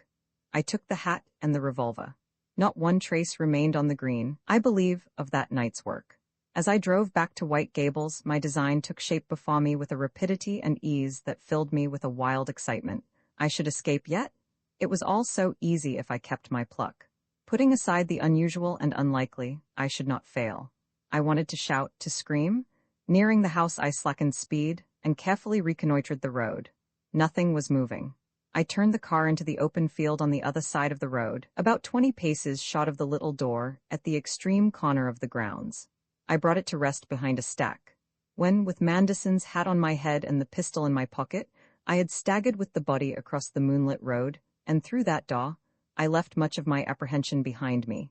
With swift action and an unbroken nerve, I thought I ought to succeed. With a long sigh, Marlowe threw himself into one of the deep chairs at the fireside and passed his handkerchief over his damp forehead. Each of his hearers, too, drew a deep breath, but not audibly. "Everything else you know," he said. He took a cigarette from a box beside him and lighted it. Trent watched the very slight quiver of the hand that held the match, and privately noted that his own was at the moment not so steady. "The shoes that betrayed me to you," pursued Marlowe after a short silence, "were painful all the time I wore them, but I never dreamed that they had given anywhere. I knew that no footstep of mine must appear by any accident in the soft ground about the hut where I laid the body, or between the hut and the house, so I took the shoes off and crammed my feet into them as soon as I was inside the little door. I left my own shoes, with my own jacket and overcoat, near the body, ready to be resumed later. I made a clear footmark on the soft gravel outside the French window, and several on the drugget round the carpet. The stripping off of the outer clothing of the body, and the dressing of it afterwards in the brown suit and shoes, and putting the things into the pockets was a horrible business, and getting the teeth out of the mouth was worse. The head, but you don't want to hear about it. I didn't feel it much at the time. I was wriggling my own head out of a noose, you see. I wish I had thought of pulling down the cuffs and had tied the shoes more neatly. And putting the watch in the wrong pocket was a bad mistake. It had all to be done so hurriedly. You were wrong, by the way, about the whiskey. After one stiffish drink I had no more, but I filled up a flask that was in the cupboard and pocketed it. I had a night of peculiar anxiety and effort in front of me, and I didn't know how I should stand it. I had to take some once or twice during the drive. Speaking of that, you give rather a generous allowance of time in your document for doing that run by night. You say that to get to Southampton by 6:30 in that car, under the conditions, a man must, even if he drove like a demon, have left Maidstone by 12 at latest. I had not got the body dressed in the other suit, with tie and watch chain and so forth, until nearly 10 minutes past, and then I had to get to the car and start it going. But then, I don't suppose any other man would have taken the risks I did in that car at night, without a headlight. It turns me cold to think of it now. There's nothing much to say about what I did in the house. I spent the time after Martin had left me in carefully thinking over the remaining steps in my plan, while I unloaded and thoroughly cleaned the revolver, using my handkerchief and a penholder from the desk. I also placed the packets of notes, the note case, and the diamonds in the roll-top desk, which I opened and relocked with Manderson's key. When I went upstairs, it was a trying moment, for though I was safe from the eyes of Martin, as he sat in his pantry, there was a faint possibility of somebody being about on the bedroom floor. I had sometimes found the French maid wandering about there when the other servants were in bed. Bunna, I knew, was a deep sleeper. Mrs. Manderson, I had gathered from things I had heard her say, was usually asleep by 11. I had thought it possible that her gift of sleep had helped her to retain all her beauty and vitality, in spite of a marriage which we all knew was an unhappy one. Still, it was uneasy work mounting the stairs and holding myself ready to retreat to the library again at the least sound from above. But nothing happened. The first thing I did on reaching the corridor was to enter my room and put the revolver and cartridges back in the case. Then I turned off the light and went quietly into Manderson's room. What I had to do there, you know. I had to take off the shoes and put them outside the door, leave Manderson's jacket, waistcoat, trousers, and black tie, after taking everything out of the pockets, select a suit and tie and shoes for the body, and place the dental plate in the bowl, which I moved from the washing stand to the bedside, leaving those ruinous finger marks as I did so. The marks on the drawer must have been made when I shut it after taking out the tie. Then I had to lie down in the bed and tumble it. You know all about it, all except my state of mind, which you couldn't imagine and I couldn't describe. The worst came when I had hardly begun my operations, the moment when Mrs. Manderson spoke from the room where I supposed her asleep. I was prepared for it happening. It was a possibility, but I nearly lost my nerve all the same. However, by the way, I may tell you this. In the extremely unlikely contingency of Mrs. Manderson remaining awake, and so putting out of the question my escape by way of her window, I had planned simply to remain where I was a few hours, and then, not speaking to her, to leave the house quickly and quietly by the ordinary way. Martin would have been in bed by that time. I might have been heard to leave, but not seen. I should have done just as I had planned with the body, and then made the best time I could in the car to Southampton. The difference would have been that I couldn't have furnished an unquestionable alibi by turning up at the hotel at 6:30. I should have made the best of it by driving straight to the docks and making my ostentatious inquiries there. I could in any case have got there long before the boat left at noon. I couldn't see that anybody could suspect me of the supposed murder in any case. But if anyone had, and if I hadn't arrived until 10 o'clock, say, I shouldn't have been able to answer. It is impossible for me to have got to Southampton so soon after shooting him. I should simply have had to say I was delayed by a breakdown after leaving Manderson at 10:30 and challenged anyone to produce any fact connecting me with the crime. They couldn't have done it. The pistol, left openly in my room, might have been used by anybody, even if it could be proved that that particular pistol was used. Nobody could reasonably connect me with the shooting so long as it was believed that it was Manderson who had returned to the house. The suspicion could not, I was confident, enter anyone's mind. All the same, I wanted to introduce the element of absolute physical impossibility. I knew I should feel 10 times as safe with that.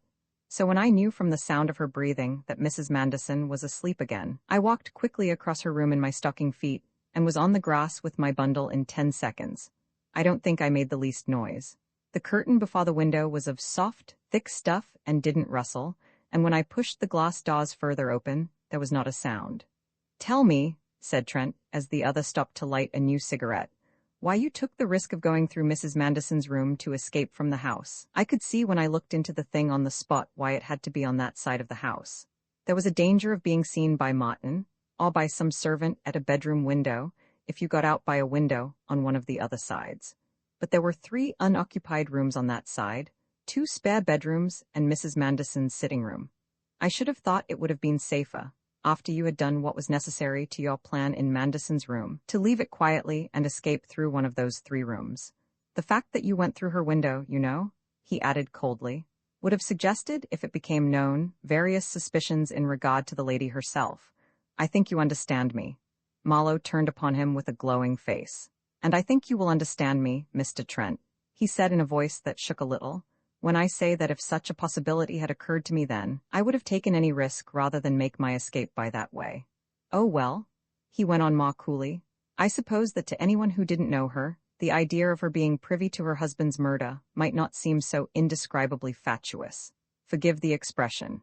He looked attentively at the burning end of his cigarette, studiously unconscious of the red flag that flew in Trent's eyes for an instant at his words and the tone of them. That emotion, however, was conquered at once. "Your remark is perfectly just," Trent said with answering coolness. "I can quite believe, too, that at the time you didn't think of the possibility I mentioned. But surely, apart from that, it would have been safer to do as I said, go by the window of an unoccupied room." "Do you think so?" said Marlowe. "All I can say is, I hadn't the nerve to do it. I tell you, when I entered Manderson's room I shut the door of it on more than half my terrors. I had the problem confined before me in a closed space, with only one danger in it, and that a known danger. The danger of Mrs. Manderson. The thing was almost done. I had only to wait until she was certainly asleep after her few moments of waking up, for which, as I told you, I was prepared as a possibility. Barring accidents, the way was clear. But now suppose that I, carrying Manderson's clothes and shoes, had opened that door again and gone in my shirt sleeves and socks to enter one of the empty rooms. The moonlight was flooding the corridor through the end window. Even if my face was concealed, nobody could mistake my standing figure for Manderson's. Martin might be going about the house in his silent way. Bunna might come out of his bedroom. One of the servants who were supposed to be in bed might come round the corner from the other passage. I had found Celestine prowling about quite as late as it was then. None of these things was very likely, but they were all too likely for me. They were uncertainties. Shut off from the household in Manderson's room, I knew exactly what I had to face. As I lay in my clothes in Manderson's bed and listened for the almost inaudible breathing through the open door, I felt far more ease of mind, terrible as my anxiety was, than I had felt since I saw the dead body on the turf. I even congratulated myself that I had had the chance, through Mrs. Manderson speaking to me, of tightening one of the screws in my scheme by repeating the statement about my having been sent to Southampton. Marlowe looked at Trent, who nodded as who should say that his point was met. "As for Southampton," pursued Marlowe, "you know what I did when I got there, I have no doubt. I had decided to take Manderson's story about the mysterious Harris and act it out on my own lines. It was a carefully prepared lie, better than anything I could improvise. I even went so far as to get through a trunk call to the hotel at Southampton from the library before starting and ask if Harris was there. As I expected, he wasn't." "Was that why you telephoned?" Trent inquired quickly. "The reason for telephoning was to get myself into an attitude in which Martin couldn't see my face or anything but the jacket and hat, yet which was a natural and familiar attitude. But while I was about it, it was obviously better to make a genuine call. If I had simply pretended to be telephoning, the people at the exchange could have told at once that there hadn't been a call from White Gables that night. One of the first things I did was to make that inquiry," said Trent. "That telephone call, and the wire you sent from Southampton to the dead man to say Harris hadn't turned up, and you were returning. I particularly appreciated both those." A constrained smile lighted Marlowe's face for a moment. "I don't know that there's anything more to tell. I returned to Malstone and faced your friend the detective with such nerve as I had left. The worst was when I heard you had been put on the case. No, that wasn't the worst. The worst was when I saw you walk out of the shrubbery the next day, coming away from the shed where I had laid the body. For one ghastly moment, I thought you were going to give me in charge on the spot. Now I've told you everything, you don't look so terrible. He closed his eyes and there was a short silence. Then Trent got suddenly to his feet. Cross-examination? Inquired Marlowe, looking at him gravely. Not at all, said Trent, stretching his long limbs. Only stiffness of the legs. I don't want to ask any questions. I believe what you have told us. I don't believe it simply because I always liked your face, or because it saves awkwardness, which are the most usual reasons for believing a person, but because my vanity will have it that no man could lie to me steadily for an hour without my perceiving it. Your story is an extraordinary one, but Manderson was an extraordinary man, and so are you. You acted like a lunatic in doing what you did, but I quite agree with you that if you had acted like a sane man, you wouldn't have had the 100th part of a dog's chance with a judge and jury. One thing is beyond dispute on any reading of the affair. You are a man of courage. The color rushed into Marlowe's face, and he hesitated for words. Before he could speak, Mr. Cupples arose with a dry cough. For my part, he said, I never supposed you guilty for a moment. Marlowe turned to him in grateful amazement, Trent with an incredulous stare. But, pursued Mr. Cupples, holding up his hand, there is one question which I should like to put. Marlowe bowed, saying nothing. Suppose, said Mr. Cupples, that someone else had been suspected of the crime and put upon trial. What would you have done? I think my duty was clear. I should have gone with my story to the lawyers for the defense and put myself in their hands. Trent laughed aloud. Now that the thing was over, his spirits were rapidly becoming ungovernable. I can see their faces, he said. As a matter of fact, though, nobody else was ever in danger. There wasn't a shred of evidence against anyone. I looked up Murch at the yard this morning, and he told me he had come round to Bunner's View, that it was a case of revenge on the part of some American Black Hand gang. So there's the end of the Manderson case. Holy, suffering Moses, what an ass a man can make of himself when he thinks he's being preternaturally clever. He seized the bulky envelope from the table and stuffed it into the heart of the fire. There's for you, old friend, for one of you the world's costs will not fail. But look here. It's getting late, nearly 7, and Cupples and I have an appointment at past. We must go. Mr. Marlowe, goodbye. He looked into the other's eyes. I am a man who has worked hard to put a rope round your neck. Considering the circumstances, I don't know whether you will blame me. Will you shake hands? Roman 16, the last straw. What was that you said about our having an appointment at 7:30? Asked Mr. Cupples as the two came out of the great gateway of the pile of flats. Have we such an appointment? Certainly we have, replied Trent. You are dining with me. Only one thing can properly celebrate this occasion, and that is a dinner for which I pay. No, I asked you first. I have got right down to the bottom of a case that must be unique. A case that has troubled even my mind for over a year, and if that isn't a good reason for standing a dinner, I don't know what is. Cupples, we will not go to my club. This is to be a festival, and to be seen in a London club in a state of pleasurable emotion is more than enough to shatter any man's career. Besides that, the dinner there is always the same, or at least, they always make it taste the same. I know not how. The eternal dinner at my club hath bawed millions of members like me, and shall baw, but tonight let the feast be spread in vain, so far as we are concerned. We will not go where the satraps throng the hall. We will go to Shepherd's. Who is Shepherd? Asked Mr. Cupples mildly, as they proceeded up Victoria Street. His companion went with an unnatural lightness, and a policeman, observing his face, smiled indulgently at a look of happiness, which he could only attribute to alcohol. Who is Shepherd? Echoed Trent with bitter emphasis. That question, if you will pardon me for saying so, Cupples, is thoroughly characteristic of the spirit of aimless inquiry prevailing in this restless day. I suggest our dining at Shepherd's, and instantly you fold your arms and demand, in a frenzy of intellectual pride, to know who Shepherd is before you will cross the threshold of Shepherd's. I am not going to pander to the vices of the modern mind. Shepherd's is a place where one can dine. I do not know Shepherd. It never occurred to me that Shepherd existed. Probably he is a myth of tote mystic origin. All I know is that you can get a bit of saddle of mutton at Shepherd's that has made many an American visitor curse the day that Christopher Columbus was born. Taxi? A cab rolled smoothly to the curb, and the driver received his instructions with a majestic nod. Another reason I have for suggesting Shepherd's, continued Trent, feverishly lighting a cigarette, is that I am going to be married to the most wonderful woman in the world. I trust the connection of ideas is clear. You are going to marry Mabel? Cried Mr. Cupples. My dear friend, what good news this is. Shake hands, Trent. This is glorious. I congratulate you both from the bottom of my heart. And may I say, I don't want to interrupt your flow of high spirits, which is very natural indeed. and I remember being just the same in similar circumstances long ago. But may I say how earnestly I have hoped for this? Mabel has seen so much unhappiness, yet she is surely a woman formed in the great purpose of humanity to be the best influence in the life of a good man. But I did not know her mind as regarded yourself. Your mind I have known for some time, Mr. Cupples went on, with a twinkle in his eye that would have done credit to the worldliest of creatures. I saw it at once when you were both dining at my house, and you sat listening to Professor Petmuller and looking at her. Some of us older fellows have our wits about us still, my dear boy. Mabel says she knew it before that, replied Trent, with a slightly crestfallen air, and I thought I was acting the part of a person who was not mad about her to the life. Well, I never was any good at dissembling. I shouldn't wonder if even old Petmuller noticed something through his double convex lenses. But however crazy I may have been as an undeclared suitor, he went on with a return to vivacity, I am going to be much worse now. As for your congratulations, thank you 1,000 times, because I know you mean them.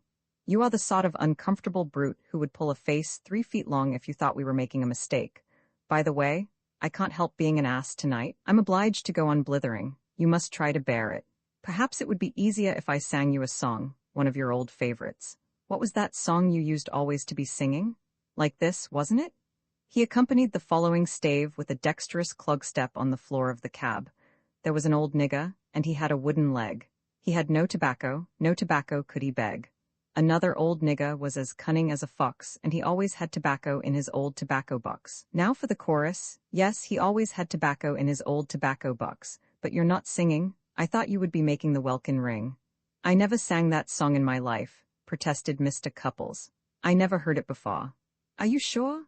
Inquired Trent doubtfully. Well, I suppose I must take your word for it. It is a beautiful song anyhow. Not the whole Wobbling Grove in concert heard can beat it. Somehow it seems to express my feelings at the present moment as nothing else could. It rises unbidden to the lips. Out of the fullness of the heart the mouth speaketh, as the Bishop of Bath and Wells said when listening to a speech of Mr. Balfour's. When was that?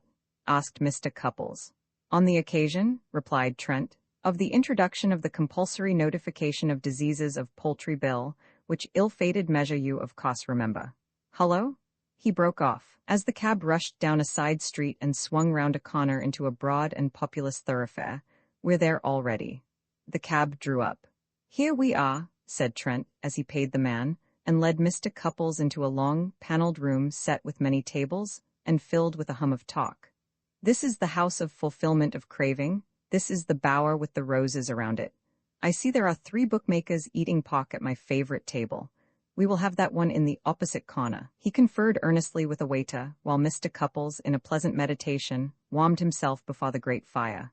The wine here, Trent resumed as they seated themselves, is almost certainly made out of grapes. What shall we drink? Mr. Cupples came out of his reverie. I think, he said, I will have milk and soda water. Speak lower, urged Trent. The head waiter has a weak heart and might hear you. Milk and soda water, Cupples. You may think you have a strong constitution, and I don't say you have not, but I warn you that this habit of mixing drinks has been the death of many a robuster man than you. Be wise in time. Fill high the bowl with Samian wine, leave soda to the Turkish hods. Here comes our food. He gave another order to the waiter, who ranged the dishes before them and dotted away. Trent was, it seemed, a respected customer. I have sent, he said, for wine that I know, and I hope you will try it. If you have taken a vow, then in the name of all the teetotal saints drink water, which stands at your elbow, but don't seek a cheap notoriety by demanding milk and soda. I have never taken any pledge, said Mr. Cupples, examining his mutton with a favorable eye. I simply don't care about wine. I bought a bottle once and drank it to see what it was like, and it made me ill, but very likely it was bad wine. I will taste some of yours, as it is your dinner, and I do assure you, my dear Trent, I should like to do something unusual to show how strongly I feel on the present occasion. I have not been so delighted for many years. To think, he reflected aloud as the waiter filled his glass, of the Manderson mystery disposed of, the innocent exculpated, and your own and Mabel's happiness crowned, all coming upon me together. I drink to you, my dear friend. And Mr. Cupples took a very small sip of the wine. You have a great nature, said Trent, much moved. Your outward semblance doth belie your soul's immensity. I should have expected as soon to see an elephant conducting at the opera as you drinking my health. Dear Cupples, may his beak retain ever that delicate rose stain. No, curse it all? He broke out, surprising a shade of discomfort that flitted over his companion's face as he tasted the wine again. I have no business to meddle with your tastes. I apologize. You shall have what you want, even if it causes the head waiter to perish in his pride. When Mr. Cupples had been supplied with his monastic drink, and the waiter had retired, Trent looked across the table with significance. In this babel of many conversations, he said, we can speak as freely as if we were on a bare hillside. The waiter is whispering soft nothings into the ear of the young woman at the pay desk. We are alone. What do you think of that interview of this afternoon? He began to dine with an appetite. Without pausing in the task of cutting his mutton into very small pieces, Mr. Cupples replied. The most curious feature of it, in my judgment, was the irony of the situation. We both held the clue to that mad hatred of Mandison's which Marlowe found so mysterious. We knew of his jealous obsession, which knowledge we withheld, as was very proper, if only in consideration of Mabel's feelings. Marlowe will never know of what he was suspected by that person. Strange? Nearly all of us, I venture to think, move unconsciously among a network of opinions, often quite erroneous, which other people entertain about us. I remember, for instance, discovering quite by accident some years ago that a number of people of my acquaintance believed me to have been secretly received into the Church of Rome. This absurd fiction was based upon the fact, which in the eyes of many appeared conclusive, that I had expressed myself in talk as favoring the plan of a weekly abstinence from meat. Mandison's belief in regard to his secretary probably rested upon a much slighter ground. It was Mr. Bunner, I think you said, who told you of his rooted and apparently hereditary temper of suspicious jealousy. With regard to Marlowe's story, it appeared to me entirely straightforward, and not, in its essential features, especially remarkable, once we have admitted, as we surely must, that in the case of Mandison we have to deal with a more or less disordered mind. Trent laughed loudly. I confess, he said, that the affair struck me as a little unusual. Only in the development of the details, argued Mr. Cupples. What is there abnormal in the essential facts? A madman conceives a crazy suspicion, he hatches a cunning plot against his fancied injurer. It involves his own destruction. Put thus, what is there that any man with the least knowledge of the ways of lunatics would call remarkable? Turn now to Marlowe's proceedings. He finds himself in a perilous position from which, though he is innocent, telling the truth will not save him. Is that an unheard of situation? He escapes by means of a bold and ingenious piece of deception. That seems to me a thing that might happen every day, and probably does so. He attacked his now unrecognizable mutton. I should like to know, said Trent, after an alimentary pause in the conversation, whether there is anything that ever happened on the face of the earth that you could not represent as quite ordinary and commonplace by such a line of argument as that. A gentle smile illuminated Mr. Couples's face. You must not suspect me of empty paradox, he said. My meaning will become clearer, perhaps, if I mention some things which do appear to me essentially remarkable. Let me see. Well, I would call the life history of the liver fluke, which we owe to the researches of Poulton, an essentially remarkable thing. I am unable to argue the point, replied Trent. Fair science may have smiled upon the liver fluke's humble birth, but I never even heard it mentioned. It is not, perhaps, an appetizing subject, said Mr. Cupples thoughtfully, and I will not pursue it. All I mean is, my dear Trent, that there are really remarkable things going on all round us if we will only see them, and we do our perceptions no credit in regarding as remarkable only those affairs which are surrounded with an accumulation of sensational detail. Trent applauded heartily with his knife handle on the table as Mr. Cupples ceased and refreshed himself with milk and soda water. I have not heard you go on like this for years, he said. I believe you must be almost as much above yourself as I am. It is a bad case of the unrest which men miscall delight, but much as I enjoy it, I am not going to sit still and hear the Mandison affair dismissed as commonplace. You may say what you like, but the idea of impersonating Mandison in those circumstances was an extraordinarily ingenious idea. Ingenious, certainly, replied Mr. Cupples. Extraordinarily so, no. In those circumstances, your own words. It was really not strange that it should occur to a clever man. It lay almost on the surface of the situation. Marlowe was famous for his imitation of Mandison's voice. He had a talent for acting, he had a chess player's mind, he knew the ways of the establishment intimately. I grant you that the idea was brilliantly carried out, but everything favored it. As for the essential idea, I do not place it, as regards ingenuity, in the same class with, for example, the idea of utilizing the force of recoil in a discharged firearm to actuate the mechanism of ejecting and reloading. I do, however, admit, as I did at the outset, that in respect of details, the case had unusual features. It developed a high degree of complexity. Did it really strike you in that way? Inquired Trent with desperate sarcasm. The affair became complicated, went on Mr. Cupples unmoved, because after Marlowe's suspicions were awakened, a second subtle mind came in to interfere with the plans of the first. That sort of duel often happens in business and politics, but less frequently, I imagine, in the world of crime. I should say never, Trent replied. And the reason is that even the cleverest criminals seldom run to strategic subtlety. When they do, they don't get caught, since clever policemen have if possible less strategic subtlety than the ordinary clever criminal. But that rather deep quality seems very rarely to go with the criminal makeup. Look at Crippen. He was a very clever criminal as they go. He solved the central problem of every clandestine murder, the disposal of the body, with extreme neatness. But how far did he see through the game? The criminal and the policeman are often swift and bold tacticians, but neither of them is good for more than a quite simple plan. After all, it's a rare faculty in any walk of life. One disturbing reflection was left on my mind, said Mr. Cupples, who seemed to have had enough of abstractions for the moment, by what we learned today. If Marlowe had suspected nothing and walked into the trap, he would almost certainly have been hanged. Now, how often may not a plan to throw the guilt of murder on an innocent person have been practiced successfully? There are, I imagine, numbers of cases in which the accused, being found guilty on circumstantial evidence, have died protesting their innocence. I shall never approve again of a death sentence imposed in a case decided upon such evidence. I never have done so, for my part, said Trent. To hang in such cases seems to me flying in the face of the perfectly obvious and sound principle expressed in the saying that you never can tell. I agree with the American jurist, who lays it down that we should not hang a yellow dog for stealing jam on circumstantial evidence, not even if he has jam all over his nose. As for attempts being made by malevolent persons to fix crimes upon innocent men, of course it is constantly happening. It's a marked feature, for instance, of all systems of rule by coercion, whether in Ireland or Russia or India or Korea. If the police cannot get hold of a man they think dangerous by fair means, they do it by foul.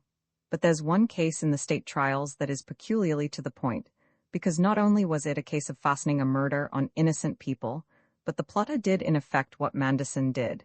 He gave up his own life in order to secure the death of his victims. Probably you have heard of the Campton case. Mr. Cupples confessed his ignorance and took another potato. John Masefield has written a very remarkable play about it, said Trent. And if it ever comes on again in London, you should go and see it, if you like having the fantods.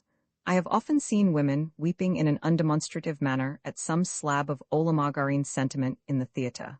By George, what everlasting smelling bottle hysterics they ought to have if they saw that play decently acted.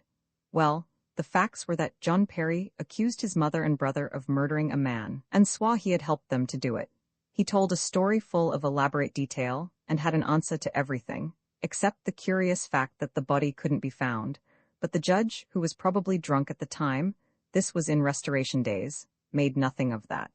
The mother and brother denied the accusation. All 3 prisoners were found guilty and hanged, purely on John's evidence. 2 years after, the man whom they were hanged for murdering came back to Campton. He had been kidnapped by pirates and taken to sea. His disappearance had given John his idea. The point about John is that his including himself in the accusation, which amounted to suicide, was the thing in his evidence which convinced everybody of its truth. It was so obvious that no man would do himself to death to get somebody else hanged.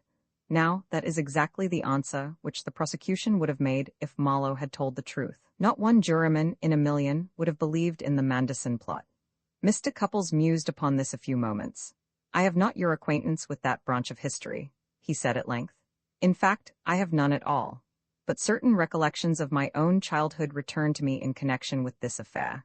We know from the things Mabel told you what may be termed the spiritual truth underlying this matter, the insane depth of jealous hatred which Manderson concealed. We can understand that he was capable of such a scheme, but as a rule, it is in the task of penetrating to the spiritual truth that the administration of justice breaks down. Sometimes that truth is deliberately concealed, as in Mandison's case. Sometimes, I think, it is concealed because simple people are actually unable to express it, and nobody else divines it. When I was a lad in Edinburgh, the whole country went mad about the Sandiford Place murder. Trent nodded. Mrs. M. Lachlan's case. She was innocent right enough. My parents thought so, said Mr. Cupples. I thought so myself when I became old enough to read and understand that excessively sordid story. But the mystery of the affair was so dark, and the task of getting at the truth behind the lies told by everybody concerned proved so hopeless, that others were just as fully convinced of the innocence of old James Fleming. All Scotland took sides on the question. It was the subject of debates in Parliament. The press divided into two camps and raged with a fury I have never seen equaled. Yet it is obvious, is it not, for I see you have read of the case, that if the spiritual truth about that old man could have been known, there would have been very little room for doubt in the matter. If what some surmised about his disposition was true, he was quite capable of murdering Jessie Macpherson and then casting the blame on the poor feeble-minded creature who came so near to suffering the last penalty of the law. Even a commonplace old dotard like Fleming can be an unfathomable mystery to all the rest of the human race, said Trent, and most of all in a court of justice. The law certainly does not shine when it comes to a case requiring much delicacy of perception. It goes wrong easily enough over the Flemings of this world. As for the people with temperaments who get mixed up in legal proceedings, they must feel as if they were in a forest of apes, whether they win or lose. Well, I dare say it's good for their sort to have their noses rubbed in reality now and again. But what would 12 red-faced realities in a jury box have done to Marlowe? His story would, as he says, have been a great deal worse than no defense at all. It's not as if there were a single piece of evidence in support of his tale. Can't you imagine how the prosecution would tear it to rags? Can't you see the judge simply taking it in his stride when it came to the summing up? And the jury? You've served on juries, I expect, in their room, snorting with indignation over the feebleness of the lie, telling each other it was the clearest case they ever heard of, and that they'd have thought better of him if he hadn't lost his nerve at the crisis, and had cleared off with the swag as he intended. Imagine yourself on that jury, not knowing Marlowe, and trembling with indignation at the record unrolled before you: cupidity, murder, robbery, sudden cowardice, shameless, impenitent, desperate lying. Why, you and I believed him to be guilty until— I beg your pardon? I beg your pardon? Interjected Mr. Cupples, laying down his knife and fork. I was most careful, when we talked it all over the other night, to say nothing indicating such a belief. I was always certain that he was innocent. You said something of the sort at Marlowe's just now. I wondered what on earth you could mean. Certain that he was innocent? How can you be certain? You are generally more careful about terms than that, Cupples. I said certain, Mr. Cupples repeated firmly. Trent shrugged his shoulders. If you really were, after reading my manuscript and discussing the whole thing as we did, he rejoined, then I can only say that you must have totally renounced all trust in the operations of the human reason, an attitude which, while it is bad Christianity and also infernal nonsense, is oddly enough bad positivism too, unless I misunderstand that system. Why, man? Let me say a word, Mr. Cupples interposed again, folding his hands above his plate. I assure you I am far from abandoning reason. I am certain he is innocent, and I always was certain of it, because of something that I know, and knew from the very beginning. You asked me just now to imagine myself on the jury at Marlowe's trial. That would be an unprofitable exercise of the mental powers, because I know that I should be present in another capacity. I should be in the witness box, giving evidence for the defense. You said just now, if there were a single piece of evidence in support of his tale. There is, and it is my evidence. And, he added quietly, it is conclusive. He took up his knife and fork and went contentedly on with his dinner. The pallor of sudden excitement had turned Trent to marble, while Mr. Cupples led laboriously up to this statement. At the last word, the blood rushed to his face again, and he struck the table with an unnatural laugh. It can't be, he exploded. It's something you fancied, something you dreamed after one of those debauches of soda and milk. You can't really mean that all the time I was working on the case down there you knew Marlowe was innocent. Mr. Cupples, busy with his last mouthful, nodded brightly. He made an end of eating, wiped his sparse mustache, and then leaned forward over the table. It's very simple, he said. I shot Mandison myself. I am afraid I startled you, Trent heard the voice of Mr. Cupples say. He forced himself out of his stupefaction like a diver striking upward for the surface, and with a rigid movement raised his glass. but half of the wine splashed upon the cloth, and he put it carefully down again untasted. He drew a deep breath, which was exhaled in a laugh wholly without merriment. "Go on," he said. "It was not murder," began Mr. Cupples, slowly measuring off inches with a fork on the edge of the table. "I will tell you the whole story. On that Sunday night I was taking my before bedtime constitutional, having set out from the hotel about 10:15. I went along the field path that runs behind White Gables, cutting off the great curve of the road, and came out on the road nearly opposite that gate that is just by the 8th hole on the golf course. Then I turned in there, meaning to walk along the turf to the edge of the cliff and go back that way. I had only gone a few steps when I heard the car coming, and then I heard it stop near the gate. I saw Manderson at once. Do you remember my telling you I had seen him once alive after our quarrel in front of the hotel? Well, this was the time. You asked me if I had, and I did not care to tell a falsehood." A slight groan came from Trent. He drank a little wine and said stonily, "Go on, please." "It was, as you know," pursued Mr. Cupples, "a moonlight night, but I was in shadow under the trees by the stone wall, and anyhow they could not suppose there was anyone near them. I heard all that passed just as Marlowe has narrated it to us, and I saw the car go off towards Bishopsbridge. I did not see Manderson's face as it went, because his back was to me, but he shook the back of his left hand at the car with extraordinary violence, greatly to my amazement. Then I waited for him to go back to White Gables, as I did not want to meet him again. But he did not go. He opened the gate through which I had just passed, and he stood there on the turf of the green, quite still. His head was bent, his arms hung at his sides, and he looked somehow rigid. For a few moments he remained in this tense attitude, then all of a sudden his right arm moved swiftly, and his hand was at the pocket of his overcoat. I saw his face raised in the moonlight, the teeth bared, and the eyes glittering, and all at once I knew that the man was not sane. Almost as quickly as that flashed across my mind, something else flashed in the moonlight. He held the pistol before him, pointing at his breast. Now I may say here I shall always be doubtful whether Manderson really meant to kill himself then. Marlowe naturally thinks so, knowing nothing of my intervention, but I think it quite likely he only meant to wound himself, and to charge Marlowe with attempted murder and robbery. At that moment, however, I assumed it was suicide. Before I knew what I was doing I had leapt out of the shadows and seized his arm. He shook me off with a furious, snarling noise, giving me a terrific blow in the chest, and presenting the revolver at my head. But I seized his wrists before he could fire, and clung with all my strength. You remember how bruised and scratched they were.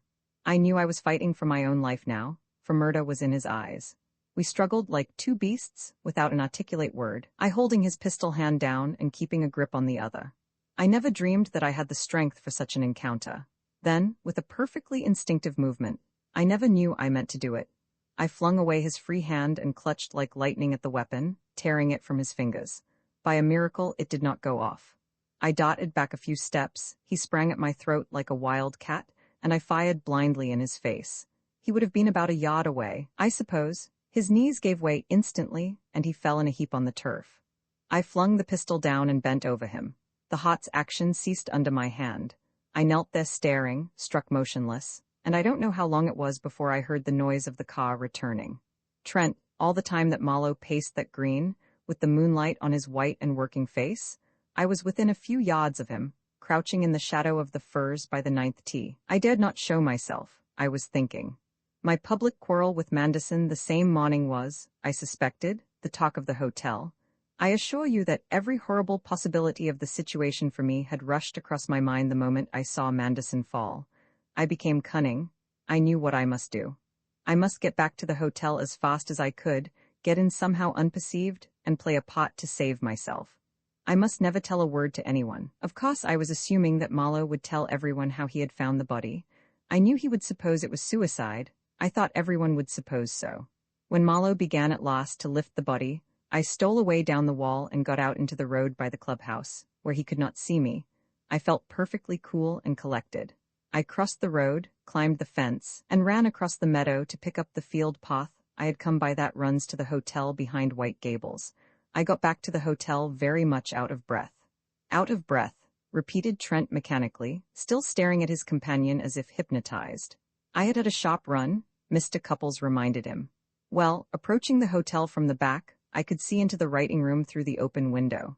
There was nobody in there, so I climbed over the sill, walked to the bell and rang it, and then sat down to write a letter I had meant to write the next day. I saw by the clock that it was a little past 11. When the waiter answered the bell, I asked for a glass of milk and a postage stamp.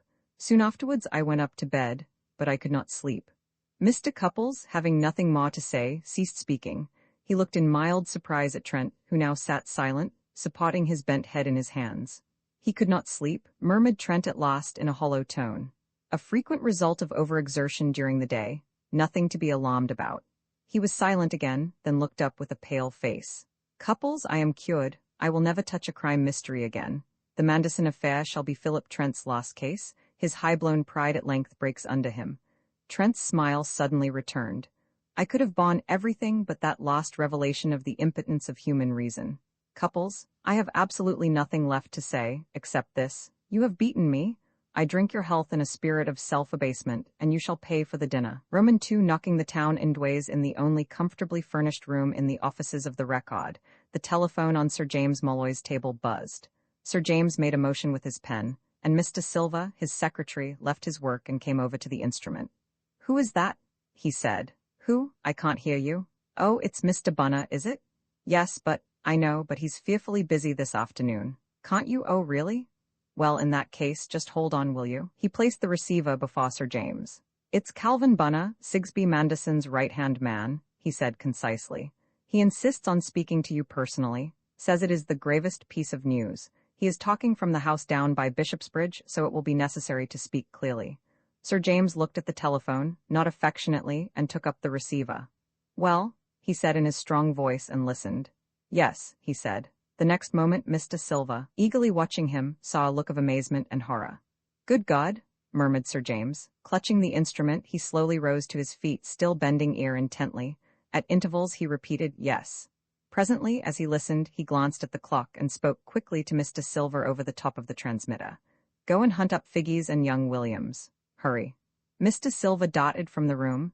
The great journalist was a tall, strong, clever Irishman of 50, swart and black-moustached, a man of untiring business energy, well known in the world, which he understood very thoroughly, and played upon with the half-cynical competence of his race. Yet was he without a touch of the charlatan. He made no mysteries and no pretenses of knowledge, and he saw instantly through these in others. In his handsome, well-bred, well-dressed appearance there was something a little sinister when anger or intense occupation put its imprint about his eyes and brow. But when his generous nature was under no restraint, he was the most cordial of men. He was managing director of the company which owned that most powerful morning paper, the Record, and also that most indispensable evening paper, the Sun, which had its offices on the other side of the street. He was, moreover, editor-in-chief of the Record, to which he had in the course of years attached the most variously capable personnel in the country. It was a maxim of his that where you could not get gifts, you must do the best you could with solid merit, and he employed a great deal of both. He was respected by his staff as few are respected in a profession not favorable to the growth of the sentiment of reverence. "You're sure that's all?" asked Sir James, after a few minutes of earnest listening and questioning. "And how long has this been known?" "Yes, of course, the police are, but the servants, surely it's all over the place down there by now." "Well, we'll have a try. Look here, Bunner, I'm infinitely obliged to you about this. I owe you a good turn. You know I mean what I say. Come and see me the first day you get to town." "All right, that's understood. Now I must act on your news. Goodbye." Sir James hung up the receiver and seized a railway timetable from the rack before him. After a rapid consultation of this oracle, he flung it down with a forcible word as Mr. Silva hurried into the room, followed by a hard-featured man with spectacles, and a youth with an alert eye. "I want you to jot down some facts, Figgies," said Sir James, banishing all signs of agitation and speaking with a rapid calmness. "When you have them, put them into shape just as quick as you can for a special edition of the Sun." The hard-featured man nodded and glanced at the clock, which pointed to a few minutes past 3. He pulled out a notebook and drew a chair up to the big writing table. "Silva," Sir James went on, "go and tell Jones to wire our local correspondent very urgently to drop everything and get down to Maulstone at once. He is not to say why in the telegram. There must not be an unnecessary word about this news until the Sun is on the streets with it, you all understand. Williams, cut across the way and tell Mr. Antony to hold himself ready for a 2-column opening that will knock the town endways. Just tell him that he must take all measures and precautions for a scoop. Say that Figgy's will be over in 5 minutes with the facts, and that he had better let him write up the story in his private room. As you go, ask Miss Morgan to see me here at once, and tell the telephone people to see if they can get Mr. Trent on the wire for me. After seeing Mr. Anthony, return here and stand by. The alert-eyed young man vanished like a spirit. Sir James turned instantly to Mr. Figgy's, whose pencil was poised over the paper. Sigsbee Manderson has been murdered. He began quickly and clearly, pacing the floor with his hands behind him. Mr. Figgy's scratched down a line of shorthand with as much emotion as if he had been told that the day was fine, the pose of his craft. He and his wife and 2 secretaries have been for the past fortnight at the house called White Gables, at Marlstone, near Bishopsbridge. He bought it 4 years ago. He and Mrs. Manderson have since spent a part of each summer there. Last night he went to bed about 11:30, just as usual. No one knows when he got up and left the house. He was not missed until this morning. About 10 o'clock, his body was found by a gardener. It was lying by a shed in the grounds. He was shot in the head, through the left eye. Death must have been instantaneous. The body was not robbed, but there were marks on the wrists which pointed to a struggle having taken place. Dr. Stock of Marlstone was at once sent for and will conduct the postmortem examination. The police from Bishopsbridge, who were soon on the spot, are reticent, but it is believed that they are quite without a clue to the identity of the murderer. There you are, Figgy's. Mr. Anthony is expecting you. Now I must telephone him and arrange things. Mr. Figgy's looked up. One of the ablest detectives at Scotland Yard, he suggested, has been put in charge of the case. It's a safe statement. If you like, said Sir James. And Mrs. Manderson, was she there? Yes, what about her? Prostrated by the shock, hinted the reporter, and sees nobody, human interest. I wouldn't put that in, Mr. Figgy's, said a quiet voice. It belonged to Miss Morgan, a pale, graceful woman who had silently made her appearance while the dictation was going on. I have seen Mrs. Manderson, she proceeded, turning to Sir James. She looks quite healthy and intelligent. Has her husband been murdered? I don't think the shock would prostrate her. She is more likely to be doing all she can to help the police. Something in your own style then, Miss Morgan, he said with a momentary smile. Her imperturbable efficiency was an office proverb. Cut it out, Figgy's, off you go? Now, madam, I expect you know what I want. Our Manderson biography happens to be well up to date, replied Miss Morgan, drooping her dark eyelashes as she considered the position. I was looking over it only a few months ago. It is practically ready for tomorrow's paper. I should think the Sun had better use the sketch of his life they had about 2 years ago, when he went to Berlin and settled the potash difficulty. I remember it was a very good sketch, and they won't be able to carry much more than that. As for our paper, of course we have a great quantity of cuttings, mostly rubbish. The sub-editors shall have them as soon as they come in. Then we have 2 very good portraits that are our own property. The best is a drawing Mr. Trent made when they were both on the same ship somewhere. It is better than any of the photographs, but you say the public prefers a bad photograph to a good drawing. I will send them down to you at once, and you can choose. As far as I can see, the record is well ahead of the situation, except that you will not be able to get a special man down there in time to be of any use for tomorrow's paper. Sir James sighed deeply. What are we good for, anyhow? He inquired dejectedly of Mr. Silva, who had returned to his desk. She even knows Bradshaw by heart. Miss Morgan adjusted her cuffs with an air of patience. Is there anything else? She asked, as the telephone bell rang. Yes, one thing, replied Sir James as he took up the receiver. I want you to make a bad mistake some time, Miss Morgan, an everlasting bloomer, just to put us in countenance. She permitted herself the fraction of what would have been a charming smile as she went out. Antony? Asked Sir James, and was at once deep in consultation with the editor on the other side of the road. He seldom entered the Sun building in person. The atmosphere of an evening paper, he would say, was all very well if you liked that kind of thing. Mr. Antony, the Muret of Fleet Street, who delighted in riding the whirlwind and fighting a tumultuous battle against time, would say the same of a morning paper. It was some 5 minutes later that a uniformed boy came in to say that Mr. Trent was on the wire. Sir James abruptly closed his talk with Mr. Antony. They can put him through at once, he said to the boy. Hullo, he cried into the telephone after a few moments. A voice in the instrument replied, Hullo be blowed, what do you want? This is Molloy, said Sir James. I know it is, the voice said. This is Trent. He is in the middle of painting a picture and he has been interrupted at a critical moment. Well, I hope it's something important, that's all. Trent, said Sir James impressively, It is important. I want you to do some work for us.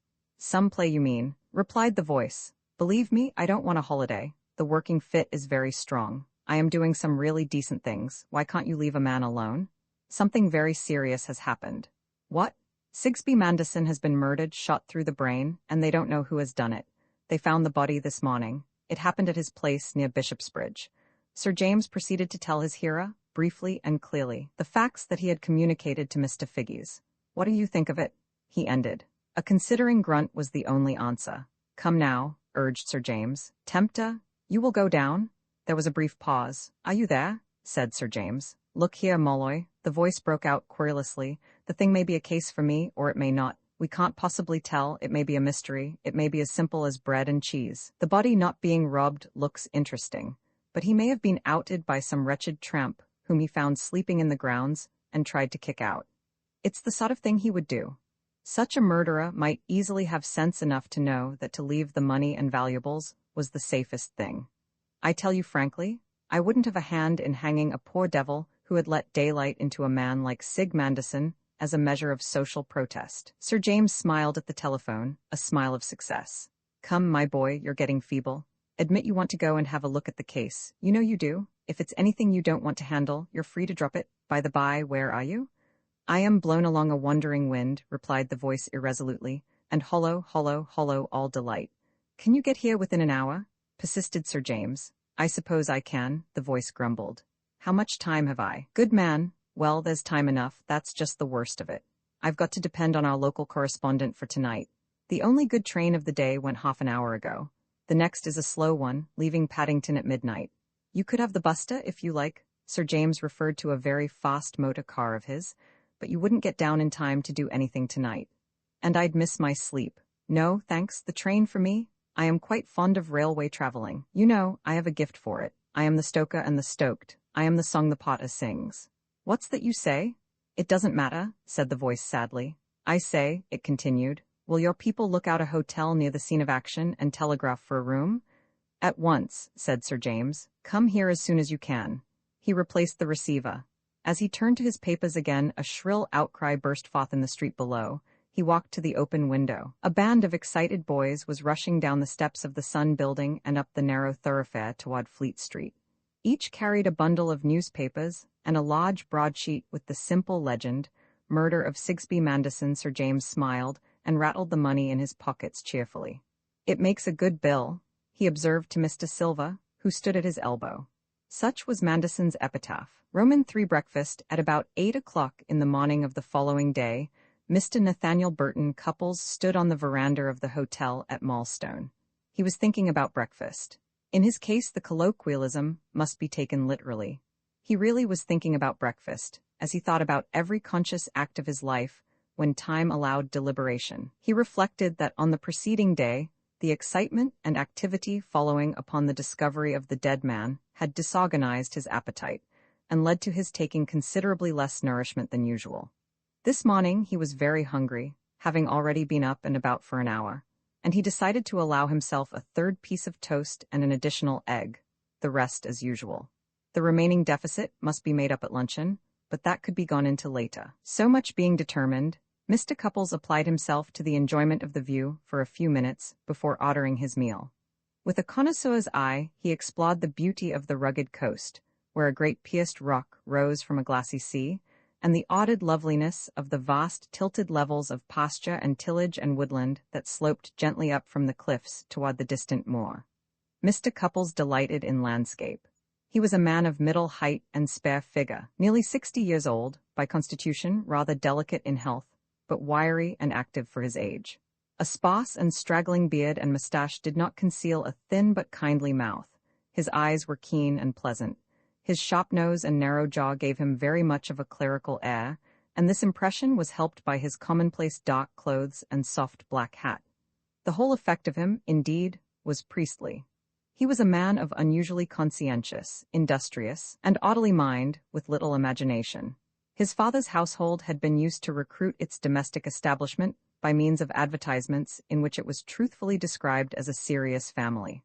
From that fortress of gloom, he had escaped with 2 saintly gifts somehow unspoiled, an inexhaustible kindness of heart and a capacity for innocent gaiety which owed nothing to humor. In an earlier day, and with a clerical training, he might have risen to the scarlet hat. He was, in fact, a highly regarded member of the London Positivist Society, a retired banker, a widower without children. His austere but not unhappy life was spent largely among books and in museums. His profound and patiently accumulated knowledge of a number of curiously disconnected subjects, which had stirred his interest at different times, had given him a place in the quiet, half-lit world of professors and curators and devotees of research. At their amiable, unconvivial dinner parties he was most himself. His favorite author was Montaigne. Just as Mr. Cupples was finishing his meal at a little table on the veranda, a big motor car turned into the drive before the hotel. "Who is this?" he inquired of the waiter. "ID is der manager," said the young man listlessly. "He have been to meet a gentleman by der train." The car drew up and the potter hurried from the entrance. Mr. Cupples uttered an exclamation of pleasure as a long, loosely built man, much younger than himself, stepped from the car and mounted the veranda, flinging his hat on a chair. His high-boned, quixotic face wore a pleasant smile. His rough tweed clothes, his hair and short mustache were tolerably untidy. "Cupples, by all that's miraculous!" cried the man, pouncing upon Mr. Cupples before he could rise, and seizing his outstretched hand in a hard grip. "My luck is serving me today," the newcomer went on spasmodically. "This is the second slice within an hour. How are you, my best of friends, and why are you here? Why sitst thou by that ruined breakfast? Dost thou its former pride recall, or ponder how it passed away? I am glad to see you." "I was half expecting you, Trent," Mr. Cupples replied, his face wreathed in smiles. "You are looking splendid, my dear fellow. I will tell you all about it, but you cannot have had your own breakfast yet. Will you have it at my table here?" "Rather," said the man. "An enormous great breakfast, too, with refined conversation and tears of recognition never dry. Will you get young Siegfried to lay a place for me while I go and wash? I shan't be 3 minutes." He disappeared into the hotel, and Mr. Cupples, after a moment's thought, went to the telephone in the potter's office. He returned to find his friend already seated, pouring out tea, and showing an unaffected interest in the choice of food. "I expect this to be a hard day for me," he said, with the curious jerky utterance which seemed to be his habit. "I shan't eat again till the evening, very likely. You guess why I'm here, don't you?" "Undoubtedly," said Mr. Cupples. "You have come down to write about the murder." "That is rather a colorless way of stating it," the man called Trent replied, as he dissected a sole. "I should prefer to put it that I have come down in the character of avenger of blood, to hunt down the guilty and vindicate the honor of society. That is my line of business. Families waited on at their private residences. I say, Cupples, I have made a good beginning already. Wait a bit and I'll tell you." There was a silence, during which the newcomer ate swiftly and abstractedly, while Mr. Cupples looked on happily. "Your manager here," said the tall man at last, "is a fellow of remarkable judgment. He is an admirer of mine. He knows more about my best cases than I do myself. The Record wired last night to say I was coming, and when I got out of the train at 7 o'clock this morning, there he was waiting for me with a motor car the size of a haystack. He is beside himself with joy at having me here. It is fame." He drank a cup of tea and continued. "Almost his first words were to ask me if I would like to see the body of the murdered man. If so, he thought he could manage it for me. He is as keen as a razor. The body lies in Dr. Stock's surgery, you know, down in the village, exactly as it was when found. It's to be postmortemed this morning, by the way, so I was only just in time. Well, he ran me down here to the doctor's, giving me full particulars about the case all the way. I was pretty well au fait by the time we arrived. I suppose the manager of a place like this has some sort of a pull with the doctor. Anyhow, he made no difficulties, nor did the constable on duty, though he was careful to insist on my not giving him away in the paper. I saw the body before it was removed," remarked Mr. Cupples. "I should not have said there was anything remarkable about it, except that the shot in the eye had scarcely disfigured the face at all, and caused scarcely any effusion of blood, apparently. The wrists were scratched and bruised. I expect that, with your trained faculties, you were able to remark other details of a suggestive nature." "Other details, certainly, but I don't know that they suggest anything. They are merely odd. Take the wrists, for instance. How was it you could see bruises and scratches on them? I dare say you saw something of Manderson down here before the murder." "Certainly," Mr. Cupples said. "Well, did you ever see his wrists?" Mr. Cupples reflected. "No, now you raise the point. I am reminded that when I interviewed Manderson, here he was wearing stiff cuffs, coming well down over his hands." He always did, said Trent. My friend the manager says so. I pointed out to him the fact you didn't observe, that there were no cuffs visible, and that they had indeed been dragged up inside the coat sleeves, as yours would be if you hurried into a coat without pulling your cuffs down. That was why you saw his wrists. Well, I call that suggestive, observed Mr. Cupples mildly. You might infer, perhaps, that when he got up he hurried over his dressing. Yes, but did he? The manager said just what you say. He was always a bit of a swell in his dress, he told me, and he drew the inference that when Manderson got up in that mysterious way, before the house was stirring, and went out into the grounds, he was in a great hurry. Look at his shoes, he said to me. Mr. Manderson was always specially neat about his footwear, but those shoelaces were tied in a hurry, I agreed, and he left his false teeth in his room, said the manager. Doesn't that prove he was flustered and hurried? I allowed that it looked like it, but I said, look here, if he was so very much pressed, why did he part his hair so carefully? That parting is a work of art. Why did he put on so much? For he had on a complete outfit of underclothing, studs in his shirt, sock suspenders, a watch and chain, money and keys and things in his pockets. That's what I said to the manager. He couldn't find an explanation, can you? Mr. Cupples considered. Those facts might suggest that he was hurried only at the end of his dressing. Coat and shoes would come last. But not false teeth. You ask anybody who wears them. And besides, I'm told he hadn't washed at all on getting up, which in a neat man looks like his being in a violent hurry from the beginning. And here's another thing. One of his waistcoat pockets was lined with wash leather for the reception of his gold watch. But he had put his watch into the pocket on the other side. Anybody who has settled habits can see how odd that is. The fact is, there are signs of great agitation and haste, and there are signs of exactly the opposite. For the present, I am not guessing. I must reconnoiter the ground first, if I can manage to get the right side of the people of the house. Trent applied himself again to his breakfast. Mr. Cupples smiled at him benevolently. That is precisely the point, he said, on which I can be of some assistance to you. Trent glanced up in surprise. I told you I half expected you. I will explain the situation. Mrs. Manderson, who is my niece? What? Trent laid down his knife and fork with a clash. Cupples, you are jesting with me. I am perfectly serious, Trent, really, returned Mr. Cupples earnestly. Her father, John Peter Domick, was my wife's brother. I never mentioned my niece or her marriage to you before, I suppose. To tell the truth, it has always been a painful subject to me, and I have avoided discussing it with anybody. To return to what I was about to say, last night when I was over at the house, by the way, you can see it from here. You passed it in the car. He indicated a red roof among poplars some 300 yards away, the only building in sight that stood separate from the tiny village in the gap below them. Certainly I did, said Trent. The manager told me all about it, among other things, as he drove me in from Bishopsbridge. Other people here have heard of you and your performances, Mr. Cupples went on.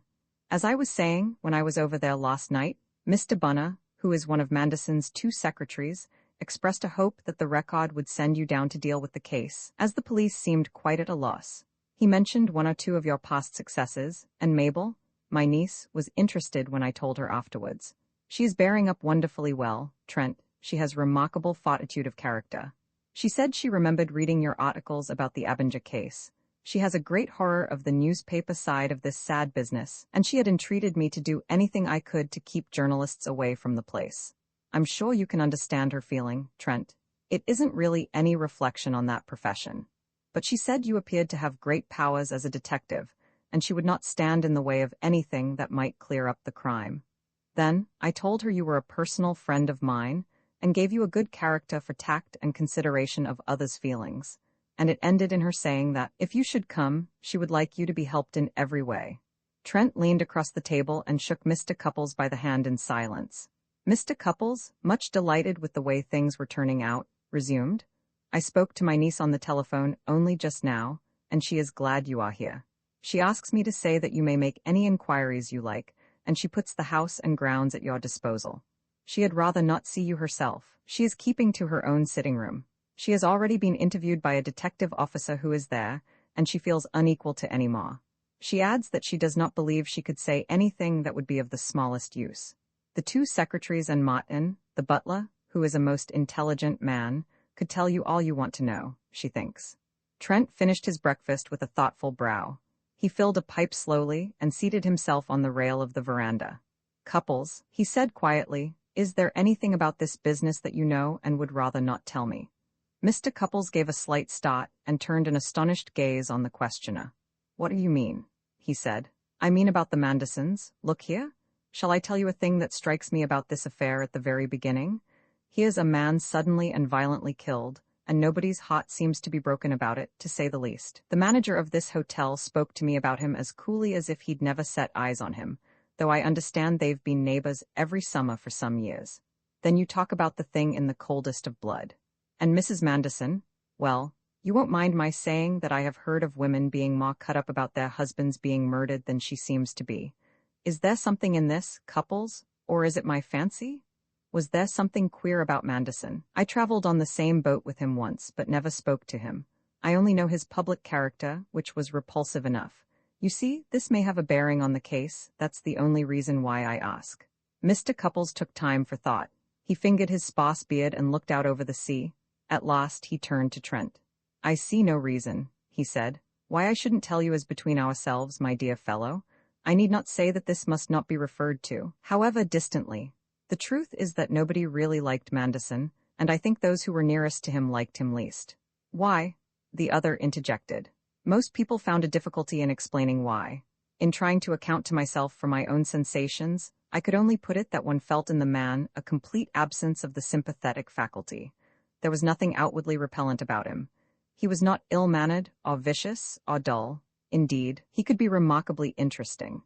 But I received the impression that there could be no human creature whom he would not sacrifice in the pursuit of his schemes, in his task of imposing himself and his will upon the world. Perhaps that was fanciful, but I think not altogether so. However, the point is that Mabel, I am sorry to say, was very unhappy. I am nearly twice your age, my dear boy, though you always so kindly try to make me feel as if we were contemporaries.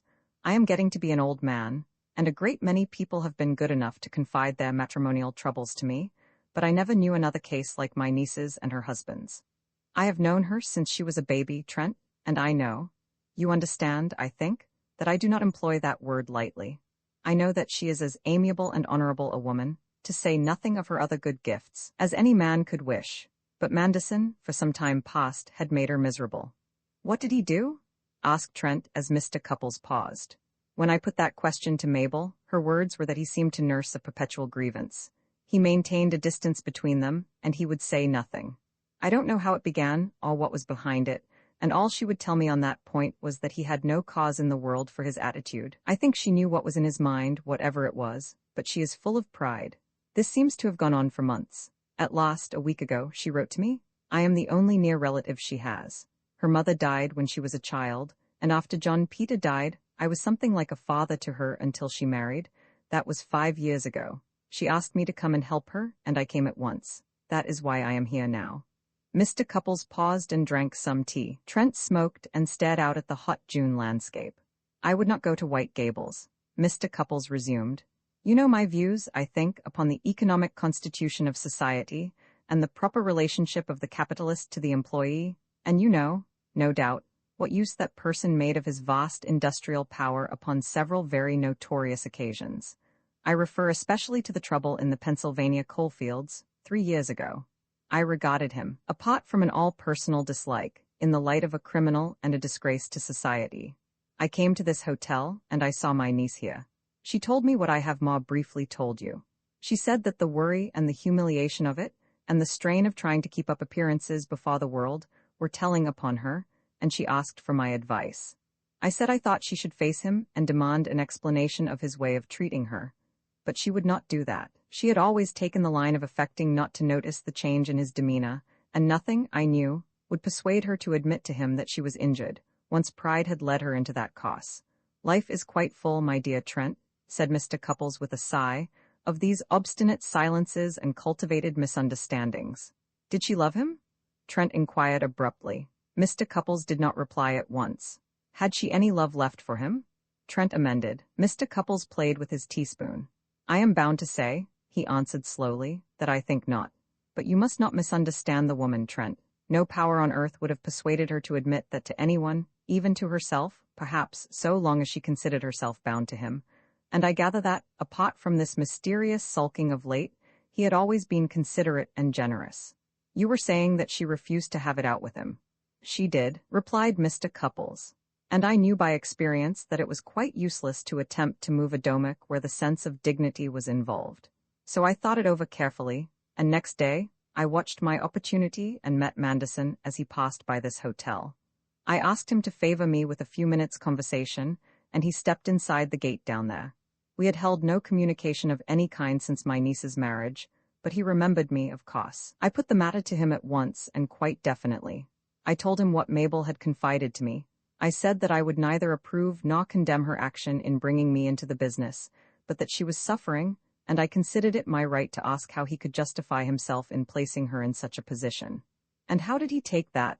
said Trent, smiling secretly at the landscape. The picture of this mildest of men calling the formidable Manderson to account pleased him.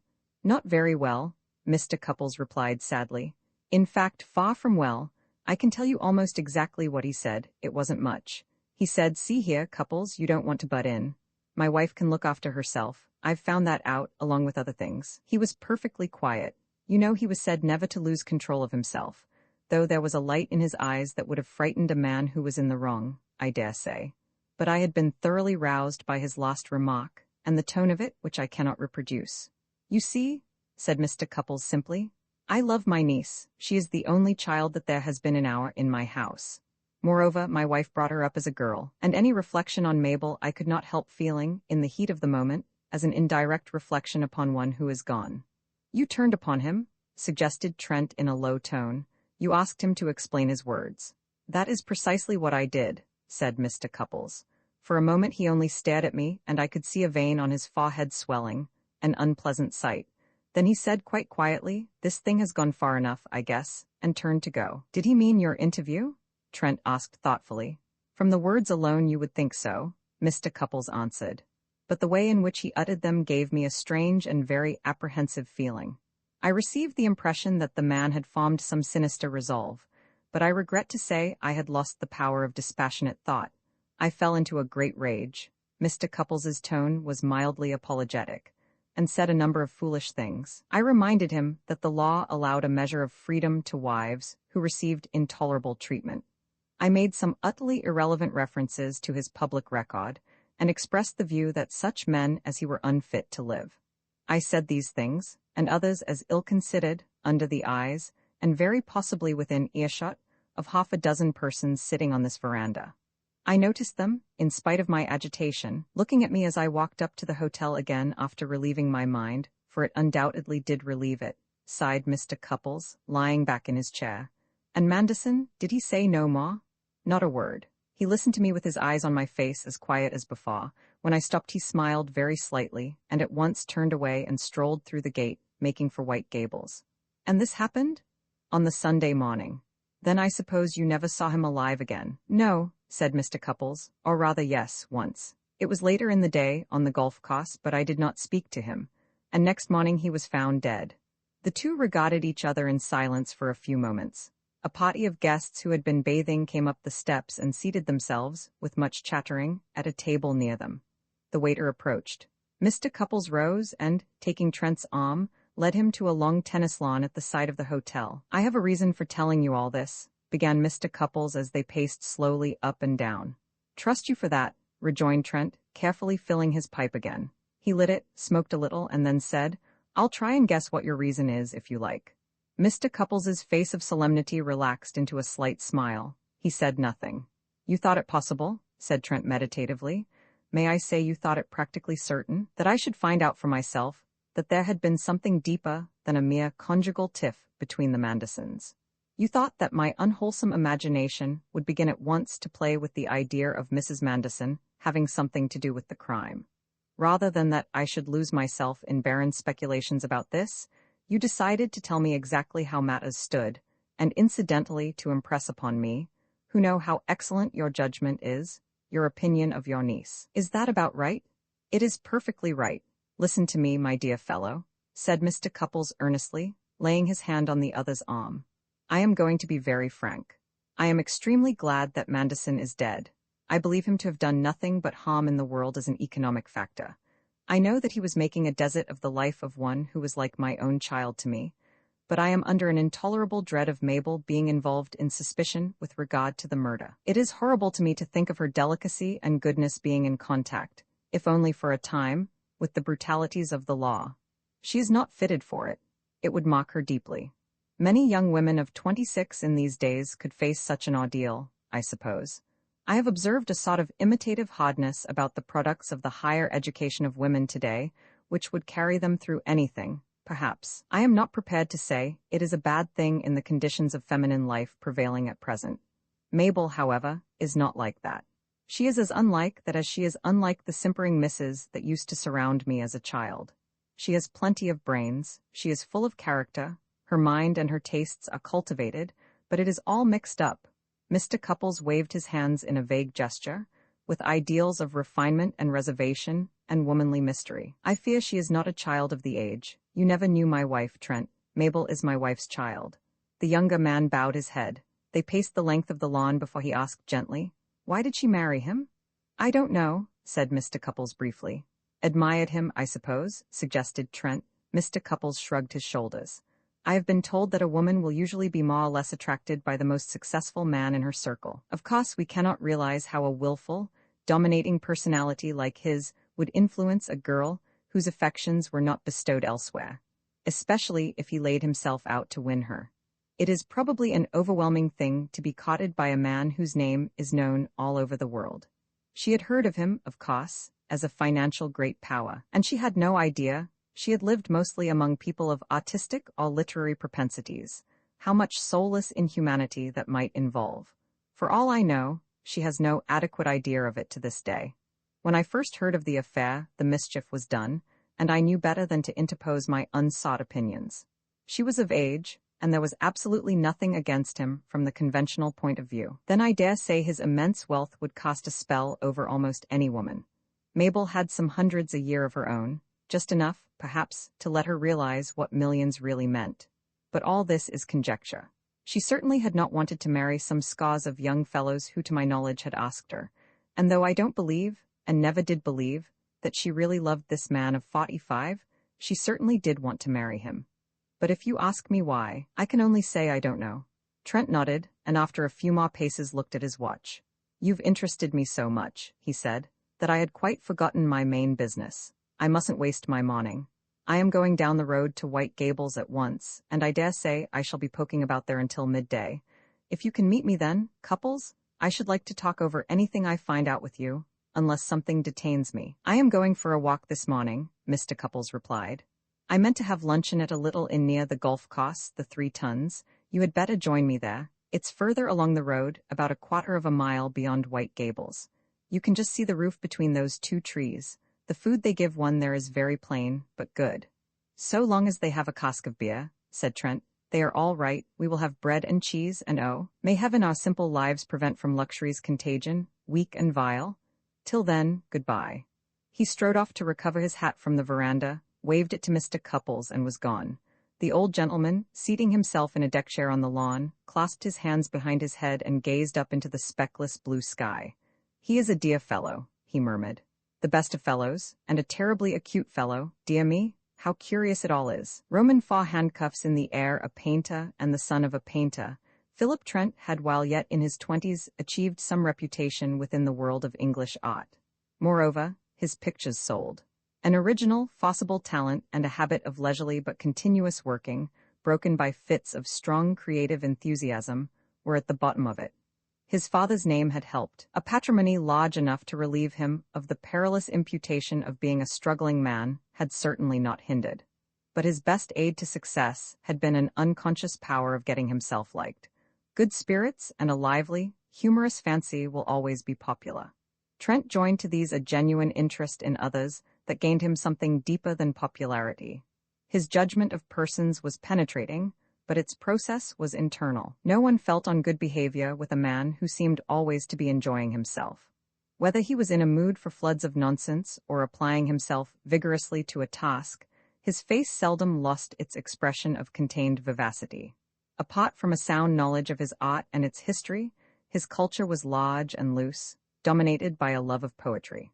At 32, He had not yet passed the age of laughter and adventure. His rise to a celebrity 100 times greater than his proper work had won for him came of a momentary impulse. One day he had taken up a newspaper to find it chiefly concerned with a crime of a sort curiously rare in our country, a murder done in a railway train. The circumstances were puzzling. 2 persons were under arrest upon suspicion. Trent, to whom an interest in such affairs was a new sensation, heard the thing discussed among his friends, and set himself in a purposeless mood to read up the accounts given in several journals. He became intrigued. His imagination began to work, in a manner strange to him, upon facts. An excitement took hold of him such as he had only known before in his bursts of art inspiration or of personal adventure. At the end of the day, he wrote and dispatched a long letter to the editor of the Record, which he chose only because it had contained the fullest and most intelligent version of the facts. In this letter, he did very much what Poe had done in the case of the murder of Mary Rogers. With nothing but the newspapers to guide him, he drew attention to the significance of certain apparently negligible facts, and ranged the evidence in such a manner as to throw grave suspicion upon a man who had presented himself as a witness. Sir James Molloy had printed this letter in leaded type.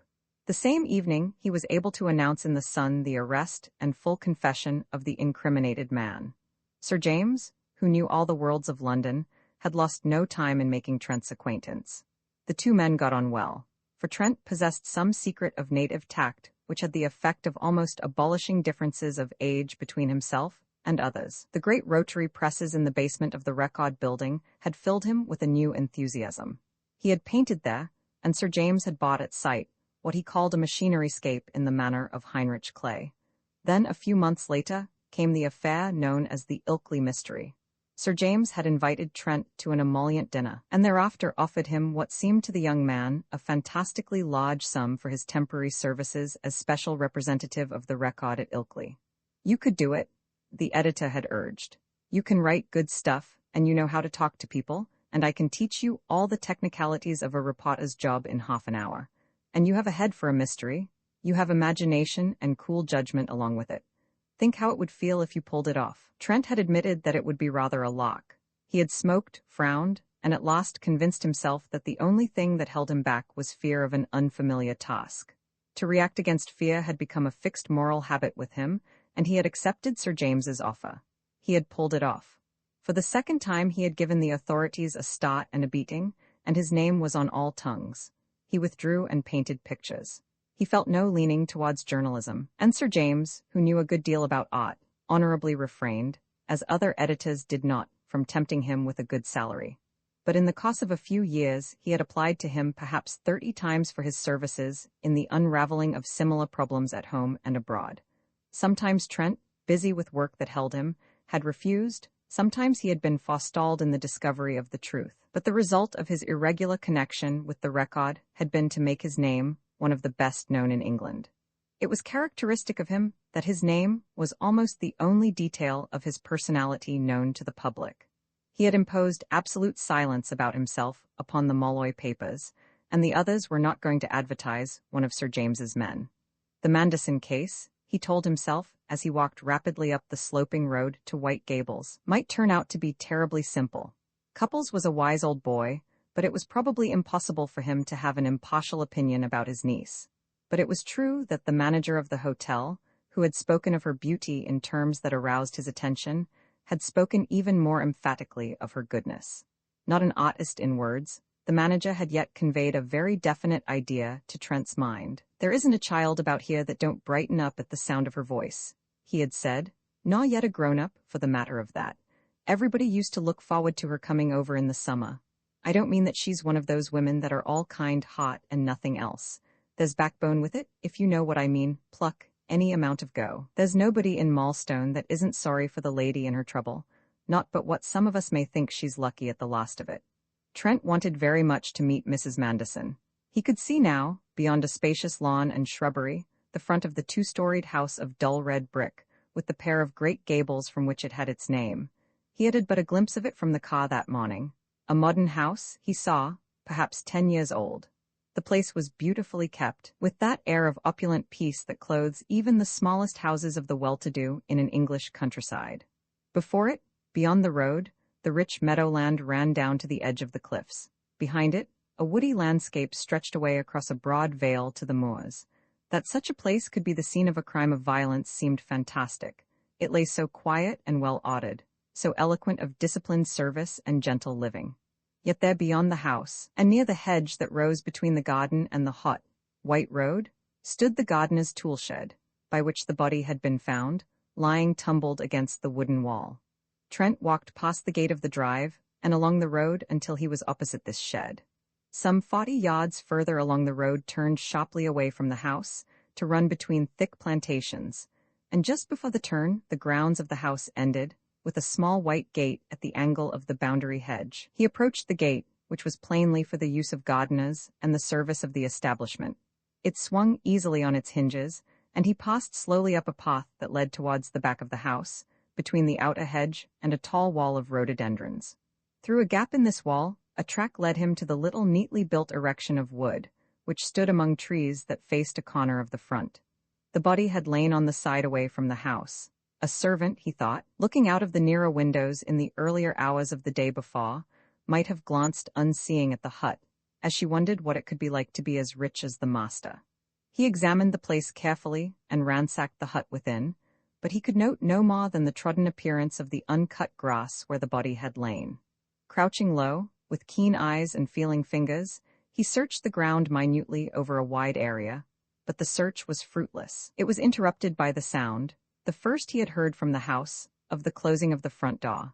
Trent unbent his long legs and stepped to the edge of the drive. A man was walking quickly away from the house in the direction of the great gate. At the noise of a footstep on the gravel, the man wheeled with nervous swiftness and looked earnestly at Trent. The sudden sight of his face was almost terrible, so white and wan it was.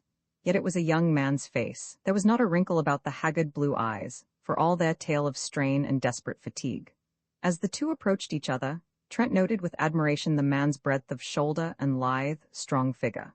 In his carriage, inelastic as weariness had made it, in his handsome, regular features, in his short, smooth, yellow hair, and in his voice as he addressed Trent, the influence of a special sort of training was confessed. "Oxford was your playground, I think, my young friend," said Trent to himself.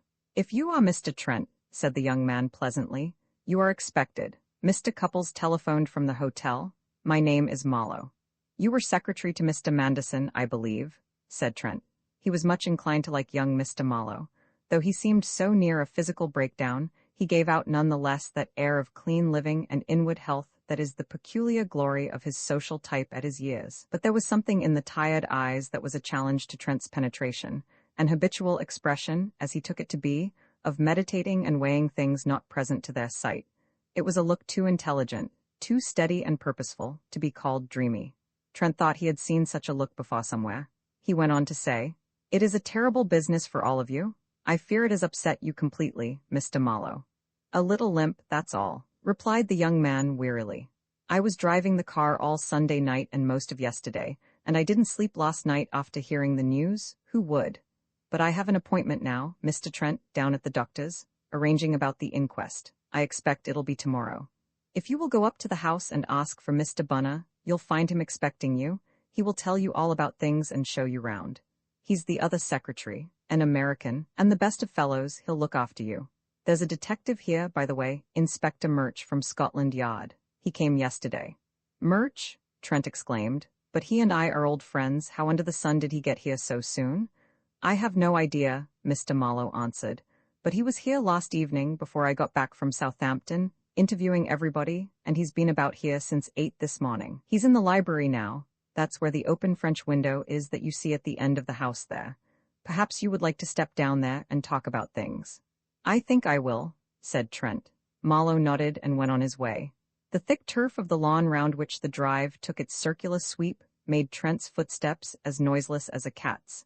In a few moments he was looking in through the open leaves of the window at the southward end of the house, considering with a smile a very broad back and a bent head covered with short, grizzled hair. The man within was stooping over a number of papers laid out on the table. "'Twas ever thus," said Trent in a melancholy tone, at the first sound of which the man within turned round with startling swiftness. "From childhood's hour I've seen my fondest hopes decay. I did think I was ahead of Scotland Yard this time, and now here is the hugest officer in the entire metropolitan force already occupying the position. The detective smiled grimly and came to the window. I was expecting you, Mr. Trent, he said. This is the sort of case that you like. Since my tastes were being considered, Trent replied, stepping into the room, I wish they had followed up the idea by keeping my hated rival out of the business. You have got a long start, too. I know all about it. His eyes began to wander round the room. How did you manage it? You are a quick mover, I know. The dun deer's hide on fleet of foot was never tied, but I don't see how you got here in time to be at work yesterday evening. Has Scotland Yard secretly started an aviation corps, or is it in league with the infernal powers? In either case, the Home Secretary should be called upon to make a statement. It's simpler than that, said Mr. Murch with professional stolidity. I happen to be on leave with the missus at Havley, which is only 12 miles or so along the coast. As soon as our people there heard of the murder, they told me. I wired to the chief and was put in charge of the case at once. I bicycled over yesterday evening and have been at it since then. Arising out of that reply, said Trent inattentively, how is Mrs. Inspector Murch? Never better, thank you, answered the inspector, and frequently speaks of you and the games you used to have with our kids. But you'll excuse me saying, Mr. Trent, that you needn't trouble to talk your nonsense to me while you're using your eyes. I know your ways by now. I understand you've fallen on your feet as usual and have the lady's permission to go over the place and make inquiries. Such is the fact, said Trent. I am going to cut you out again, Inspector. I owe you one for beating me over the Abinger case, you old fox. But if you really mean that you're not inclined for the social amenities just now, let us leave compliments and talk business. He stepped to the table, glanced through the papers arranged there in order, and then turned to the open roll-top desk. He looked into the drawers swiftly. I see this has been cleared out. Well now, Inspector, I suppose we play the game as before. Trent had found himself on a number of occasions in the past thrown into the company of Inspector Murch, who stood high in the councils of the Criminal Investigation Department. He was a quiet, tactful, and very shrewd officer, a man of great courage, with a vivid history in connection with the more dangerous class of criminals. His humanity was as broad as his frame, which was large even for a policeman. Trent and he, through some obscure working of sympathy, had appreciated one another from the beginning, and had formed one of those curious friendships with which it was the younger man's delight to adorn his experience. The inspector would talk more freely to him than to anyone, under the rose, and they would discuss details and possibilities of every case, to their mutual enlightenment. There were necessarily rules and limits. It was understood between them that Trent made no journalistic use of any point that could only have come to him from an official source. Each of them, moreover, for the honor and prestige of the institution he represented, openly reserved the right to withhold from the other any discovery or inspiration that might come to him which he considered vital to the solution of the difficulty. Trent had insisted on carefully formulating these principles of what he called detective sportsmanship.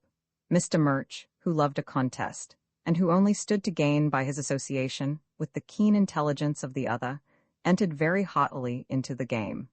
In these strivings for the credit of the press and of the police, victory sometimes attended the experience and method of the officer, sometimes the quicker brain and livelier imagination of Trent, his gift of instinctively recognizing the significant through all disguises. The inspector then replied to Trent's last words with cordial agreement. Leaning on either side of the French window, with the deep peace and hazy splendor of the summer landscape before them, they reviewed the case. Trent had taken out a thin notebook, and as they talked he began to make, with light, secure touches, a rough sketch plan of the room. It was a thing he did habitually on such occasions, and often quite idly, but now and then the habit had served him to good purpose. This was a large, light apartment at the corner of the house, with generous window space in two walls. A broad table stood in the middle. As one entered by the window, the roll-top desk stood just to the left of it against the wall. The inner door was in the wall to the left, at the farther end of the room, and was faced by a broad window divided into openings of the casement type. A beautifully carved old corner cupboard rose high against the wall beyond the door, and another cupboard filled a recess beside the fireplace. Some colored prints of Haranabu, with which Trent promised himself a better acquaintance, hung on what little wall space was unoccupied by books. These had a very uninspiring appearance of having been bought by the yard and never taken from their shelves. Bound with a sober luxury, The great English novelists, essayists, historians, and poets stood ranged like an army struck dead in its ranks. There were a few chairs made, like the cupboard and table, of old carved oak, a modern armchair, and a swivel office chair before the desk. The room looked costly but very bare. Almost the only potable objects were a great porcelain bowl of a wonderful blue on the table, a clock and some cigar boxes on the mantel-shelf, and a movable telephone standard on the top of the desk. "Seen the body?" inquired the inspector. Trent nodded. "And the place where it lay," he said. "First impressions of this case rather puzzle me," said the inspector. "From what I heard at Harvey, I guessed it might be common robbery and murder by some tramp, though such a thing is very far from common in these parts. But as soon as I began my inquiries, I came on some curious points, which by this time I dare say you've noted for yourself. The man is shot in his own grounds, quite near the house, to begin with. Yet there's not the slightest trace of any attempt at burglary, and the body wasn't robbed. In fact, it would be as plain a case of suicide as you could wish to see, if it wasn't for certain facts. Here's another thing. For a month or so past, they tell me, Manderson had been in a queer state of mind. I expect you know already that he and his wife had some trouble between them. The servants had noticed a change in his manner to her for a long time, and for the past week he had scarcely spoken to her. They say he was a changed man, moody and silent, whether on account of that or something else. The lady's maid says he looked as if something was going to arrive. It's always easy to remember that people look like that after something has happened to them. Still, that's what they say. There you are again, then. Suicide? Now, why wasn't it suicide, Mr. Trent? The facts so far as I know them are really all against it, Trent replied, sitting on the threshold of the window and clasping his knees. First, of course, no weapon is to be found. I've searched, and you've searched, and there's no trace of any firearm anywhere within a stone's throw of where the body lay. Second, the marks on the wrists, fresh scratches and bruises, which we can only assume to have been done in a struggle with somebody. Third, who ever heard of anybody shooting himself in the eye? Then I heard from the manager of the hotel, here another fact, which strikes me as the most curious detail in this affair. Manderson had dressed himself fully before going out there, but he forgot his false teeth. Now, how could a suicide who dressed himself to make a decent appearance as a copse forget his teeth? That last argument hadn't struck me, admitted Mr. Murch. There's something in it, but on the strength of the other points which had occurred to me, I am not considering suicide. I have been looking about for ideas in this house. This morning, I expect you were thinking of doing the same. That is so. It is a case for ideas, it seems to me. Come, Murch, let us make an effort. Let us bend our spirits to a temper of general suspicion. Let us suspect everybody in the house to begin with. Listen, I will tell you whom I suspect. I suspect Mrs. Manderson, of course. I also suspect both the secretaries. I hear there are two, and I hardly know which of them I regard as more thoroughly open to suspicion. I suspect the butler and the lady's maid. I suspect the other domestics, and especially do I suspect the boot boy. By the way, what domestics are there? I have more than enough suspicion to go round, whatever the size of the establishment, but as a matter of curiosity, I should like to know. All very well to laugh, replied the inspector, but at the first stage of affairs, it's the only safe principle, and you know that as well as I do, Mr. Trent. However, I've seen enough of the people here, last night and today, to put a few of them out of my mind for the present at least. You will form your own conclusions. As for the establishment, there's the butler and lady's maid, cook, and 3 other maids, one a young girl. One chauffeur, who's away with a broken wrist. No boy. What about the gardener? You say nothing about that shadowy and sinister figure, the gardener. You are keeping him in the background, Murch. Play the game. Out with him, or I report you to the Rules Committee. The garden is attended to by a man in the village who comes twice a week. I've talked to him. He was here last on Friday. Then I suspect him all the more, said Trent. And now as to the house itself. What I propose to do, to begin with, is to sniff about a little in this room, where I am told Manderson spent a great deal of his time, and in his bedroom, especially the bedroom. But since we're in this room, let's start here. You seem to be at the same stage of the inquiry. Perhaps you've done the bedrooms already? The inspector nodded. I've been over Manderson's and his wife's. Nothing to be got there, I think. His room is very simple and bare, no signs of any sort that I could see. Seems to have insisted on the simple life, does Manderson. Never employed a valet. The room's almost like a cell, except for the clothes and shoes. You'll find it all exactly as I found it, and they tell me that's exactly as Manderson left it, at we don't know what o'clock yesterday morning. Opens into Mrs. Manderson's bedroom. Not much of the cell about that, I can tell you. I should say the lady was as fond of pretty things as most, but she cleared out of it on the morning of the discovery, told the maid she could never sleep in a room opening into her murdered husband's room. Very natural feeling in a woman, Mr. Trent. She's camping out, so to say, in one of the spare bedrooms now. Come, my friend, Trent was saying to himself as he made a few notes in his little book. Have you got your eye on Mrs. Manderson, or haven't you? I know that colorless tone of the inspectorial voice. I wish I had seen her. Either you've got something against her and you don't want me to get hold of it, or else you've made up your mind she's innocent, but have no objection to my wasting my time over her. Well, it's all in the game, which begins to look extremely interesting as we go on. To Mr. Murch he said aloud, "Well, I'll draw the bedroom later on. What about this?" "They call it the library," said the inspector. "Manderson used to do his writing and that in here, passed most of the time he spent indoors here. Since he and his wife ceased to hit it off together, he had taken to spending his evenings alone, and when at this house he always spent 'em in here. He was last seen alive, as far as the servants are concerned, in this room." Trent rose and glanced again through the papers set out on the table. "Business letters and documents, mostly," said Mr. Murch. "Reports, prospectuses, and that. A few letters on private matters, nothing in them that I can see. The American secretary, Bunner his name is, and a queerer card I never saw turned. He's been through this desk with me this morning. He had got it into his head that Manderson had been receiving threatening letters, and that the murder was the outcome of that. But there's no trace of any such thing, and we looked at every blessed paper. The only unusual things we found were some packets of banknotes to a considerable amount, and a couple of little bags of unset diamonds. I asked Mr. Bunner to put them in a safer place. It appears that Manderson had begun buying diamonds lately as a speculation. It was a new game to him, the secretary said, and it seemed to amuse him. What about these secretaries? Trent inquired. I met one called Marlowe just now outside, a nice-looking chap with singular eyes, unquestionably English. The other, it seems, is an American. What did Manderson want with an English secretary? Mr. Marlowe explained to me how that was. The American was his right-hand businessman, one of his office staff, who never left him. Mr. Marlowe had nothing to do with Manderson's business as a financier, knew nothing of it. His job was to look after Manderson's horses and motors and yacht and spotting arrangements and that, make himself generally useful, as you might say. He had the spending of a lot of money, I should think. The other was confined entirely to the office affairs, and I dare say he had his hands full. As for his being English, it was just a fad of Manderson's to have an English secretary. He'd had several before Mr. Marlowe. He showed his taste, observed Trent. It might be more than interesting, don't you think, to be minister to the pleasures of a modern plutocrat with a large P. Only they say that Manderson's were exclusively of an innocent kind. Certainly, Marlowe gives me the impression that he would be weak in the pot of Petronius. But to return to the matter in hand. He looked at his notes. You said just now that he was last seen alive here, so far as the servants were concerned. That meant he had a conversation with his wife on going to bed.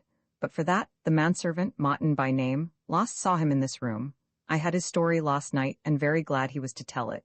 An affair like this is meat and drink to the servants of the house. Trent considered for some moments, gazing through the open window over the sun-flooded slopes. Would it bore you to hear what he has to say again?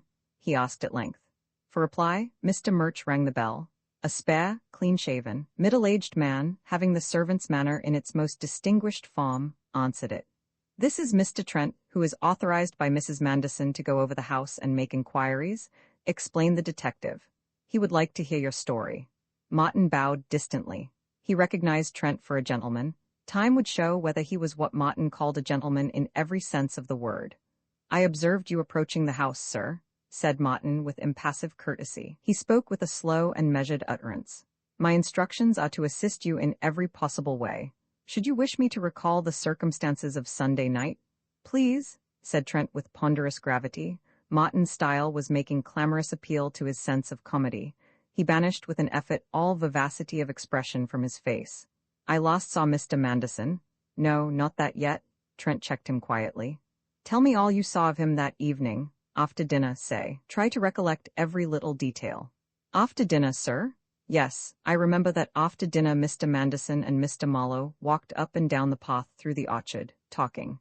If you ask me for details, it struck me they were talking about something important, because I heard Mr. Manderson say something when they came in through the back entrance. He said, as near as I can remember, if Harris is there, Every minute is of importance. You want to start right away, and not a word to a soul. Mr. Marlowe answered, very well. I will just change out of these clothes and then I am ready. All words to that effect. I heard this plainly as they passed the window of my pantry. Then Mr. Marlowe went up to his bedroom, and Mr. Manderson entered the library and rang for me. He handed me some letters for the postman in the morning and directed me to sit up, as Mr. Marlowe had persuaded him to go for a drive in the car by moonlight. That was curious, remarked Trent. I thought so, sir, but I recollected what I had heard about not a word to a soul, and I concluded that this about a moonlight drive was intended to mislead. What time was this? It would be about 10, sir, I should say. After speaking to me, Mr. Manderson waited until Mr. Marlowe had come down and brought round the car. He then went into the drawing room, where Mrs. Manderson was. Did that strike you as curious? Martin looked down his nose. If you ask me the question, sir, he said with reserve, I had not known him enter that room since we came here this year. He preferred to sit in the library in the evenings. That evening he only remained with Mrs. Manderson for a few minutes. Then he and Mr. Marlowe started immediately. You saw them start? Yes, sir, they took the direction of Bishopsbridge. And you saw Mr. Manderson again later? After an hour or thereabouts, sir. In the library. That would have been about 11:15, I should say. I had noticed 11 striking from the church. I may say I am peculiarly quick of hearing, sir. Mr. Manderson had rung the bell for you, I suppose. Yes, and what passed when you answered it? Mr. Manderson had put out the decanter of whiskey and a siphon and glass, sir, from the cupboard where he kept them. Trent held up his hand. While we are on that point, Martin, I want to ask you plainly, did Mr. Manderson drink very much? You understand this is not impertinent curiosity on my part. I want you to tell me, because it may possibly help in the clearing up of this case. Perfectly, sir, replied Martin gravely. I have no hesitation in telling you what I have already told the inspector. Mr. Manderson was, considering his position in life, a remarkably abstemious man. In my 4 years of service with him, I never knew anything of an alcoholic nature pass his lips, except a glass or two of wine at dinner, very rarely a little at luncheon, and from time to time a whiskey and soda before going to bed.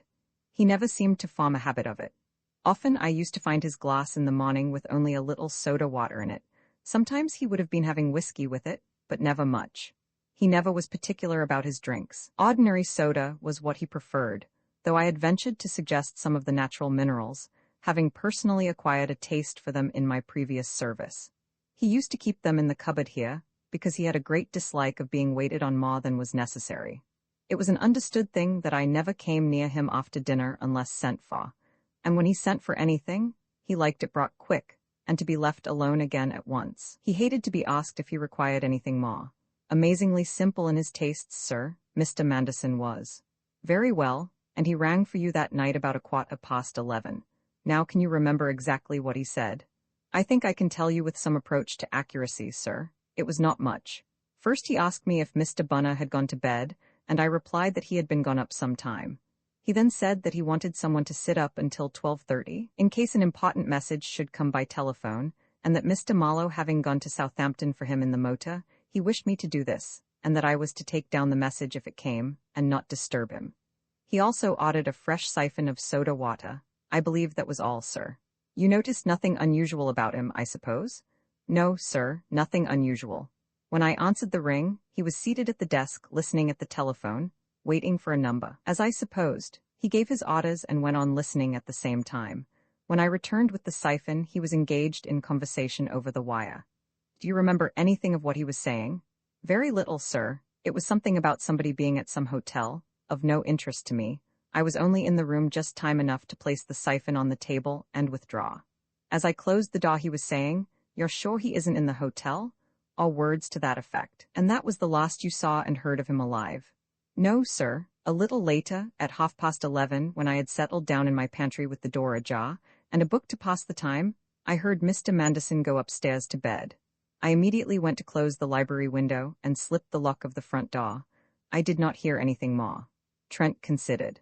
I suppose you didn't doze at all, he said tentatively, while you were sitting up waiting for the telephone message. Oh no, sir. I am always very wakeful about that time. I'm a bad sleeper, especially in the neighborhood of the sea, and I generally read in bed until somewhere about midnight. And did any message come? No, sir. No, and I suppose you sleep with your window open these warm nights? It is never closed at night, sir. Trent added a last note, then he looked thoughtfully through those he had taken. He rose and paced up and down the room for some moments with a downcast eye. At length he paused opposite Martin. "It all seems perfectly ordinary and simple," he said. "I just want to get a few details clear. You went to shut the windows in the library before going to bed. Which windows?" "The French window, sir. It had been open all day. The windows opposite the door were seldom opened." "And what about the curtains? I am wondering whether anyone outside the house could have seen into the room." "Easily, sir, I should say, if he had got into the grounds on that side. The curtains were never drawn in the hot weather. Mr. Manderson would often sit right in the doorway at nights, smoking and looking out into the darkness, but nobody could have seen him who had any business to be there." "I see. And now tell me this. Your hearing is very acute, you say, and you heard Mr. Manderson enter the house when he came in after dinner from the garden. Did you hear him re-enter it after returning from the motor drive?" Martin paused. "Now you mention it, sir, I remember that I did not. His ringing the bell in this room was the first I knew of his being back. I should have heard him come in if he had come in by the front. I should have heard the dog go, but he must have come in by the window." The man reflected for a moment, then added, "As a general rule, Mr. Manderson would come in by the front, hang up his hat and coat in the hall, and pass down the hall into the study. It seems likely to me that he was in a great hurry to use the telephone, and so went straight across the lawn to the window. He was like that, sir, when there was anything important to be done. He had his hat on, now I remember, and had thrown his greatcoat over the end of the table. He gave his order very sharp, too, as he always did when busy. A very precipitate man indeed was Mr. Manderson, a hustler, as they say." "Ah, he appeared to be busy, but didn't you say just now that you noticed nothing unusual about him?" A melancholy smile flitted momentarily over Martin's face. "That observation shows that you did not know Mr. Manderson, sir, if you will pardon my saying so. His being like that was nothing unusual, quite the contrary. It took me long enough to get used to it. Either he would be sitting quite still and smoking a cigar, thinking or reading, or else he would be writing, dictating, and sending off wires all at the same time, till it almost made one dizzy to see it, sometimes for an hour or more at a stretch. As for being in a hurry over a telephone message, I may say it wasn't in him to be anything else." Trent turned to the inspector, who met his eye with a look of answering intelligence. Not sorry to show his understanding of the line of inquiry opened by Trent, Mr. Murch for the first time put a question. "Then you left him telephoning by the open window, with the lights on, and the drinks on the table? Is that it?" "That is so, Mr. Murch." The delicacy of the change in Martin's manner, when called upon to answer the detective, momentarily distracted Trent's appreciative mind. But the big man's next question brought it back to the problem at once. "About those drinks, you say Mr. Manderson often took no whiskey before going to bed. Did he have any that night?" "I could not say. The room was put to rights in the morning by one of the maids, and the glass washed, I presume, as usual. I know that the decanter was nearly full that evening. I had refilled it a few days before, and I glanced at it when I brought the fresh siphon, just out of habit, to make sure there was a decent-looking amount." The inspector went to the tall corner cupboard and opened it. He took out a decanter of cut glass and set it on the table before Martin. "Was it fuller than that?" he asked quietly. "That's how I found it this morning." The decanter was more than half empty. For the first time Martin's self-possession wavered. He took up the decanter quickly, tilted it before his eyes, and then stared amazedly at the others. He said slowly, "There's not much short of half a bottle gone out of this since I last set eyes on it, and that was that Sunday night." "Nobody in the house, I suppose?" suggested Trent discreetly. "Out of the question," replied Martin briefly, then he added, "I beg pardon, sir, but this is a most extraordinary thing to me. Such a thing never happened in all my experience of Mr. Manderson. As for the women servants, they never touch anything, I can answer for it. And as for me, when I want a drink, I can help myself without going to the decanters." He took up the decanter again and aimlessly renewed his observation of the contents, while the inspector eyed him with a look of serene satisfaction, as a master contemplates his handiwork. Trent turned to a fresh page of his notebook and tapped it thoughtfully with his pencil. Then he looked up and said, "I suppose Mr. Manderson had dressed for dinner that night?" "Certainly, sir. He had on a suit with a dress jacket, what he used to refer to as a tuxedo, which he usually wore when dining at home." "And he was dressed like that when you saw him last?" "All but the jacket, sir. When he spent the evening in the library, as usually happened, he would change it for an old shooting jacket after dinner, a light-colored tweed, a little too loud in pattern for English tastes, perhaps. He had it on when I saw him last. It used to hang in this cupboard here. Martin opened the door of it as he spoke, along with Mr. Manderson's fishing rods and such things, so that he could slip it on after dinner without going upstairs. Leaving the dinner jacket in the cupboard. Yes, sir, the housemaid used to take it upstairs in the morning. In the morning, Trent repeated slowly. And now that we are speaking of the morning, will you tell me exactly what you know about that? I understand that Mr. Manderson was not missed until the body was found about 10 o'clock. That is so, sir. Mr. Manderson would never be called, or have anything brought to him in the morning. He occupied a separate bedroom. Usually he would get up about 8 and go round to the bathroom, and he would come down sometime before 9. But often he would sleep till 9 or 10 o'clock. Mrs. Manderson was always called at 7. The maid would take in tea to her. Yesterday morning, Mrs. Manderson took breakfast about 8 in her sitting room as usual, and everyone supposed that Mr. Manderson was still in bed and asleep, when Evans came rushing up to the house with the shocking intelligence. I see, said Trent. And now another thing? You say you slipped the lock of the front door before going to bed. Was that all the locking up you did? To the front door, sir, yes, I slipped the lock. No more is considered necessary in these parts. But I had locked both the doors at the back, and seen to the fastenings of all the windows on the ground floor. In the morning everything was as I had left it. As you had left it. Now here is another point, the last, I think. Were the clothes in which the body was found the clothes that Mr. Manderson would naturally have worn that day? Martin rubbed his chin. You remind me how surprised I was when I first set eyes on the body, sir. At first I couldn't make out what was unusual about the clothes, and then I saw what it was. The collar was a shape of collar Mr. Manderson never wore except with evening dress. Then I found that he had put on all the same things that he had worn the night before, large fronted shirt and all, except just the coat and waistcoat and trousers, and the brown shoes and blue tie.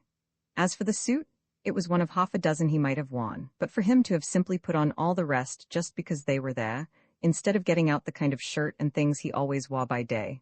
Well, sir, it was unprecedented. It shows, like some other things, what a hurry he must have been in when getting up. Of course, said Trent. Well, I think that's all I wanted to know. You have put everything with admirable clearness, Martin. If we want to ask any more questions later on, I suppose you will be somewhere about. I shall be at your disposal, sir. Martin bowed and went out quietly. Trent flung himself into the armchair and exhaled a long breath. Martin is a great creature, he said. He is far, far better than a play. There is none like him, none, nor will be when our summers have deceased. Straight to, not an atom of harm in dear old Martin. Do you know, Murch, you are wrong in suspecting that man. I never said a word about suspecting him. The inspector was taken aback. You know, Mr. Trent, he would never have told his story like that if he thought I suspected him. I dare say he doesn't think so. He is a wonderful creature, a great artist, but in spite of that, he is not at all a sensitive type. It has never occurred to his mind that you, Murch, could suspect him, Martin, the complete, the accomplished, but I know it. You must understand, Inspector, that I have made a special study of the psychology of officers of the law. It is a grossly neglected branch of knowledge. They are far more interesting than criminals, and not nearly so easy. All the time I was questioning him, I saw handcuffs in your eye. Your lips were mutely framing the syllables of those tremendous words. It is my duty to tell you that anything you now say will be taken down and used in evidence against you. Your manner would have deceived most men, but it could not deceive me. Mr. Murch laughed heartily. Trent's nonsense never made any sort of impression on his mind, but he took it as a mark of esteem, which indeed it was, so it never failed to please him. Well, Mr. Trent, he said, you're perfectly right. There's no point in denying it, I have got my eye on him. Not that there's anything definite, but you know as well as I do how often servants are mixed up in affairs of this kind, and this man is such a very quiet customer. You remember the case of Lord William Russell's valet, who went in as usual in the morning, to draw up the blinds in his master's bedroom, as quiet and starchy as you please, a few hours after he had murdered him in his bed. I've talked to all the women of the house, and I don't believe there's a morsel of harm in one of them. But Martin's not so easy set aside. I don't like his manner. I believe he's hiding something. If so, I shall find it out. Cease, said Trent. Drain not to its dregs the urn of bitter prophecy. Let us get back to facts. Have you, as a matter of evidence, anything at all to bring against Martin's story as he has told it to us? Nothing whatever at present. As for his suggestion that Manderson came in by way of the window after leaving Marlowe and the car, that's right enough, I should say. I questioned the servant who swept the room next morning, and she tells me there were gravelly marks near the window, on this plain drugget that goes round the carpet, and there's a footprint in this soft new gravel just outside. The inspector took a folding rule from his pocket, and with it pointed out the traces. One of the patent shoes Manderson was wearing that night exactly fits that print. You'll find them, he added, on the top shelf in the bedroom, near the window end, the only patents in the row. The girl who polished them in the morning picked them out for me. Trent bent down and studied the faint marks keenly. Good, he said. You have covered a lot of ground, Murch, I must say. That was excellent about the whiskey. You made your point finely. I felt inclined to shout encore. It's a thing that I shall have to think over. I thought you might have fitted it in already, said Mr. Murch. Come, Mr. Trent, we're only at the beginning of our inquiries, but what do you say to this for a preliminary theory? There's a plan of burglary. Say a couple of men in it and Martin squared. They know where the plate is, and all about the handy little bits of stuff in the drawing room and elsewhere. They watch the house, see Manderson off to bed, Martin comes to shut the window and leaves it ajar, accidentally on purpose. They wait till Martin goes to bed at 12:30, then they just walk into the library and begin to sample the whiskey first thing. Now suppose Manderson isn't asleep, and suppose they make a noise opening the window, or however it might be. He hears it, thinks of burglars, gets up very quietly to see if anything's wrong, creeps down on them perhaps just as they're getting ready for work. They cut and run, he chases them down to the shed and collars one. There's a fight, one of them loses his temper and his head and makes a swinging job of it. Now, Mr. Trent, pick that to pieces. Very well, said Trent, just to oblige you, Murch, especially as I know you don't believe a word of it. First, no traces of any kind left by your burglar or burglars, and the window found fastened in the morning, according to Martin. Not much fuss in that, I allow. Next, nobody in the house hears anything of this stampede through the library, nor hears any shout from Manderson either inside the house or outside. Next, Manderson goes down without a word to anybody, though Bunner and Martin are both at hand. Next, did you ever hear, in your long experience, of a householder getting up in the night to pounce on burglars, who dressed himself fully, with underclothing, shirt, collar and tie, trousers, waistcoat and coat, socks and hard leather shoes, and who gave the finishing touches to a somewhat dandified toilet by doing his hair and putting on his watch and chain? Personally, I call that overdressing the pot. The only decorative detail he seems to have forgotten is his teeth. The inspector leaned forward thinking, his large hands clasped before him. No, he said at last. Of course there's no help in that theory. I rather expect we have some way to go before we find out why a man gets up before the servants are awake, dresses himself awry, and is murdered within sight of his house early enough to be cold and stiff by 10 in the morning. Trent shook his head. We can't build anything on that last consideration. I've gone into the subject with people who know. I shouldn't wonder, he added, if the traditional notions about loss of temperature and rigor after death had occasionally brought an innocent man to the gallows, or near it. Dr. Stock has them all, I feel sure. Most general practitioners of the older generation have. That Dr. Stock will make an ass of himself at the inquest is almost as certain as that tomorrow's sun will rise. I've seen him. He will say the body must have been dead about so long, because of the degree of coldness and rigor mortis. I can see him nosing it all out in some textbook that was out of date when he was a student. Listen, Murch, and I will tell you some facts which will be a great hindrance to you in your professional career. There are many things that may hasten or retard the cooling of the body. This one was lying in the long dewy grass on the shady side of the shed. As for rigidity, if Manderson died in a struggle, or laboring under sudden emotion, his corpse might stiffen practically instantaneously. There are dozens of cases noted, particularly in cases of injury to the skull, like this one. On the other hand, the stiffening might not have begun until 8 or 10 hours after death. You can't hang anybody on rigor mortis nowadays, Inspector, much as you may resent the limitation. No, what we can say is this. If he had been shot after the hour at which the world begins to get up and go about its business, it would have been heard, and very likely seen too. In fact, we must reason, to begin with, at any rate, on the assumption that he wasn't shot at a time when people might be awake. It isn't done in these pots. Put that time at 6:30 a.m. Manderson went up to bed at 11 p.m., and Martin sat up till 12:30. Assuming that he went to sleep at once on turning in, that leaves us something like 6 hours for the crime to be committed in, and that is a long time. But whenever it took place, I wish you would suggest a reason why Manderson, who was a fairly late riser, was up and dressed at or before 6:30, and why neither Martin, who sleeps lightly, nor Bunner, His wife heard him moving about, all letting himself out of the house. He must have been careful. He must have crept about like a cat. Do you feel as I do, Murch, about all this, that it is very, very strange and baffling? That's how it looks, agreed the inspector. And now, said Trent, rising to his feet, I'll leave you to your meditations, and take a look at the bedrooms. Perhaps the explanation of all this will suddenly burst upon you while I am poking about up there. But, concluded Trent in a voice of sudden exasperation, turning round in the doorway, if you can tell me at any time how under the sun a man who put on all those clothes could forget to put in his teeth, you may kick me from here to the nearest lunatic asylum, and hand me over as an incipient dement. Poking about there are moments in life, as one might think, when that which is within us, busy about its secret affair, lets escape into consciousness some hint of a fortunate thing ordained. Who does not know what it is to feel at times a wave of unaccountable persuasion that it is about to go well with him?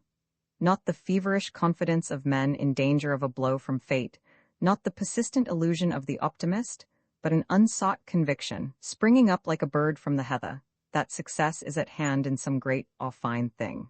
The general suddenly knows at dawn that the day will bring him victory. The man on the green suddenly knows that he will put down the long putt. As Trent mounted the stairway outside the library door, he seemed to rise into certainty of achievement. A host of guesses and inferences swarmed apparently unsoughted through his mind. A few secret observations that he had made, and which he felt must have significance, still stood unrelated to any plausible theory of the crime. Yet as he went up, he seemed to know indubitably that light was going to appear. The bedrooms lay on either side of a broad carpeted passage, lighted by a tall end window. It went the length of the house until it ran at right angles into a narrower passage, out of which the servants' rooms opened. Martin's room was the exception. It opened out of a small landing halfway to the upper floor. As Trent passed it, he glanced within. A little square room, clean and commonplace. In going up the rest of the stairway, he stepped with elaborate precaution against noise, hugging the wall closely, and placing each foot with care. But a series of very audible creaks marked his passage. He knew that Manderson's room was the first on the right hand when the bedroom floor was reached, and he went to it at once. He tried the latch and the lock, which worked nominally, and examined the wads of the key. Then he turned to the room. It was a small apartment, strangely bare. The plutocrat's toilet appointments were of the simplest. All remained just as it had been on the morning of the ghastly discovery in the grounds. The sheets and blankets of the unmade bed lay tumbled over a narrow wooden bedstead, and the sun shone brightly through the window upon them. It gleamed, too, upon the gold pots of the delicate work of dentistry that lay in water in a shallow bowl of glass placed on a small, plain table by the bedside. On this also stood a wrought-iron candlestick. Some clothing lay untidily over one of the two rush-bottomed chairs. Various objects on the top of a chest of drawers, which had been used as a dressing table, lay in such disorder as a hurried man might make. Trent looked them over with a questing eye. He noted also that the occupant of the room had neither washed nor shaved. With his finger he turned over the dental plate in the bowl, and frowned again at its incomprehensible presence. The emptiness and disarray of the little room, flooded by the sunbeams, were producing in Trent a sense of gruesomeness. His fancy called up a picture of a haggard man dressing himself in careful silence by the first light of dawn, glancing constantly at the inner door behind which his wife slept, his eyes full of some terror.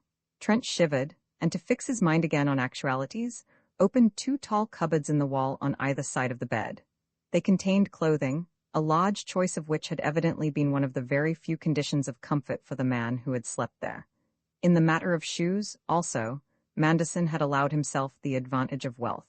An extraordinary number of these, treed and carefully kept, was ranged on two long low shelves against the wall. No boots were among them. Trent, himself an amateur of good shoe leather, now turned to these, and glanced over the collection with an appreciative eye. It was to be seen that Manderson had been inclined to pride himself on a rather small and well-formed foot. The shoes were of a distinctive shape, narrow and round-toed, beautifully made. All were evidently from the same last. Suddenly, his eyes narrowed themselves over a pair of patent leather shoes on the upper shelf. These were the shoes of which the inspector had already described the position to him, the shoes worn by Manderson the night before his death. They were a well-worn pair, he saw at once. He saw, too, that they had been very recently polished. Something about the uppers of these shoes had seized his attention. He bent lower and frowned over them, comparing what he saw with the appearance of the neighboring shoes. Then he took them up and examined the line of junction of the uppers with the soles. As he did this, Trent began unconsciously to whistle faintly, and with great precision, an air which Inspector Murch, if he had been present, would have recognized. Most men who have the habit of self-control have also some involuntary trick which tells those who know them that they are suppressing excitement. The inspector had noted that when Trent had picked up a strong scent, he whistled faintly, a certain melodious passage, though the inspector could not have told you that it was in fact the opening movement of Mendelssohn's Lied ohne Worte in a major. He turned the shoes over, made some measurements with a marked tape, and looked minutely at the bottoms. On each, in the angle between the heel and the instep, he detected a faint trace of red gravel. Trent placed the shoes on the floor, and walked with his hands behind him to the window, out of which, still faintly whistling, he gazed with eyes that saw nothing. Once his lips opened to emit mechanically the Englishman's expletive of sudden enlightenment. At length he turned to the shelves again, and swiftly but carefully examined every one of the shoes there. This done, he took up the garments from the chair, looked them over closely, and replaced them.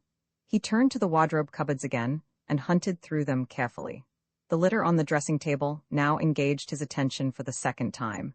Then he sat down on the empty chair, took his head in his hands, and remained in that attitude, staring at the carpet, for some minutes. He rose at last and opened the inner door, leading to Mrs. Manderson's room. It was evident at a glance that the big room had been hurriedly put down from its place as the ladies' bower. All the array of objects that belonged to a woman's dressing table had been removed. On bed and chairs and smaller tables, there were no garments or hats, bags or boxes. No trace remained of the obstinate conspiracy of gloves and veils, handkerchiefs and ribbons, to break the captivity of the drawer. The room was like an unoccupied guest chamber. Yet in every detail of furniture and decoration, it spoke of an unconventional but exacting taste.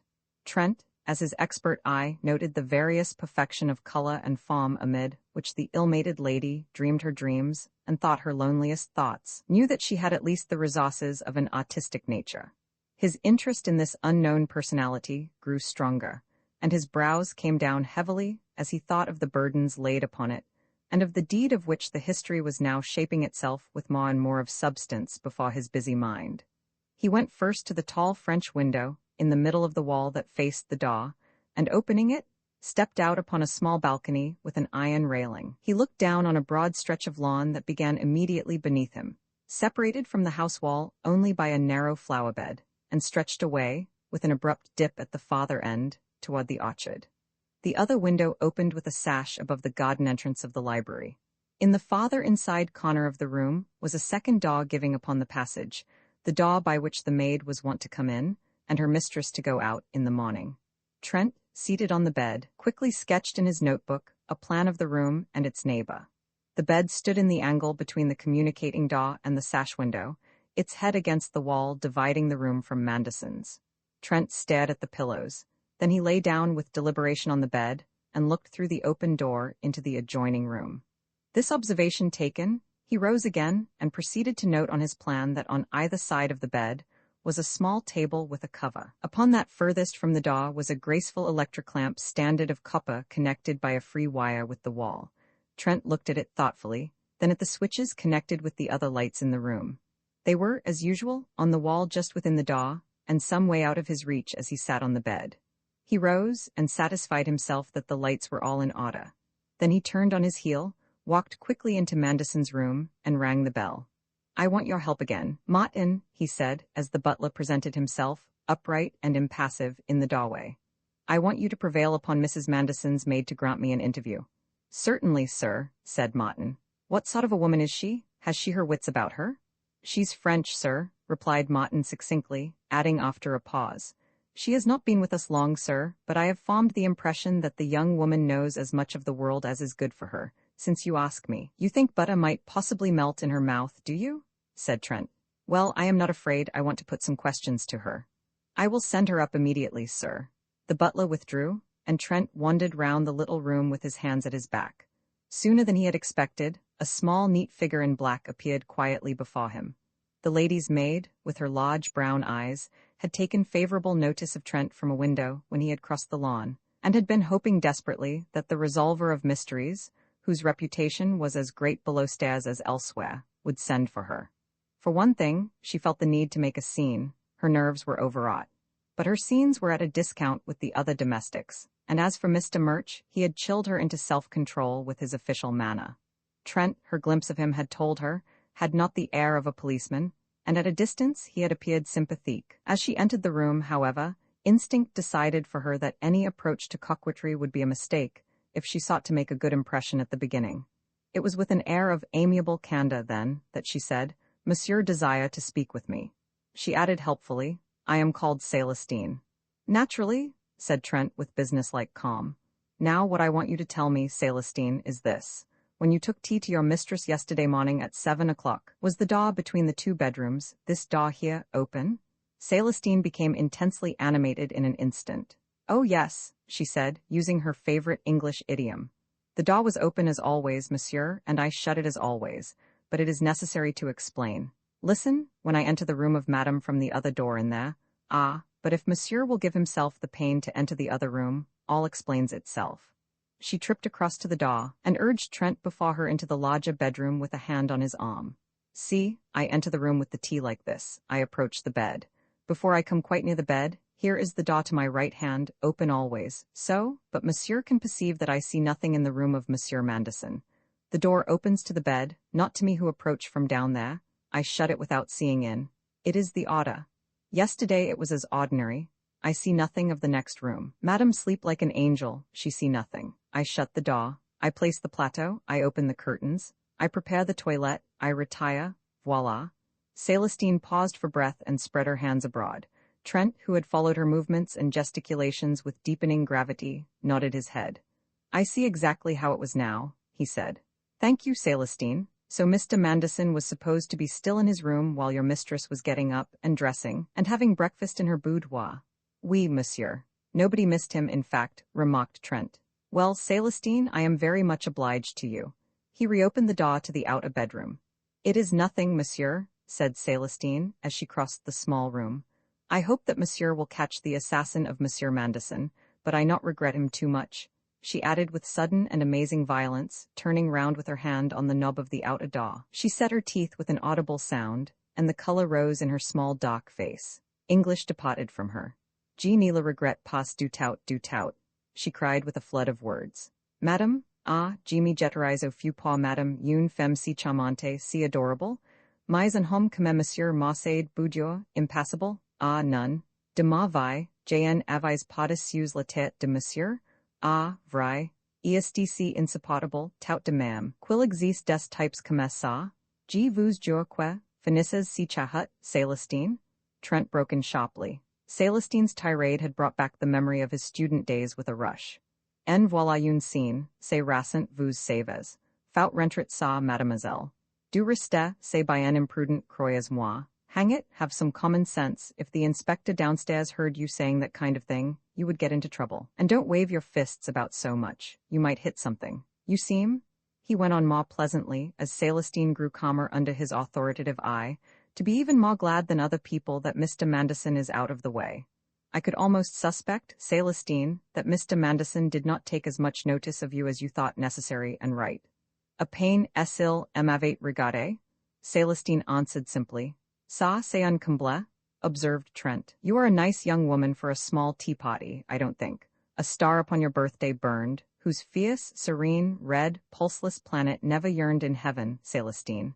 Mademoiselle, I am busy. Bonjour, you certainly are a beauty?" Celestine took this as a scarcely expected compliment. The surprise restored her balance. With a sudden flash of her eyes and teeth at Trent over her shoulder, the lady's maid opened the door and swiftly disappeared. Trent, left alone in the little bedroom, relieved his mind with two possible descriptive terms in Celestine's language, and turned to his problem. He took the pair of shoes which he had already examined, and placed them on one of the two chairs in the room, then seated himself on the other opposite to this. With his hands in his pockets, he sat with eyes fixed upon those two dumb witnesses. Now and then he whistled, almost inaudibly, a few bars. It was very still in the room. A subdued twittering came from the trees through the open window. From time to time, a breeze rustled in the leaves of the thick creeper about the sill. But the man in the room, his face grown hard and somber now with his thoughts, never moved. So he sat for the space of half an hour. Then he rose quickly to his feet. He replaced the shoes on their shelf with care, and stepped out upon the landing. 2 bedroom doors faced him on the other side of the passage. He opened that which was immediately opposite, and entered a bedroom by no means austerely tidy. Some sticks and fishing rods stood confusedly in one corner, a pile of books in another. The housemaid's hand had failed to give a look of order to the jumble of heterogeneous objects left on the dressing table and on the mantel shelf. Pipes, penknives, pencils, keys, golf balls, old letters, photographs, small boxes, tins, and bottles. 2 fine etchings and some watercolor sketches hung on the walls. Leaning against the end of the wardrobe, unhung, were a few framed engravings. A row of shoes and boots was ranged beneath the window. Trent crossed the room and studied them intently. Then he measured some of them with his tape, whistling very softly. This done, he sat on the side of the bed, and his eyes roamed gloomily about the room. The photographs on the mantel shelf attracted him presently. He rose and examined one representing Marlowe and Manderson on horseback. 2 others were views of famous peaks in the Alps. There was a faded print of 3 youths, one of them unmistakably his acquaintance of the haggard blue eyes, clothed in tatterdemalion soldier's gear of the 16th century. Another was a portrait of a majestic old lady, slightly resembling Marlowe. Trent, mechanically taking a cigarette from an open box on the mantel shelf, lit it and stared at the photographs. Next he turned his attention to a flat leathern case that lay by the cigarette box. It opened easily. A small and light revolver, of beautiful workmanship, was disclosed, with a scar also of loose cartridges. On the stock were engraved the initials J.M. A step was heard on the stairs, and as Trent opened the breech and peered into the barrel of the weapon, Inspector Murch appeared at the open door of the room. "I was wondering," he began, then stopped as he saw what the other was about. His intelligent eyes opened slightly. "Whose is the revolver, Mr. Trent?" he asked in a conversational tone. "Evidently it belongs to the occupant of the room, Mr. Marlowe," replied Trent with similar lightness, pointing to the initials. "I found this lying about on the mantelpiece. It seems a handy little pistol to me, and it has been very carefully cleaned, I should say, since the last time it was used, but I know little about firearms." "Well, I know a good deal," rejoined the inspector quietly, taking the revolver from Trent's outstretched hand. "It's a bit of a speciality with me, is firearms, as I think you know, Mr. Trent, but it don't require an expert to tell one thing." He replaced the revolver in its case on the mantel shelf, took out one of the cartridges, and laid it on the spacious palm of one hand. Then, taking a small object from his waistcoat pocket, he laid it beside the cartridge. It was a little leaden bullet, slightly battered about the nose, and having upon it some bright new scratches. "Is that the one?" Trent murmured as he bent over the inspector's hand. "That's him," replied Mr. Murch. "Lodged in the bone at the back of the skull. Dr. Stock got it out within the last hour, and handed it to the local officer, who has just sent it on to me. These bright scratches you see were made by the doctor's instruments. These other marks were made by the rifling of the barrel, a barrel like this one." He tapped the revolver. "Same make, same caliber. There is no other that marks the bullet just like this." With the pistol in its case between them, Trent and the inspector looked into each other's eyes for some moments. Trent was the first to speak. "This mystery is all wrong," he observed. "It is insanity. The symptoms of mania are very marked. Let us see how we stand. We were not in any doubt, I believe, about Manderson having dispatched Marlowe in the car to Southampton, or about Marlowe having gone, returning late last night, many hours after the murder was committed." "There is no doubt whatever about all that," said Mr. Murch, with a slight emphasis on the verb. "And now," pursued Trent, "we are invited by this polished and insinuating firearm to believe the following line of propositions: that Marlowe never went to Southampton, that he returned to the house in the night, that he somehow, without waking Mrs. Manderson or anybody else, got Manderson to get up, dress himself, and go out into the grounds, that he then and there shot the said Manderson with his incriminating pistol, that he carefully cleaned the said pistol, returned to the house, and, again without disturbing anyone, replaced it in its case in a favorable position to be found by the officers of the law, that he then withdrew and spent the rest of the day in hiding, with a large motor car, and that he turned up, feigning ignorance of the whole affair. At what time was it? A little after 9 p.m. The inspector still stared moodily at Trent. "As you say, Mr. Trent, that is the first theory suggested by this find, and it seems wild enough. At least it would do if it didn't fall to pieces at the very start. When the murder was done, Mallow must have been 50 to 100 miles away. He did go to Southampton. How do you know? I questioned him last night and took down his story. He arrived in Southampton about 6:30 on the Monday morning. Come off, exclaimed Trent bitterly. What do I care about his story? What do you care about his story? I want to know how you know he went to Southampton. Mr. Murch chuckled. I thought I should take a rise out of you, Mr. Trent, he said. Well, there's no harm in telling you. After I arrived yesterday evening, as soon as I had got the outlines of the story from Mrs. Manderson and the servants, the first thing I did was to go to the telegraph office and wire to our people in Southampton. Manderson had told his wife when he went to bed that he had changed his mind and sent Mallow to Southampton to get some important information from someone who was crossing by the next day's boat. It seemed right enough, but you see, Mallow was the only one of the household who wasn't under my hand, so to speak. He didn't return in the car until later in the evening, so before thinking the matter out any further, I wired to Southampton making certain inquiries. Early this morning, I got this reply. He handed a series of telegraph slips to Trent, who read, Person answering description in motor, answering description. Arrived Bedford Hotel, here 6:30, this morning gave name. Mallow left car hotel garage, told attendant car belonged Manderson. Had bath and breakfast, went out heard of later at docks, inquiring for passenger name Harris on have a boat, inquired repeatedly. Until boat left at noon, next heard of at hotel, where he lunched about 1:15, left soon afterwards, in car company's agents in farm berth, was simple and satisfactory, observed Mr. Murch as Trent, after twice reading the message, returned it to him. His own story corroborated in every particular.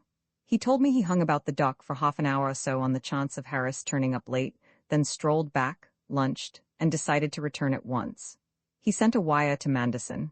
Harris not turned up, missed boat returning Mallow, which was duly delivered here in the afternoon, and placed among the dead man's letters. He motored back at a good rate, and arrived dog-tired. When he heard of Manderson's death from Martin, he nearly fainted. What with that, and the being without sleep for so long, he was rather a wreck when I came to interview him last night, but he was perfectly coherent. Trent picked up the revolver and twirled the cylinder idly for a few moments. It was unlucky for Manderson that Mallow left his pistol and cartridges about so carelessly, he remarked at length as he put it back in the case. It was throwing temptation in somebody's way, don't you think? Mr. Murch shook his head. There isn't really much to lay hold of about the revolver, when you come to think. That particular make of revolver is common enough in England. It was introduced from the States. Half the people who buy a revolver today for self-defense or mischief provide themselves with that make of that caliber. It is very reliable and easily carried in the hip pocket. There must be thousands of them in the possession of crooks and honest men. For instance, continued the inspector with an air of unconcern, Manderson himself had one, the double of this. I found it in one of the top drawers of the desk downstairs, and it's in my overcoat pocket now. Aha, so you were going to keep that little detail to yourself. I was, said the inspector, but as you've found one revolver, you may as well know about the other. As I say, neither of them may do us any good. The people in the house? Both men started, and the inspector checked his speech abruptly, as the half-closed door of the bedroom was slowly pushed open, and a man stood in the doorway. His eyes turned from the pistol in its open case to the faces of Trent and the inspector. They, who had not heard a sound to herald this entrance, simultaneously looked at his long, narrow feet. He wore rubber-soled tennis shoes. You must be Mr. Bunner, said Trent. Vi Mr. Bunner on the case, Calvin C. Bunner, at your service? Amended the newcomer, with a touch of punctilio, as he removed an unlighted cigar from his mouth. He was used to finding Englishmen slow and ceremonious with strangers, and Trent's quick remark plainly disconcerted him a little. You are Mr. Trent, I expect, he went on. Mrs. Manderson was telling me a while ago. Captain, good morning. Mr. Murch acknowledged the outlandish greeting with a nod. I was coming up to my room, and I heard a strange voice in here, so I thought I would take a look in. Mr. Bunner laughed easily. You thought I might have been eavesdropping, perhaps, he said.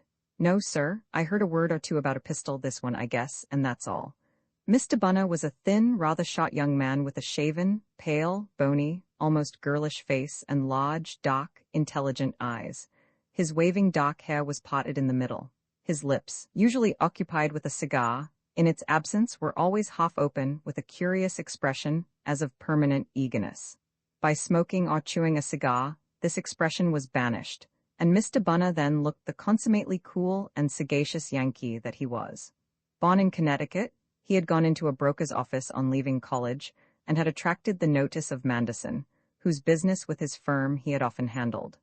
The Colossus had watched him for some time, and at length offered him the post of private secretary. Mr. Bunner was a patent businessman, trustworthy, long-headed, methodical, and accurate. Manderson could have found many men with those virtues, but he engaged Mr. Bunner because he was also swift and secret, and had besides a singular natural instinct in regard to the movements of the stock market. Trent and the American measured one another coolly with their eyes. Both appeared satisfied with what they saw. "I was having it explained to me," said Trent pleasantly, "that my discovery of a pistol that might have shot Manderson does not amount to very much. I am told it is a favorite weapon among your people, and has become quite popular over here." Mr. Bunner stretched out a bony hand and took the pistol from its case. "Yes, sir," he said, handling it with an air of familiarity. "The captain is right. This is what we call out home a little Arthur, and I dare say there are duplicates of it in 100,000 hip pockets this minute. I consider it too light in the hand myself." Mr. Bunner went on, mechanically feeling under the tail of his jacket and producing an ugly-looking weapon. "Feel of that now, Mr. Trent. It's loaded, by the way. Now this little Arthur. Marlowe bought it just before we came over this year to please the old man. Manderson said it was ridiculous for a man to be without a pistol in the 20th century. So he went out and bought what they offered him. I guess, never consulted me. Not but what it's a good gun," Mr. Bunner conceded, squinting along the sights. "Marlowe was poor with it at first, but I've coached him some in the last month or so, and he's practiced until he is pretty good. But he never could get the habit of carrying it around. Why, it's as natural to me as wearing my pants. I have carried one for some years now, because there was always likely to be somebody laying for Manderson. And now," Mr. Bunner concluded sadly, "they got him when I wasn't around. Well, gentlemen, you must excuse me. I am going into Bishopsbridge. There is a lot to do these days, and I have to send off a bunch of cables big enough to choke a cow." "I must be off too," said Trent. "I have an appointment at the 3 Tons Inn. Let me give you a lift in the automobile," said Mr. Bunner cordially. "I go right by that joint. Say, Cap, are you coming my way too?" "No." "Then come along, Mr. Trent, and help me get out the car. The chauffeur is out of action, and we have to do most everything ourselves except clean the dirt off her." Still tirelessly talking in his measured drawl, Mr. Bunner led Trent downstairs and through the house to the garage at the back. It stood at a little distance from the house, and made a cool retreat from the blaze of the midday sun. Mr. Bunner seemed to be in no hurry to get out the car. He offered Trent a cigar, which was accepted, and for the first time lit his own. Then he seated himself on the footboard of the car, his thin hands clasped between his knees, and looked keenly at the other. "See here, Mr. Trent," he said, after a few moments. "There are some things I can tell you that may be useful to you. I know your record. You are a smart man, and I like dealing with smart men. I don't know if I have that detective sized up right, but he strikes me as a mutt. I would answer any questions he had the gumption to ask me. I have done so, in fact, but I don't feel encouraged to give him any notions of mine without his asking. See?" Trent nodded. "That is a feeling many people have in the presence of our police," he said. "It's the official manner, I suppose. But let me tell you, Murch is anything but what you think. He is one of the shrewdest officers in Europe. He is not very quick with his mind, but he is very sure. And his experience is immense. My forte is imagination, but I assure you in police work experience outweighs it by a great deal." "Outweigh nothing," replied Mr. Bunner crisply. "This is no ordinary case, Mr. Trent. I will tell you one reason why. I believe the old man knew there was something coming to him. Another thing, I believe it was something he thought he couldn't dodge." Trent pulled a crate opposite to Mr. Bunner's place on the footboard and seated himself. "This sounds like business," he said. "Tell me your ideas. I say what I do because of the change in the old man's manner this last few weeks. I dare say you have heard, Mr. Trent, that he was a man who always kept himself well in hand. That was so. I have always considered him the coolest and hottest head in business. That man's calm was just deadly. I never saw anything to beat it, and I knew Manderson as nobody else did. I was with him in the work he really lived for. I guess I knew him a heap better than his wife did, poor woman. I knew him better than Marlowe could. He never saw Manderson in his office when there was a big thing on. I knew him better than any of his friends." "Had he any friends?" interjected Trent. Mr. Bunner glanced at him sharply.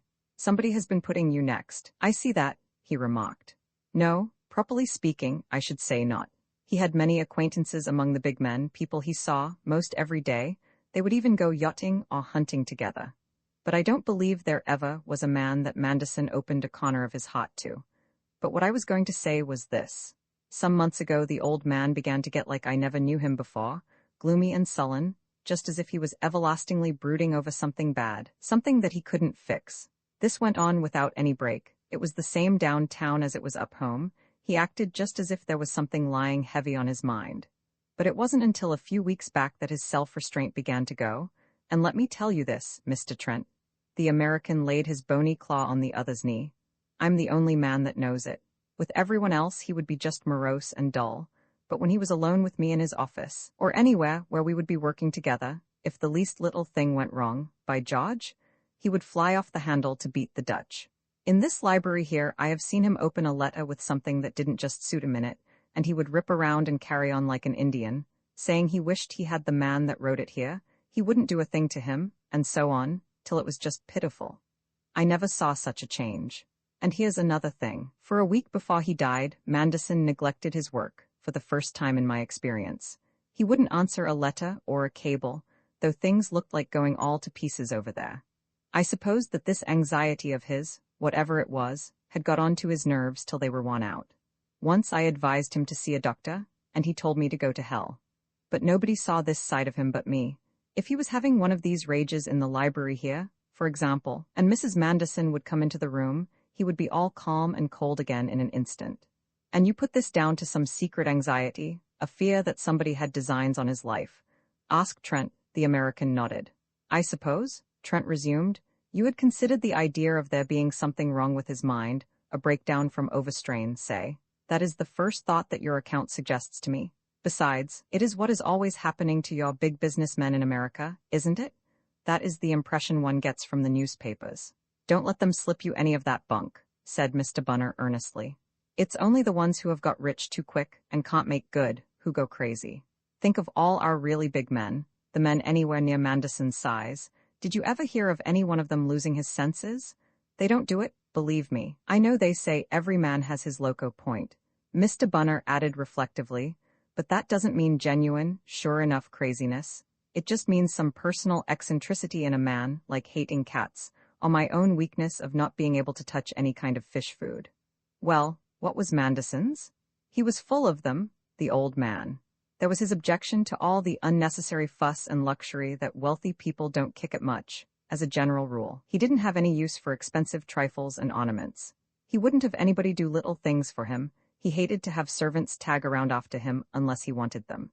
And although Manderson was as careful about his clothes as any man I ever knew, and his shoes, well, sir, the amount of money he spent on shoes was sinful. In spite of that, I tell you, he never had a valet. He never liked to have anybody touch him.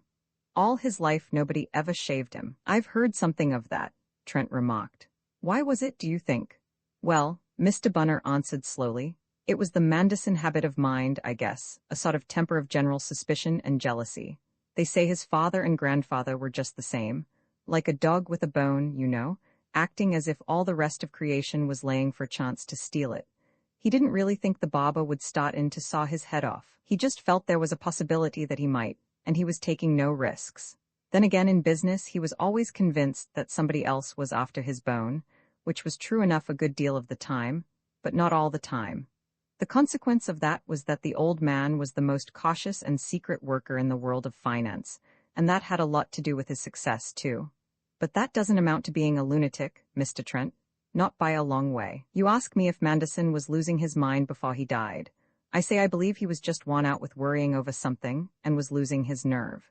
Trent smoked thoughtfully. He wondered how much Mr. Bunner knew of the domestic difficulty in his chief's household, and decided to put out a feeler. I understood that he had trouble with his wife. Sure, replied Mr. Bunner. But do you suppose a thing like that was going to upset Sig Manderson that way? No, sir. He was a sight too big a man to be all broken up by any worry of that kind. Trent looked half incredulously into the eyes of the young man, but behind all their shrewdness and intensity, he saw a massive innocence. Mr. Bunner really believed a serious breach between husband and wife to be a minor source of trouble for a big man. What was the trouble between them anyhow? Trent inquired. You can search me, Mr. Bunner replied briefly. He puffed at his cigar. Marlowe and I have often talked about it, and we could never make out a solution. I had a notion at first, said Mr. Bunner in a lower voice, leaning forward, that the old man was disappointed and vexed because he had expected a child. But Marlowe told me that the disappointment on that scar was the other way around, likely as not. His idea was all right, I guess. He gathered it from something said by Mrs. Manderson's French maid. Trent looked up at him quickly. Celestine, he said, and his thought was, so that was what she was getting at. Mr. Bunner misunderstood his glance. Don't you think I'm giving a man away, Mr. Trent, he said. Marlowe isn't that kind. Celestine just took a fancy to him because he talks French like a native, and she would always be holding him up for a gossip. French servants are quite unlike English that way. And servant or no servant? Added Mr. Bunner with emphasis. I don't see how a woman could mention such a subject to a man, but the French beat me. He shook his head slowly. But to come back to what you were telling me just now, Trent said, you believed that Manderson was going in terror of his life for some time. Who should threaten it? I am quite in the dark. Terror? I don't know, replied Mr. Bunner meditatively. Anxiety, if you like. Or suspense, that's rather my idea of it. The old man was hard to terrify anyway, and more than that, he wasn't taking any precautions. He was actually avoiding them. It looked more like he was asking for a quick finish, supposing there's any truth in my idea. Why, he would sit in that library window, nights, looking out into the dock, with his white shirt just a target for anybody's gun. As for who should threaten his life, well, sir, said Mr. Bunner with a faint smile, it's certain you have not lived in the States. To take the Pennsylvania coal holdup alone, there were 30,000 men, with women and children to keep, who would have jumped at the chance of drilling a hole through the man who fixed it so that they must starve or give in to his terms. 30,000 of the toughest aliens in the country, Mr. Trent. There's a type of desperado you find in that kind of push who has been known to lay for a man for years and kill him when he had forgotten what he did. They have been known to dynamite a man in Idaho who had done them dirt in New Jersey 10 years before. Do you suppose the Atlantic is going to stop them? It takes some sand, I tell you, to be a big businessman in our country. No, sir, the old man knew, had always known, that there was a whole crowd of dangerous men scattered up and down the states who had it in for him. My belief is that he had somehow got to know that some of them were definitely after him at last. What licks me altogether is why he should have just laid himself open to them the way he did, why he never tried to dodge, but walked right down into the garden yesterday morning to be shot at. Mr. Bunner ceased to speak, and for a little while both men sat with wrinkled brows, faint blue vapors rising from their cigars. Then Trent rose. Your theory is quite fresh to me, he said. It's perfectly rational, and it's only a question of whether it fits all the facts. I mustn't give away what I'm doing for my newspaper, Mr. Bunner, but I will say this. I have already satisfied myself that this was a premeditated crime, and an extraordinarily cunning one at that. I'm deeply obliged to you. We must talk it over again. He looked at his watch. I have been expected for some time by my friend. Shall we make a move? 2 o'clock, said Mr. Bunner, consulting his own as he got up from the footboard. 10 a.m. in little old New York. You don't know Wall Street, Mr. Trent. Let's you and I hope we never see anything nearer hell than what's loose in the street this minute. Roman 7. The Lady in Black. The sea broke raging upon the foot of the cliff under a good breeze. The sun flooded the land with life from a dappled blue sky. In this perfection of English, whether Trent, who had slept ill, went down before 8 o'clock to a pool among the rocks, the direction of which had been given him, and dived deep into clear water. Between vast gray boulders, he swam out to the tossing open, forced himself some little way against a coastwise current, and then returned to his refuge battered and refreshed. 10 minutes later, he was scaling the cliff again, and his mind, cleared for the moment of a heavy disgust for the affair he had in hand, was turning over his plans for the morning. It was the day of the inquest, the day after his arrival in the place. He had carried matters not much further after parting with the American on the road to Bishopsbridge. In the afternoon, he had walked from the inn into the town, accompanied by Mr. Cupples, and had there made certain purchases at a chemist's shop, conferred privately for some time with a photographer, sent off a reply-paid telegram, and made an inquiry at the telephone exchange. He had said but little about the case to Mr. Cupples, who seemed incurious on his side, and nothing at all about the results of his investigation or the steps he was about to take. After their return from Bishopsbridge, Trent had written a long dispatch for the Record, and sent it to be telegraphed by the proud hands of the paper's local representative. He had afterwards dined with Mr. Cupples, and had spent the rest of the evening in meditative solitude on the veranda. This morning, as he scaled the cliff, he told himself that he had never taken up a case he liked so little, or which absorbed him so much. The more he contemplated it in the golden sunshine of this new day, the more evil and the more challenging it appeared. All that he suspected, and all that he almost knew, had occupied his questing brain for hours to the exclusion of sleep. And in this glorious light and air, though washed in body and spirit by the fierce purity of the sea, he only saw the more clearly the darkness of the guilt in which he believed, and was more bitterly repelled by the motive at which he guessed. But now, at least his zeal was awake again, and the sense of the hunt quickened. He would neither slacken nor spare. Here need be no compunction. In the course of the day, he hoped, his net would be complete. He had work to do in the morning, and with very vivid expectancy, though not much serious hope, he awaited the answer to the telegram which he had shot into the sky, as it were, the day before. The path back to the hotel wound for some way along the top of the cliff, and on nearing a spot he had marked from the sea level, where the face had fallen away long ago, he approached the edge and looked down, hoping to follow with his eyes the most delicately beautiful of all the movements of water, the wash of a light sea over broken rock. But no rock was there. A few feet below him, a broad ledge stood out, a rough platform as large as a great room, thickly grown with wiry grass and walled in steeply on 3 sides. There, close to the verge where the cliff at last dropped sheer, a woman was sitting, her arms about her drawn-up knees, her eyes fixed on the trailing smoke of a distant liner, her face full of some dream. This woman seemed to Trent, whose training had taught him to live in his eyes, to make the most beautiful picture he had ever seen. Her face of southern pallor, touched by the kiss of the wind with color on the cheek, presented to him a profile of delicate regularity in which there was nothing hard. Nevertheless, the black brows bending down toward the point where they almost met gave her, in repose, a look of something like severity, strangely redeemed by the open curves of the mouth. Trent said to himself that the absurdity or otherwise of a lover writing sonnets to his mistress's eyebrow depended after all on the quality of the eyebrow. Her nose was of the straight and fine sort, exquisitely escaping the perdition of too much length, which makes a conscientious mind ashamed that it cannot help, on occasion, admiring the tip tilted. Her hat lay pinned to the grass beside her, and the lively breeze played with her thick dark hair, blowing backward the 2 broad bandeaux that should have covered much of her forehead, and agitating 100 tiny curls from the mass gathered at her nape. Everything about this lady was black, from her shoes of suede to the hat that she had discarded. Lustreless black covered her to her bare throat. All she wore was fine and well put on. Dreamy and delicate of spirit, as her looks declared her, it was very plain that she was long practiced, as only a woman grown can be in dressing well, the oldest of the arts, and had her touch of primal joy in the excellence of the body that was so admirably curved now in the attitude of embraced knees. With the suggestion of French taste in her clothes, she made a very modern figure seated there, until one looked at her face and saw the glow and triumph of all vigorous beings that ever faced sun and wind and sea together in the prime of the year. One saw, too, a womanhood so unmixed and vigorous, so unconsciously sure of itself, as scarcely to be English, still less American. Trent, who had halted only for a moment in the surprise of seeing the woman in black, had passed by on the cliff above her, perceiving and feeling as he went the things set down. At all times his keen vision and active brain took in and tasted details with an easy swiftness that was marvelous to men of slower chemistry. The need to stare, he held, was evidence of blindness.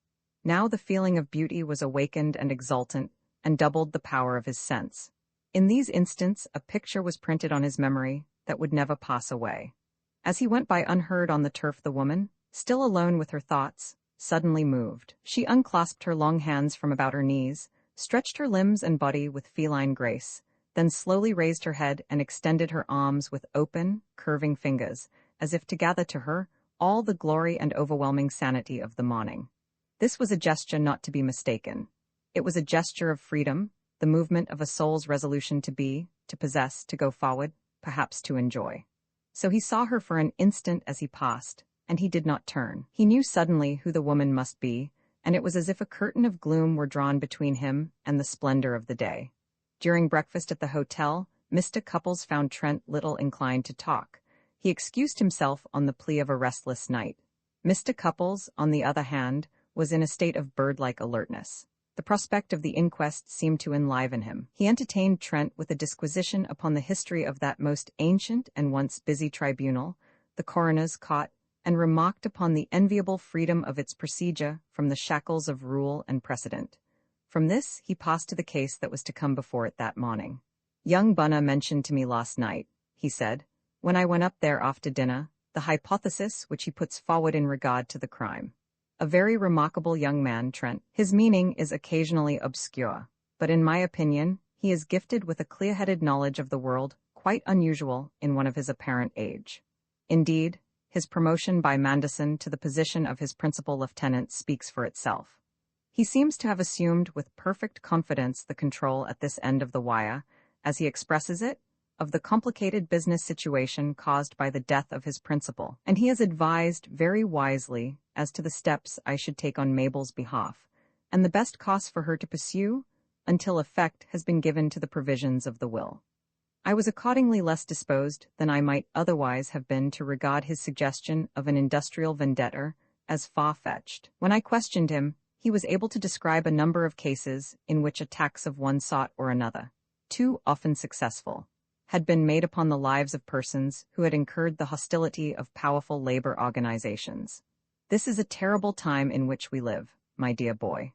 There is none recorded in history, I think, in which the disproportion between the material and the moral constituents of society has been so great or so menacing to the permanence of the fabric. But nowhere, in my judgment, is the prospect so dark as it is in the United States. I thought, said Trent listlessly, that Puritanism was about as strong there as the money-getting craze.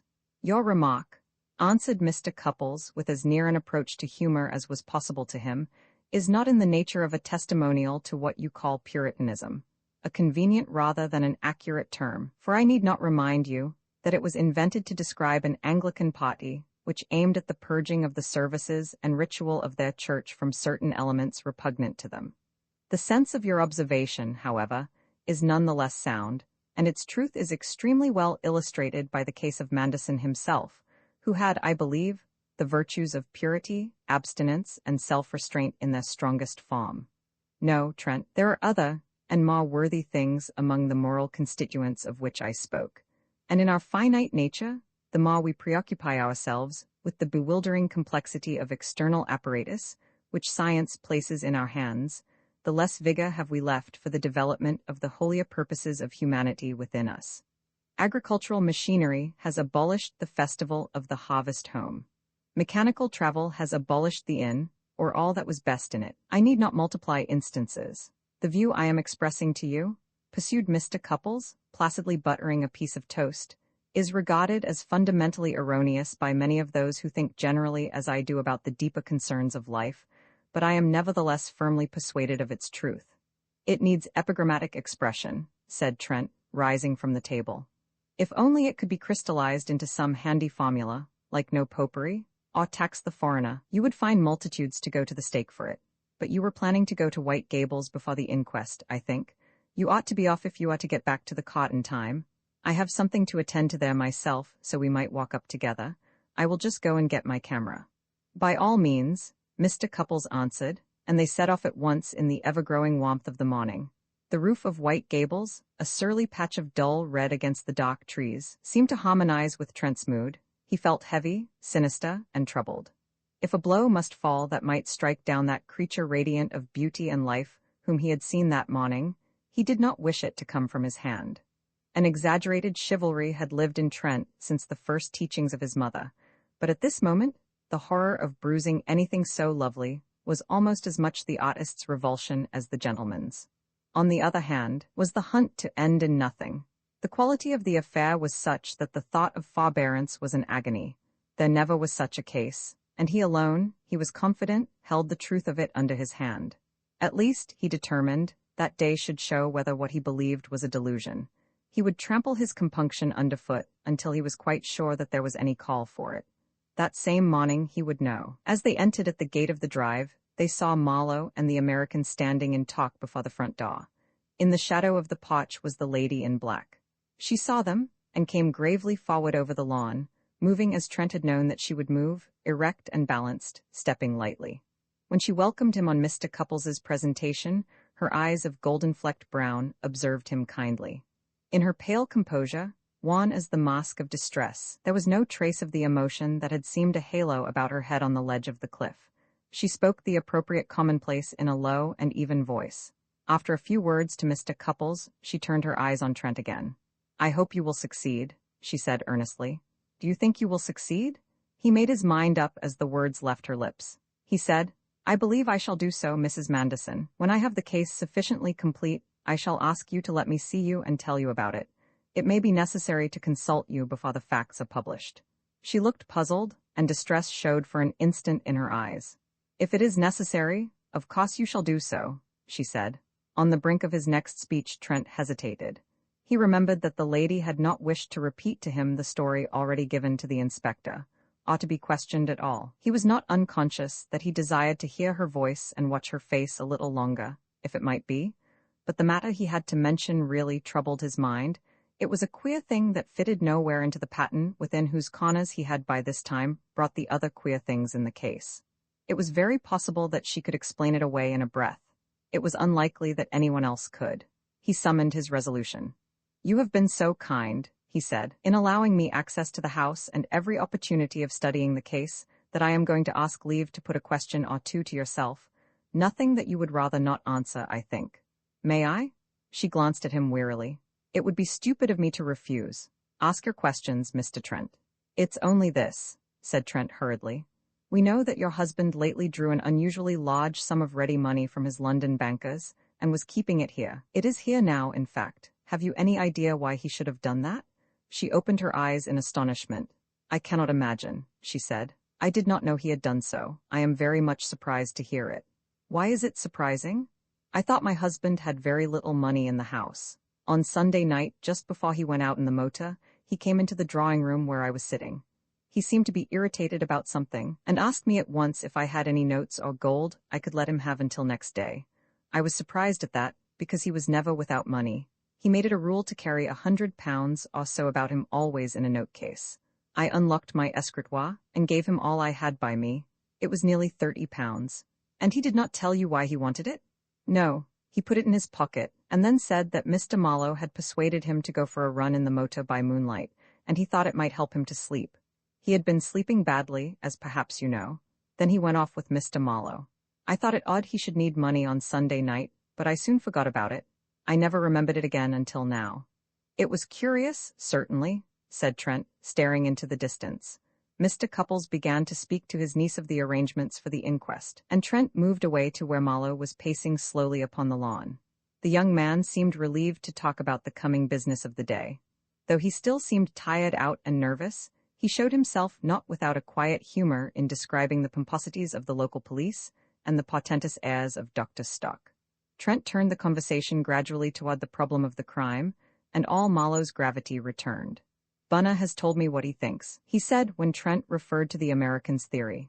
"I don't find myself convinced by it, because it doesn't really explain some of the oddest facts. But I have lived long enough in the United States to know that such a stroke of revenge, done in a secret, melodramatic way, is not an unlikely thing. It is quite a characteristic feature of certain sections of the labor movement there. Americans have a taste and a talent for that sort of business. Do you know Huckleberry Finn?" "Do I know my own name?" exclaimed Trent. "Well, I think the most American thing in that great American epic is Tom Sawyer's elaboration of an extremely difficult and romantic scheme, taking days to carry out, for securing the escape of the nigger Jim, which could have been managed quite easily in 20 minutes. You know how fond they are of lodges and brotherhoods. Every college club has its secret signs and handgrips. You've heard of the Know-Nothing movement in politics, I dare say, and the Ku Klux Klan. Then look at Brigham Young's penny-dreadful tyranny in Utah, with real blood. The founders of the Mormon state were of the purest Yankee stock in America, and you know what they did. It's all part of the same mental tendency. Americans make fun of it among themselves. For my part, I take it very seriously." "It can have a very hideous side to it, certainly," said Trent, "when you get it in connection with crime, or with vice, or even mere luxury. But I have a sort of sneaking respect for the determination to make life interesting and lively, in spite of civilization. To return to the matter in hand, however, Has it struck you as a possibility that Mandison's mind was affected to some extent by this menace that Bunna believes in? For instance, it was rather an extraordinary thing to send you posting off like that in the middle of the night. About 10 o'clock, to be exact, replied Mallow. Though, mind you, if he'd actually roused me out of my bed at midnight, I shouldn't have been very much surprised. It all chimes in with what we've just been saying. Mandison had a strong streak of the national taste for dramatic proceedings. He was rather fond of his well-earned reputation for unexpected strokes, and for going for his object with ruthless directness through every opposing consideration. He had decided suddenly that he wanted to have word from this man Harris. Who is Harris? Interjected Trent. Nobody knows. Even Bunna never heard of him, and can't imagine what the business in hand was. All I know is that when I went up to London last week to attend to various things, I booked a deck cabin, at Mandison's request, for a Mr. George Harris on the boat that sailed on Monday. It seems that Mandison suddenly found he wanted news from Harris, which presumably was of a character too secret for the telegraph. And there was no train that served, so I was sent off, as you know. Trent looked round to make sure that they were not overheard, then faced the other gravely. There is one thing I may tell you, he said quietly, that I don't think you know. Martin the butler caught a few words at the end of your conversation with Mandison in the orchard before you started with him in the car. He heard him say, if Harris is there, every moment is of importance. Now, Mr. Mallow, you know my business here. I am sent to make inquiries, and you mustn't take offense. I want to ask you if, in the face of that sentence, you will repeat that you know nothing of what the business was. Mallow shook his head. I know nothing, indeed. I'm not easily offended, and your question is quite fair. What passed during that conversation I have already told the detective. Mandison plainly said to me that he could not tell me what it was all about. He simply wanted me to find Harris, tell him that he desired to know how matters stood, and bring back a letter or message from him. Harris, I was further told, might not turn up. If he did, every moment was of importance. And now you know as much as I do. That talk took place before he told his wife that you were taking him for a moonlight run. Why did he conceal your errand in that way, I wonder? The young man made a gesture of helplessness. Why? I can guess no better than you. Why? Muttered Trent as if to himself, gazing on the ground. Did he conceal it from Mrs. Mandison? He looked up at Mallow. And from Martin, the other amended coolly. He was told the same thing. With a sudden movement of his head, Trent seemed to dismiss the subject. He drew from his breast pocket a letter case, and thence extracted 2 small leaves of clean, fresh paper. Just look at these 2 slips, Mr. Mallow, he said. Did you ever see them before? Have you any idea where they come from? He added as Mallow took one in each hand and examined them curiously. They seem to have been cut with a knife or scissors from a small diary for this year from the October pages, Mallow observed, looking them over on both sides. I see no writing of any kind on them. Nobody here has any such diary so far as I know. What about them? There may be nothing in it, Trent said dubiously. Anyone in the house, of course, might have such a diary without your having seen it, but I didn't much expect you would be able to identify the leaves. In fact, I should have been surprised if you had. He stopped speaking as Mrs. Mandison came towards them. My uncle thinks we should be going now, she said. I think I will walk on with Mr. Bunna, Mr. Cupples said as he joined them. There are certain business matters that must be disposed of as soon as possible. Will you come on with these 2 gentlemen? Mabel, we will wait for you before we reach the place. Trent turned to her. Mrs. Mandison will excuse me, I hope, he said. I really came up this morning in order to look about me here for some indications I thought I might possibly find. I had not thought of attending the cot just yet. She looked at him with eyes of perfect candor. Of course, Mr. Trent, please do exactly as you wish. We are all relying upon you. If you will wait a few moments, Mr. Mallow, I shall be ready. She entered the house. Her uncle and the American had already strolled towards the gate. Trent looked into the eyes of his companion. That is a wonderful woman, he said in a lowered voice. You say so without knowing her, replied Mallow in a similar tone. She is more than that. Trent said nothing to this. He stared out over the fields towards the sea. In the silence, a noise of hobnailed haste rose on the still air. A little distance down the road a boy appeared trotting towards them from the direction of the hotel. In his hand was the orange envelope, unmistakable afar off, of a telegram. Trent watched him with an indifferent eye as he met and passed the 2 others. Then he turned to Mallow. Apropos of nothing in particular, he said. Were you at Oxford? Yes, said the young man. Why do you ask? I just wondered if I was right in my guess. It's one of the things you can very often tell about a man, isn't it? I suppose so, Mallow said. Well, each of us is mocked in one way or another, perhaps. I should have said you were an artist if I hadn't known it. Why, does my hair want cutting? Oh no, it's only that you look at things and people as I've seen artists do, with an eye that moves steadily from detail to detail, rather looking them over than looking at them. The boy came up panting. Telegram for you, sir, he said to Trent. Just come, sir. Trent tore open the envelope with an apology, and his eyes lighted up so visibly as he read the slip that Marlowe's tired face softened in a smile. It must be good news, he murmured half to himself. Trent turned on him a glance in which nothing could be read. Not exactly news, he said. It only tells me that another little guess of mine was a good one. Roman 8, the inquest, the coroner, who fully realized that for that one day of his life as a provincial solicitor, he was living in the gaze of the world, had resolved to be worthy of the fleeting eminence.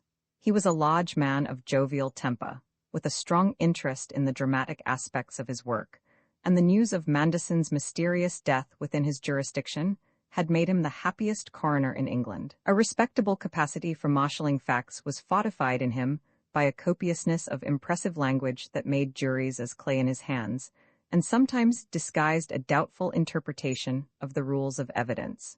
The cot was held in a long, unfurnished room lately built onto the hotel, and intended to serve as a ballroom or concert hall. A regiment of reporters was entrenched in the front seats, and those who were to be called on to give evidence occupied chairs to one side of the table behind which the coroner sat, while the jury, in double row, with plastered hair and a spurious ease of manner, flanked him on the other side.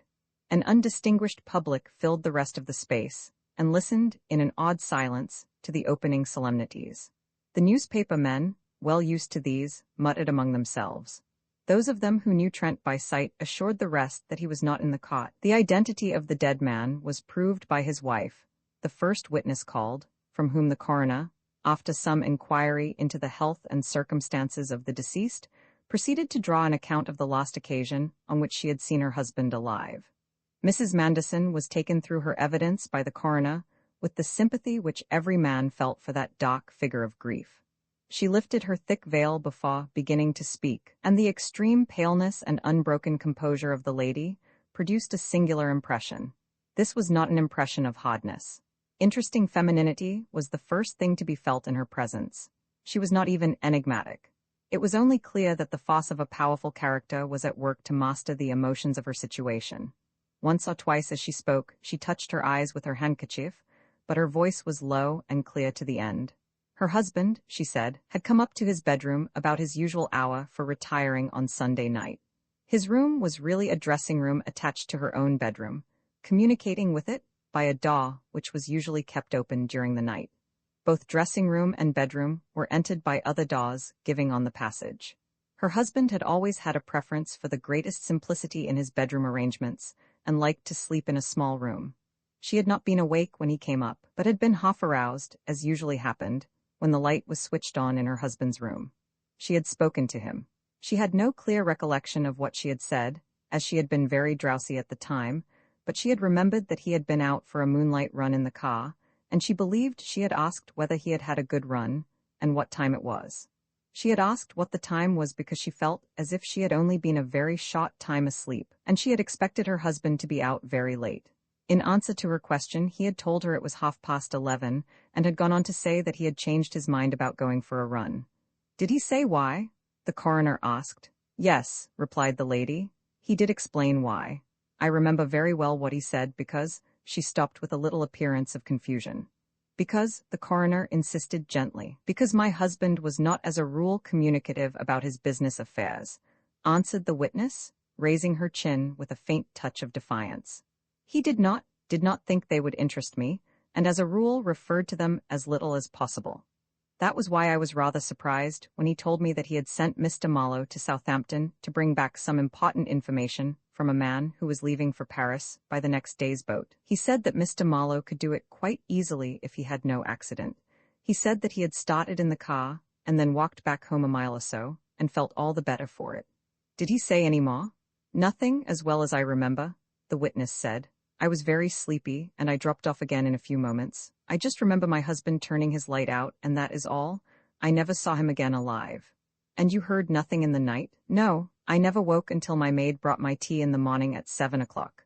She closed the door leading to my husband's room, as she always did, and I supposed him to be still there. He always needed a great deal of sleep. He sometimes slept until quite late in the morning. I had breakfast in my sitting room. It was about 10 when I heard that my husband's body had been found. The witness dropped her head and silently waited for her dismissal, but it was not to be yet. "Mrs. Manderson." The coroner's voice was sympathetic, but it had a hint of firmness in it now. "The question I am going to put to you must, in these sad circumstances, be a painful one, but it is my duty to ask it. Is it the fact that your relations with your late husband had not been, for some time past, relations of mutual affection and confidence? Is it the fact that there was an estrangement between you?" The lady drew herself up again and faced her questioner, the color rising in her cheeks. "If that question is necessary," she said with cold distinctness, "I will answer it so that there shall be no misunderstanding.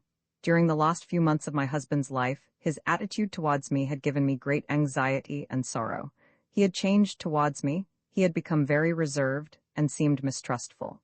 I saw much less of him than before, he seemed to prefer to be alone. I can give no explanation at all of the change. I tried to work against it. I did all I could with justice to my own dignity, as I thought. Something was between us, I did not know what, and he never told me. My own obstinate pride prevented me from asking what it was in so many words. I only made a point of being to him exactly as I had always been, so far as he would allow me. I suppose I shall never know now what it was." The witness, whose voice had trembled in spite of her self-control over the last few sentences, drew down her veil when she had said this, and stood erect and quiet. One of the jury asked a question, not without obvious hesitation. "Then was there never anything of the nature of what they call words between you and your husband, ma'am?" "Never." The word was colorlessly spoken, but everyone felt that a crass misunderstanding of the possibilities of conduct in the case of a person like Mrs. Manderson had been visited with some severity. "Did she know," the coroner asked, "of any other matter which might have been preying upon her husband's mind recently?" Mrs. Manderson knew of none whatever. The coroner intimated that her ordeal was at an end, and the veiled lady made her way to the door. The general attention, which followed her for a few moments, was now eagerly directed upon Martin, whom the coroner had proceeded to call. It was at this moment that Trent appeared at the doorway and edged his way into the great room. But he did not look at Martin. He was observing the well-balanced figure that came quickly toward him along an opening path in the crowd, and his eye was gloomy. He started, as he stood aside from the door with a slight bow, to hear Mrs. Manderson address him by name in a low voice. He followed her a pace or two into the hall. "I wanted to ask you," she said in a voice now weak and oddly broken, "if you would give me your arm a part of the way to the house. I could not see my uncle near the door, and I suddenly felt rather faint. I shall be better in the air." No, I cannot stay here, please, Mr. Trent," she said as he began to make an obvious suggestion. "I must go to the house." Her hand tightened momentarily on his arm as if, for all her weakness, she could drag him from the place. Then again she leaned heavily upon it, and with that support and with bent head, she walked slowly from the hotel and along the oak-shaded path toward White Gables. Trent went in silence, his thoughts whirling, dancing insanely to a chorus of "fool, fool." All that he alone knew, all that he guessed and suspected of this affair, rushed through his brain in a rout, but the touch of her unnerved hand upon his arm never for an instant left his consciousness, filling him with an exaltation that enraged and bewildered him. He was still cursing himself furiously behind the mask of conventional solicitude that he turned to the lady when he had attended her to the house and seen her sink upon a couch in the morning room. Raising her veil, she thanked him gravely and frankly, with a look of sincere gratitude in her eyes. She was much better now, she said, and a cup of tea would work a miracle upon her. She hoped she had not taken him away from anything important. She was ashamed of herself. She thought she could go through with it, but she had not expected those last questions. "I am glad you did not hear me," she said when he explained, "but of course you will read it all in the reports. It shook me so to have to speak of that," she added simply, "and to keep from making an exhibition of myself took it out of me, and all those staring men by the door. Thank you again for helping me when I asked you. I thought I might," she ended queerly, with a little tired smile, and Trent took himself away, his hands still quivering from the cool touch of her fingers. The testimony of the servants and of the finder of the body brought nothing new to the reporter's net. That of the police was as colorless and cryptic as is usual at the inquest stage of affairs of the kind. greatly to the satisfaction of Mr. Bunner. His evidence afforded the sensation of the day, and threw far into the background the interesting revelation of domestic difficulty made by the dead man's wife. He told the court in substance what he had already told Trent. The flying pencils did not miss a word of the young American's story, and it appeared with scarcely the omission of a sentence in every journal of importance in Great Britain and the United States. Public opinion next day took no note of the faint suggestion of the possibility of suicide which the coroner, in his final address to the jury, had thought it right to make in connection with the lady's evidence. The weight of evidence, as the official had indeed pointed out, was against such a theory. He had referred with emphasis to the fact that no weapon had been found near the body. "This question, of course, is all-important, gentlemen," he had said to the jury.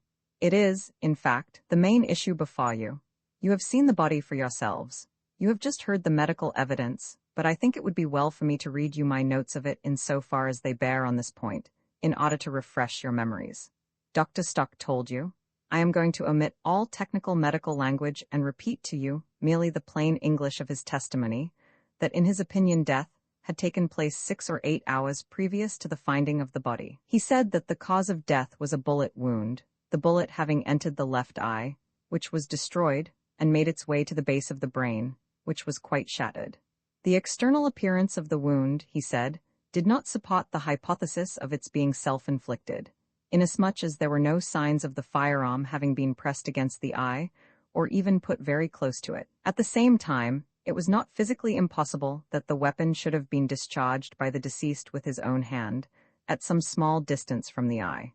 Dr. Stock also told us that it was impossible to say with certainty, from the state of the body, whether any struggle had taken place at the time of death, that when seen by him, at which time he understood that it had not been moved since it was found, the body was lying in a collapsed position such as might very well result from the shot alone, but that the scratches and bruises upon the wrists and the lower part of the arms had been very recently inflicted, and were, in his opinion, marks of violence.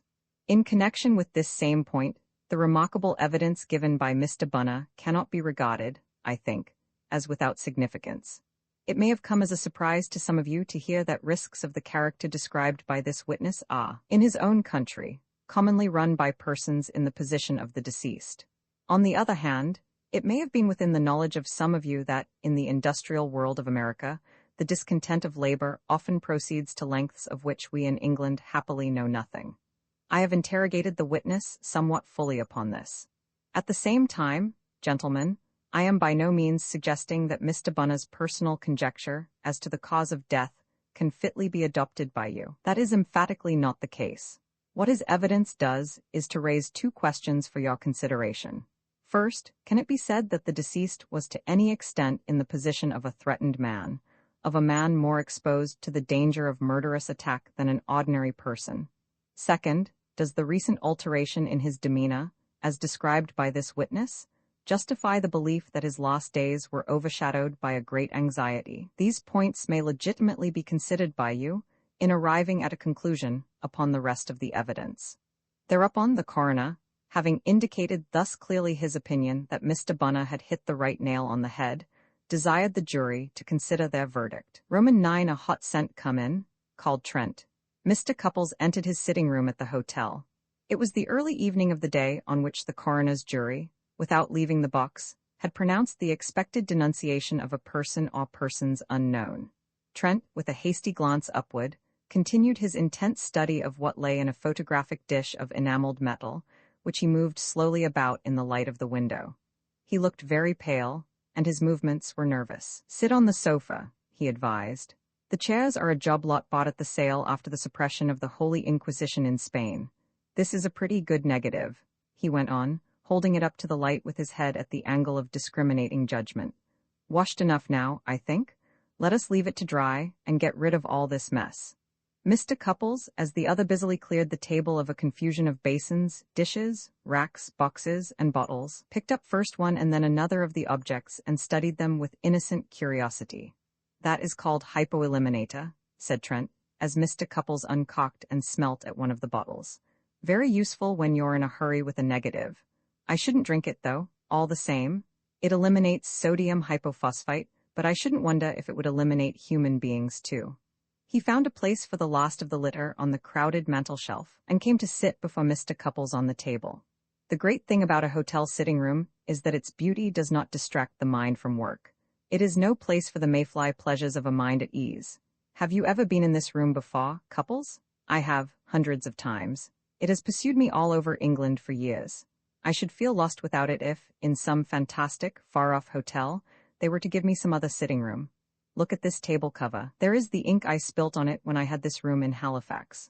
I burnt that hole in the carpet when I had it in Ipswich. But I see they have mended the gloss over the picture of silent sympathy, which I threw a boot at in Banbury. I do all my best work here. This afternoon, for instance, since the inquest, I have finished several excellent negatives. There is a very good dark room downstairs. The inquest? That reminds me, said Mr. Cupples, who knew that this sort of talk in Trent meant the excitement of action, and was wondering what he could be about. I came in to thank you, my dear fellow, for looking after Mabel this morning.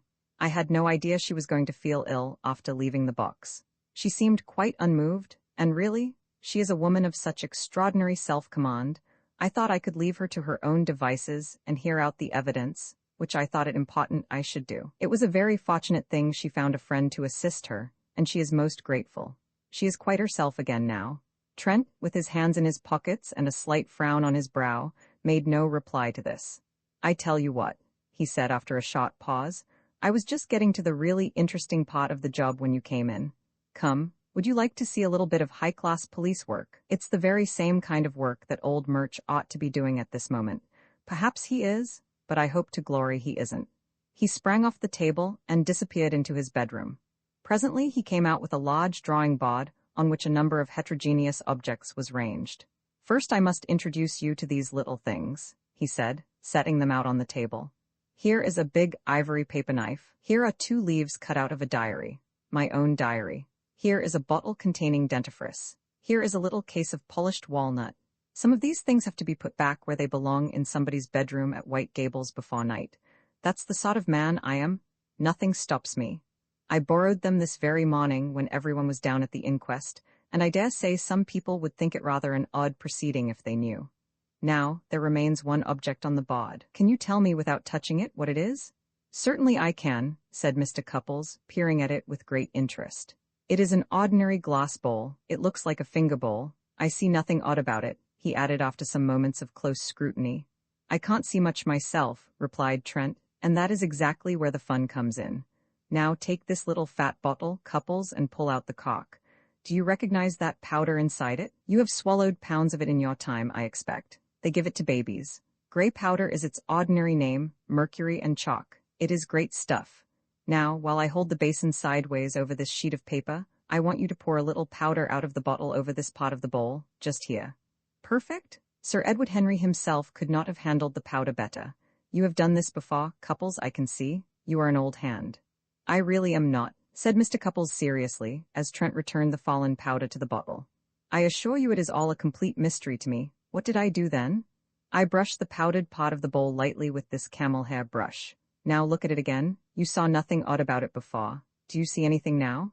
Mr. Cupples peered again. How curious, he said. Yes, there are 2 large gray finger marks on the bowl. They were not there before. I am Hawkshaw the detective, observed Trent. Would it interest you to hear a short lecture on the subject of glass finger bowls? When you take one up with your hand you leave traces upon it, usually practically invisible, which may remain for days or months. You leave the marks of your fingers. The human hand, even when quite clean, is never quite dry, and sometimes, in moments of great anxiety, for instance, Cupples, it is very moist. It leaves a mark on any cold smooth surface it may touch. That bowl was moved by somebody with a rather moist hand quite lately. He sprinkled the powder again. Here on the other side, you see, is the thumb mark. Very good impressions, all of them. He spoke without raising his voice, but Mr. Cupples could perceive that he was ablaze with excitement as he stared at the faint gray marks. This one should be the index finger. I need not tell a man of your knowledge of the world that the pattern of it is a single spiral wall, with deltas symmetrically disposed. This, the print of the second finger, is a simple loop with a staple caw and 15 counts. I know there are 15 because I have just the same 2 prints on this negative, which I have examined in detail. Look, He held one of the negatives up to the light of the declining sun and demonstrated with a pencil point. You can see they're the same. You see the bifurcation of that ridge. There it is in the other. You see that little scar near the center. There it is in the other. There are a score of ridge characteristics on which an expert would swear in the witness box that the marks on that bowl and the marks I have photographed on this negative were made by the same hand. And where did you photograph them? What does it all mean? Asked Mr. Cupples, wide-eyed. I found them on the inside of the left-hand leaf of the front window in Mrs. Mandison's bedroom. As I could not bring the window with me, I photographed them, sticking a bit of black paper on the other side of the glass for the purpose. The bowl comes from Mandison's room. It is the bowl in which his false teeth were placed at night. I could bring that away, so I did. But those cannot be Mabel's finger marks. I should think not, said Trent with decision. They are twice the size of any print Mrs. Mandison could make. Then they must be her husband's. Perhaps they are. Now shall we see if we can match them once more? I believe we can. Whistling faintly, and very white in the face, Trent opened another small squat bottle containing a dense black powder. Lamp black, he explained. Hold a bit of paper in your hand for a second or two, and this little chap will show you the pattern of your fingers. He carefully took up with a pair of tweezers one of the leaves cut from his diary, and held it out for the other to examine. No marks appeared on the leaf. He tilted some of the powder out upon one surface of the paper, then, turning it over, upon the other, then shook the leaf gently to rid it of the loose powder. He held it out to Mr. Cupples in silence. On one side of the paper appeared unmistakably, clearly printed in black, the same 2 fingerprints that he had already seen on the bowl and on the photographic plate. He took up the bowl and compared them. Trent turned the paper over, and on the other side was a bold black replica of the thumb mark that was printed in gray on the glass in his hand. Same man, you see, Trent said with a short laugh. I felt that it must be so, and now I know. He walked to the window and looked out. Now I know, he repeated in a low voice as if to himself. His tone was bitter. Mr. Cupples, understanding nothing, stared at his motionless back for a few moments. I am still completely in the dark, he ventured presently. I have often heard of this fingerprint business and wondered how the police went to work about it. It is of extraordinary interest to me, but upon my life, I cannot see how in this case Mandison's fingerprints are going. I am very sorry, Cupples. Trent broke in upon his meditative speech with a swift return to the table. When I began this investigation, I meant to take you with me every step of the way. You mustn't think I have any doubts about your discretion if I say now that I must hold my tongue about the whole thing, at least for a time. I will tell you this. I have come upon a fact that looks too much like having very painful consequences if it is discovered by anyone else. He looked at the other with a hard and darkened face and struck the table with his hand. It is terrible for me here and now. Up to this moment, I was hoping against hope that I was wrong about the fact. I may still be wrong in the surmise that I base upon that fact. There is only one way of finding out that is open to me, and I must nerve myself to take it. He smiled suddenly at Mr. Cupples' face of consternation. All right, I'm not going to be tragic anymore, and I'll tell you all about it when I can. Look here, I'm not half through my game with the powder bottles yet. He drew one of the defamed chairs to the table and sat down to test the broad ivory blade of the paper knife. Mr. Cupples, swallowing his amazement, bent forward in an attitude of deep interest and handed Trent the bottle of lampblack.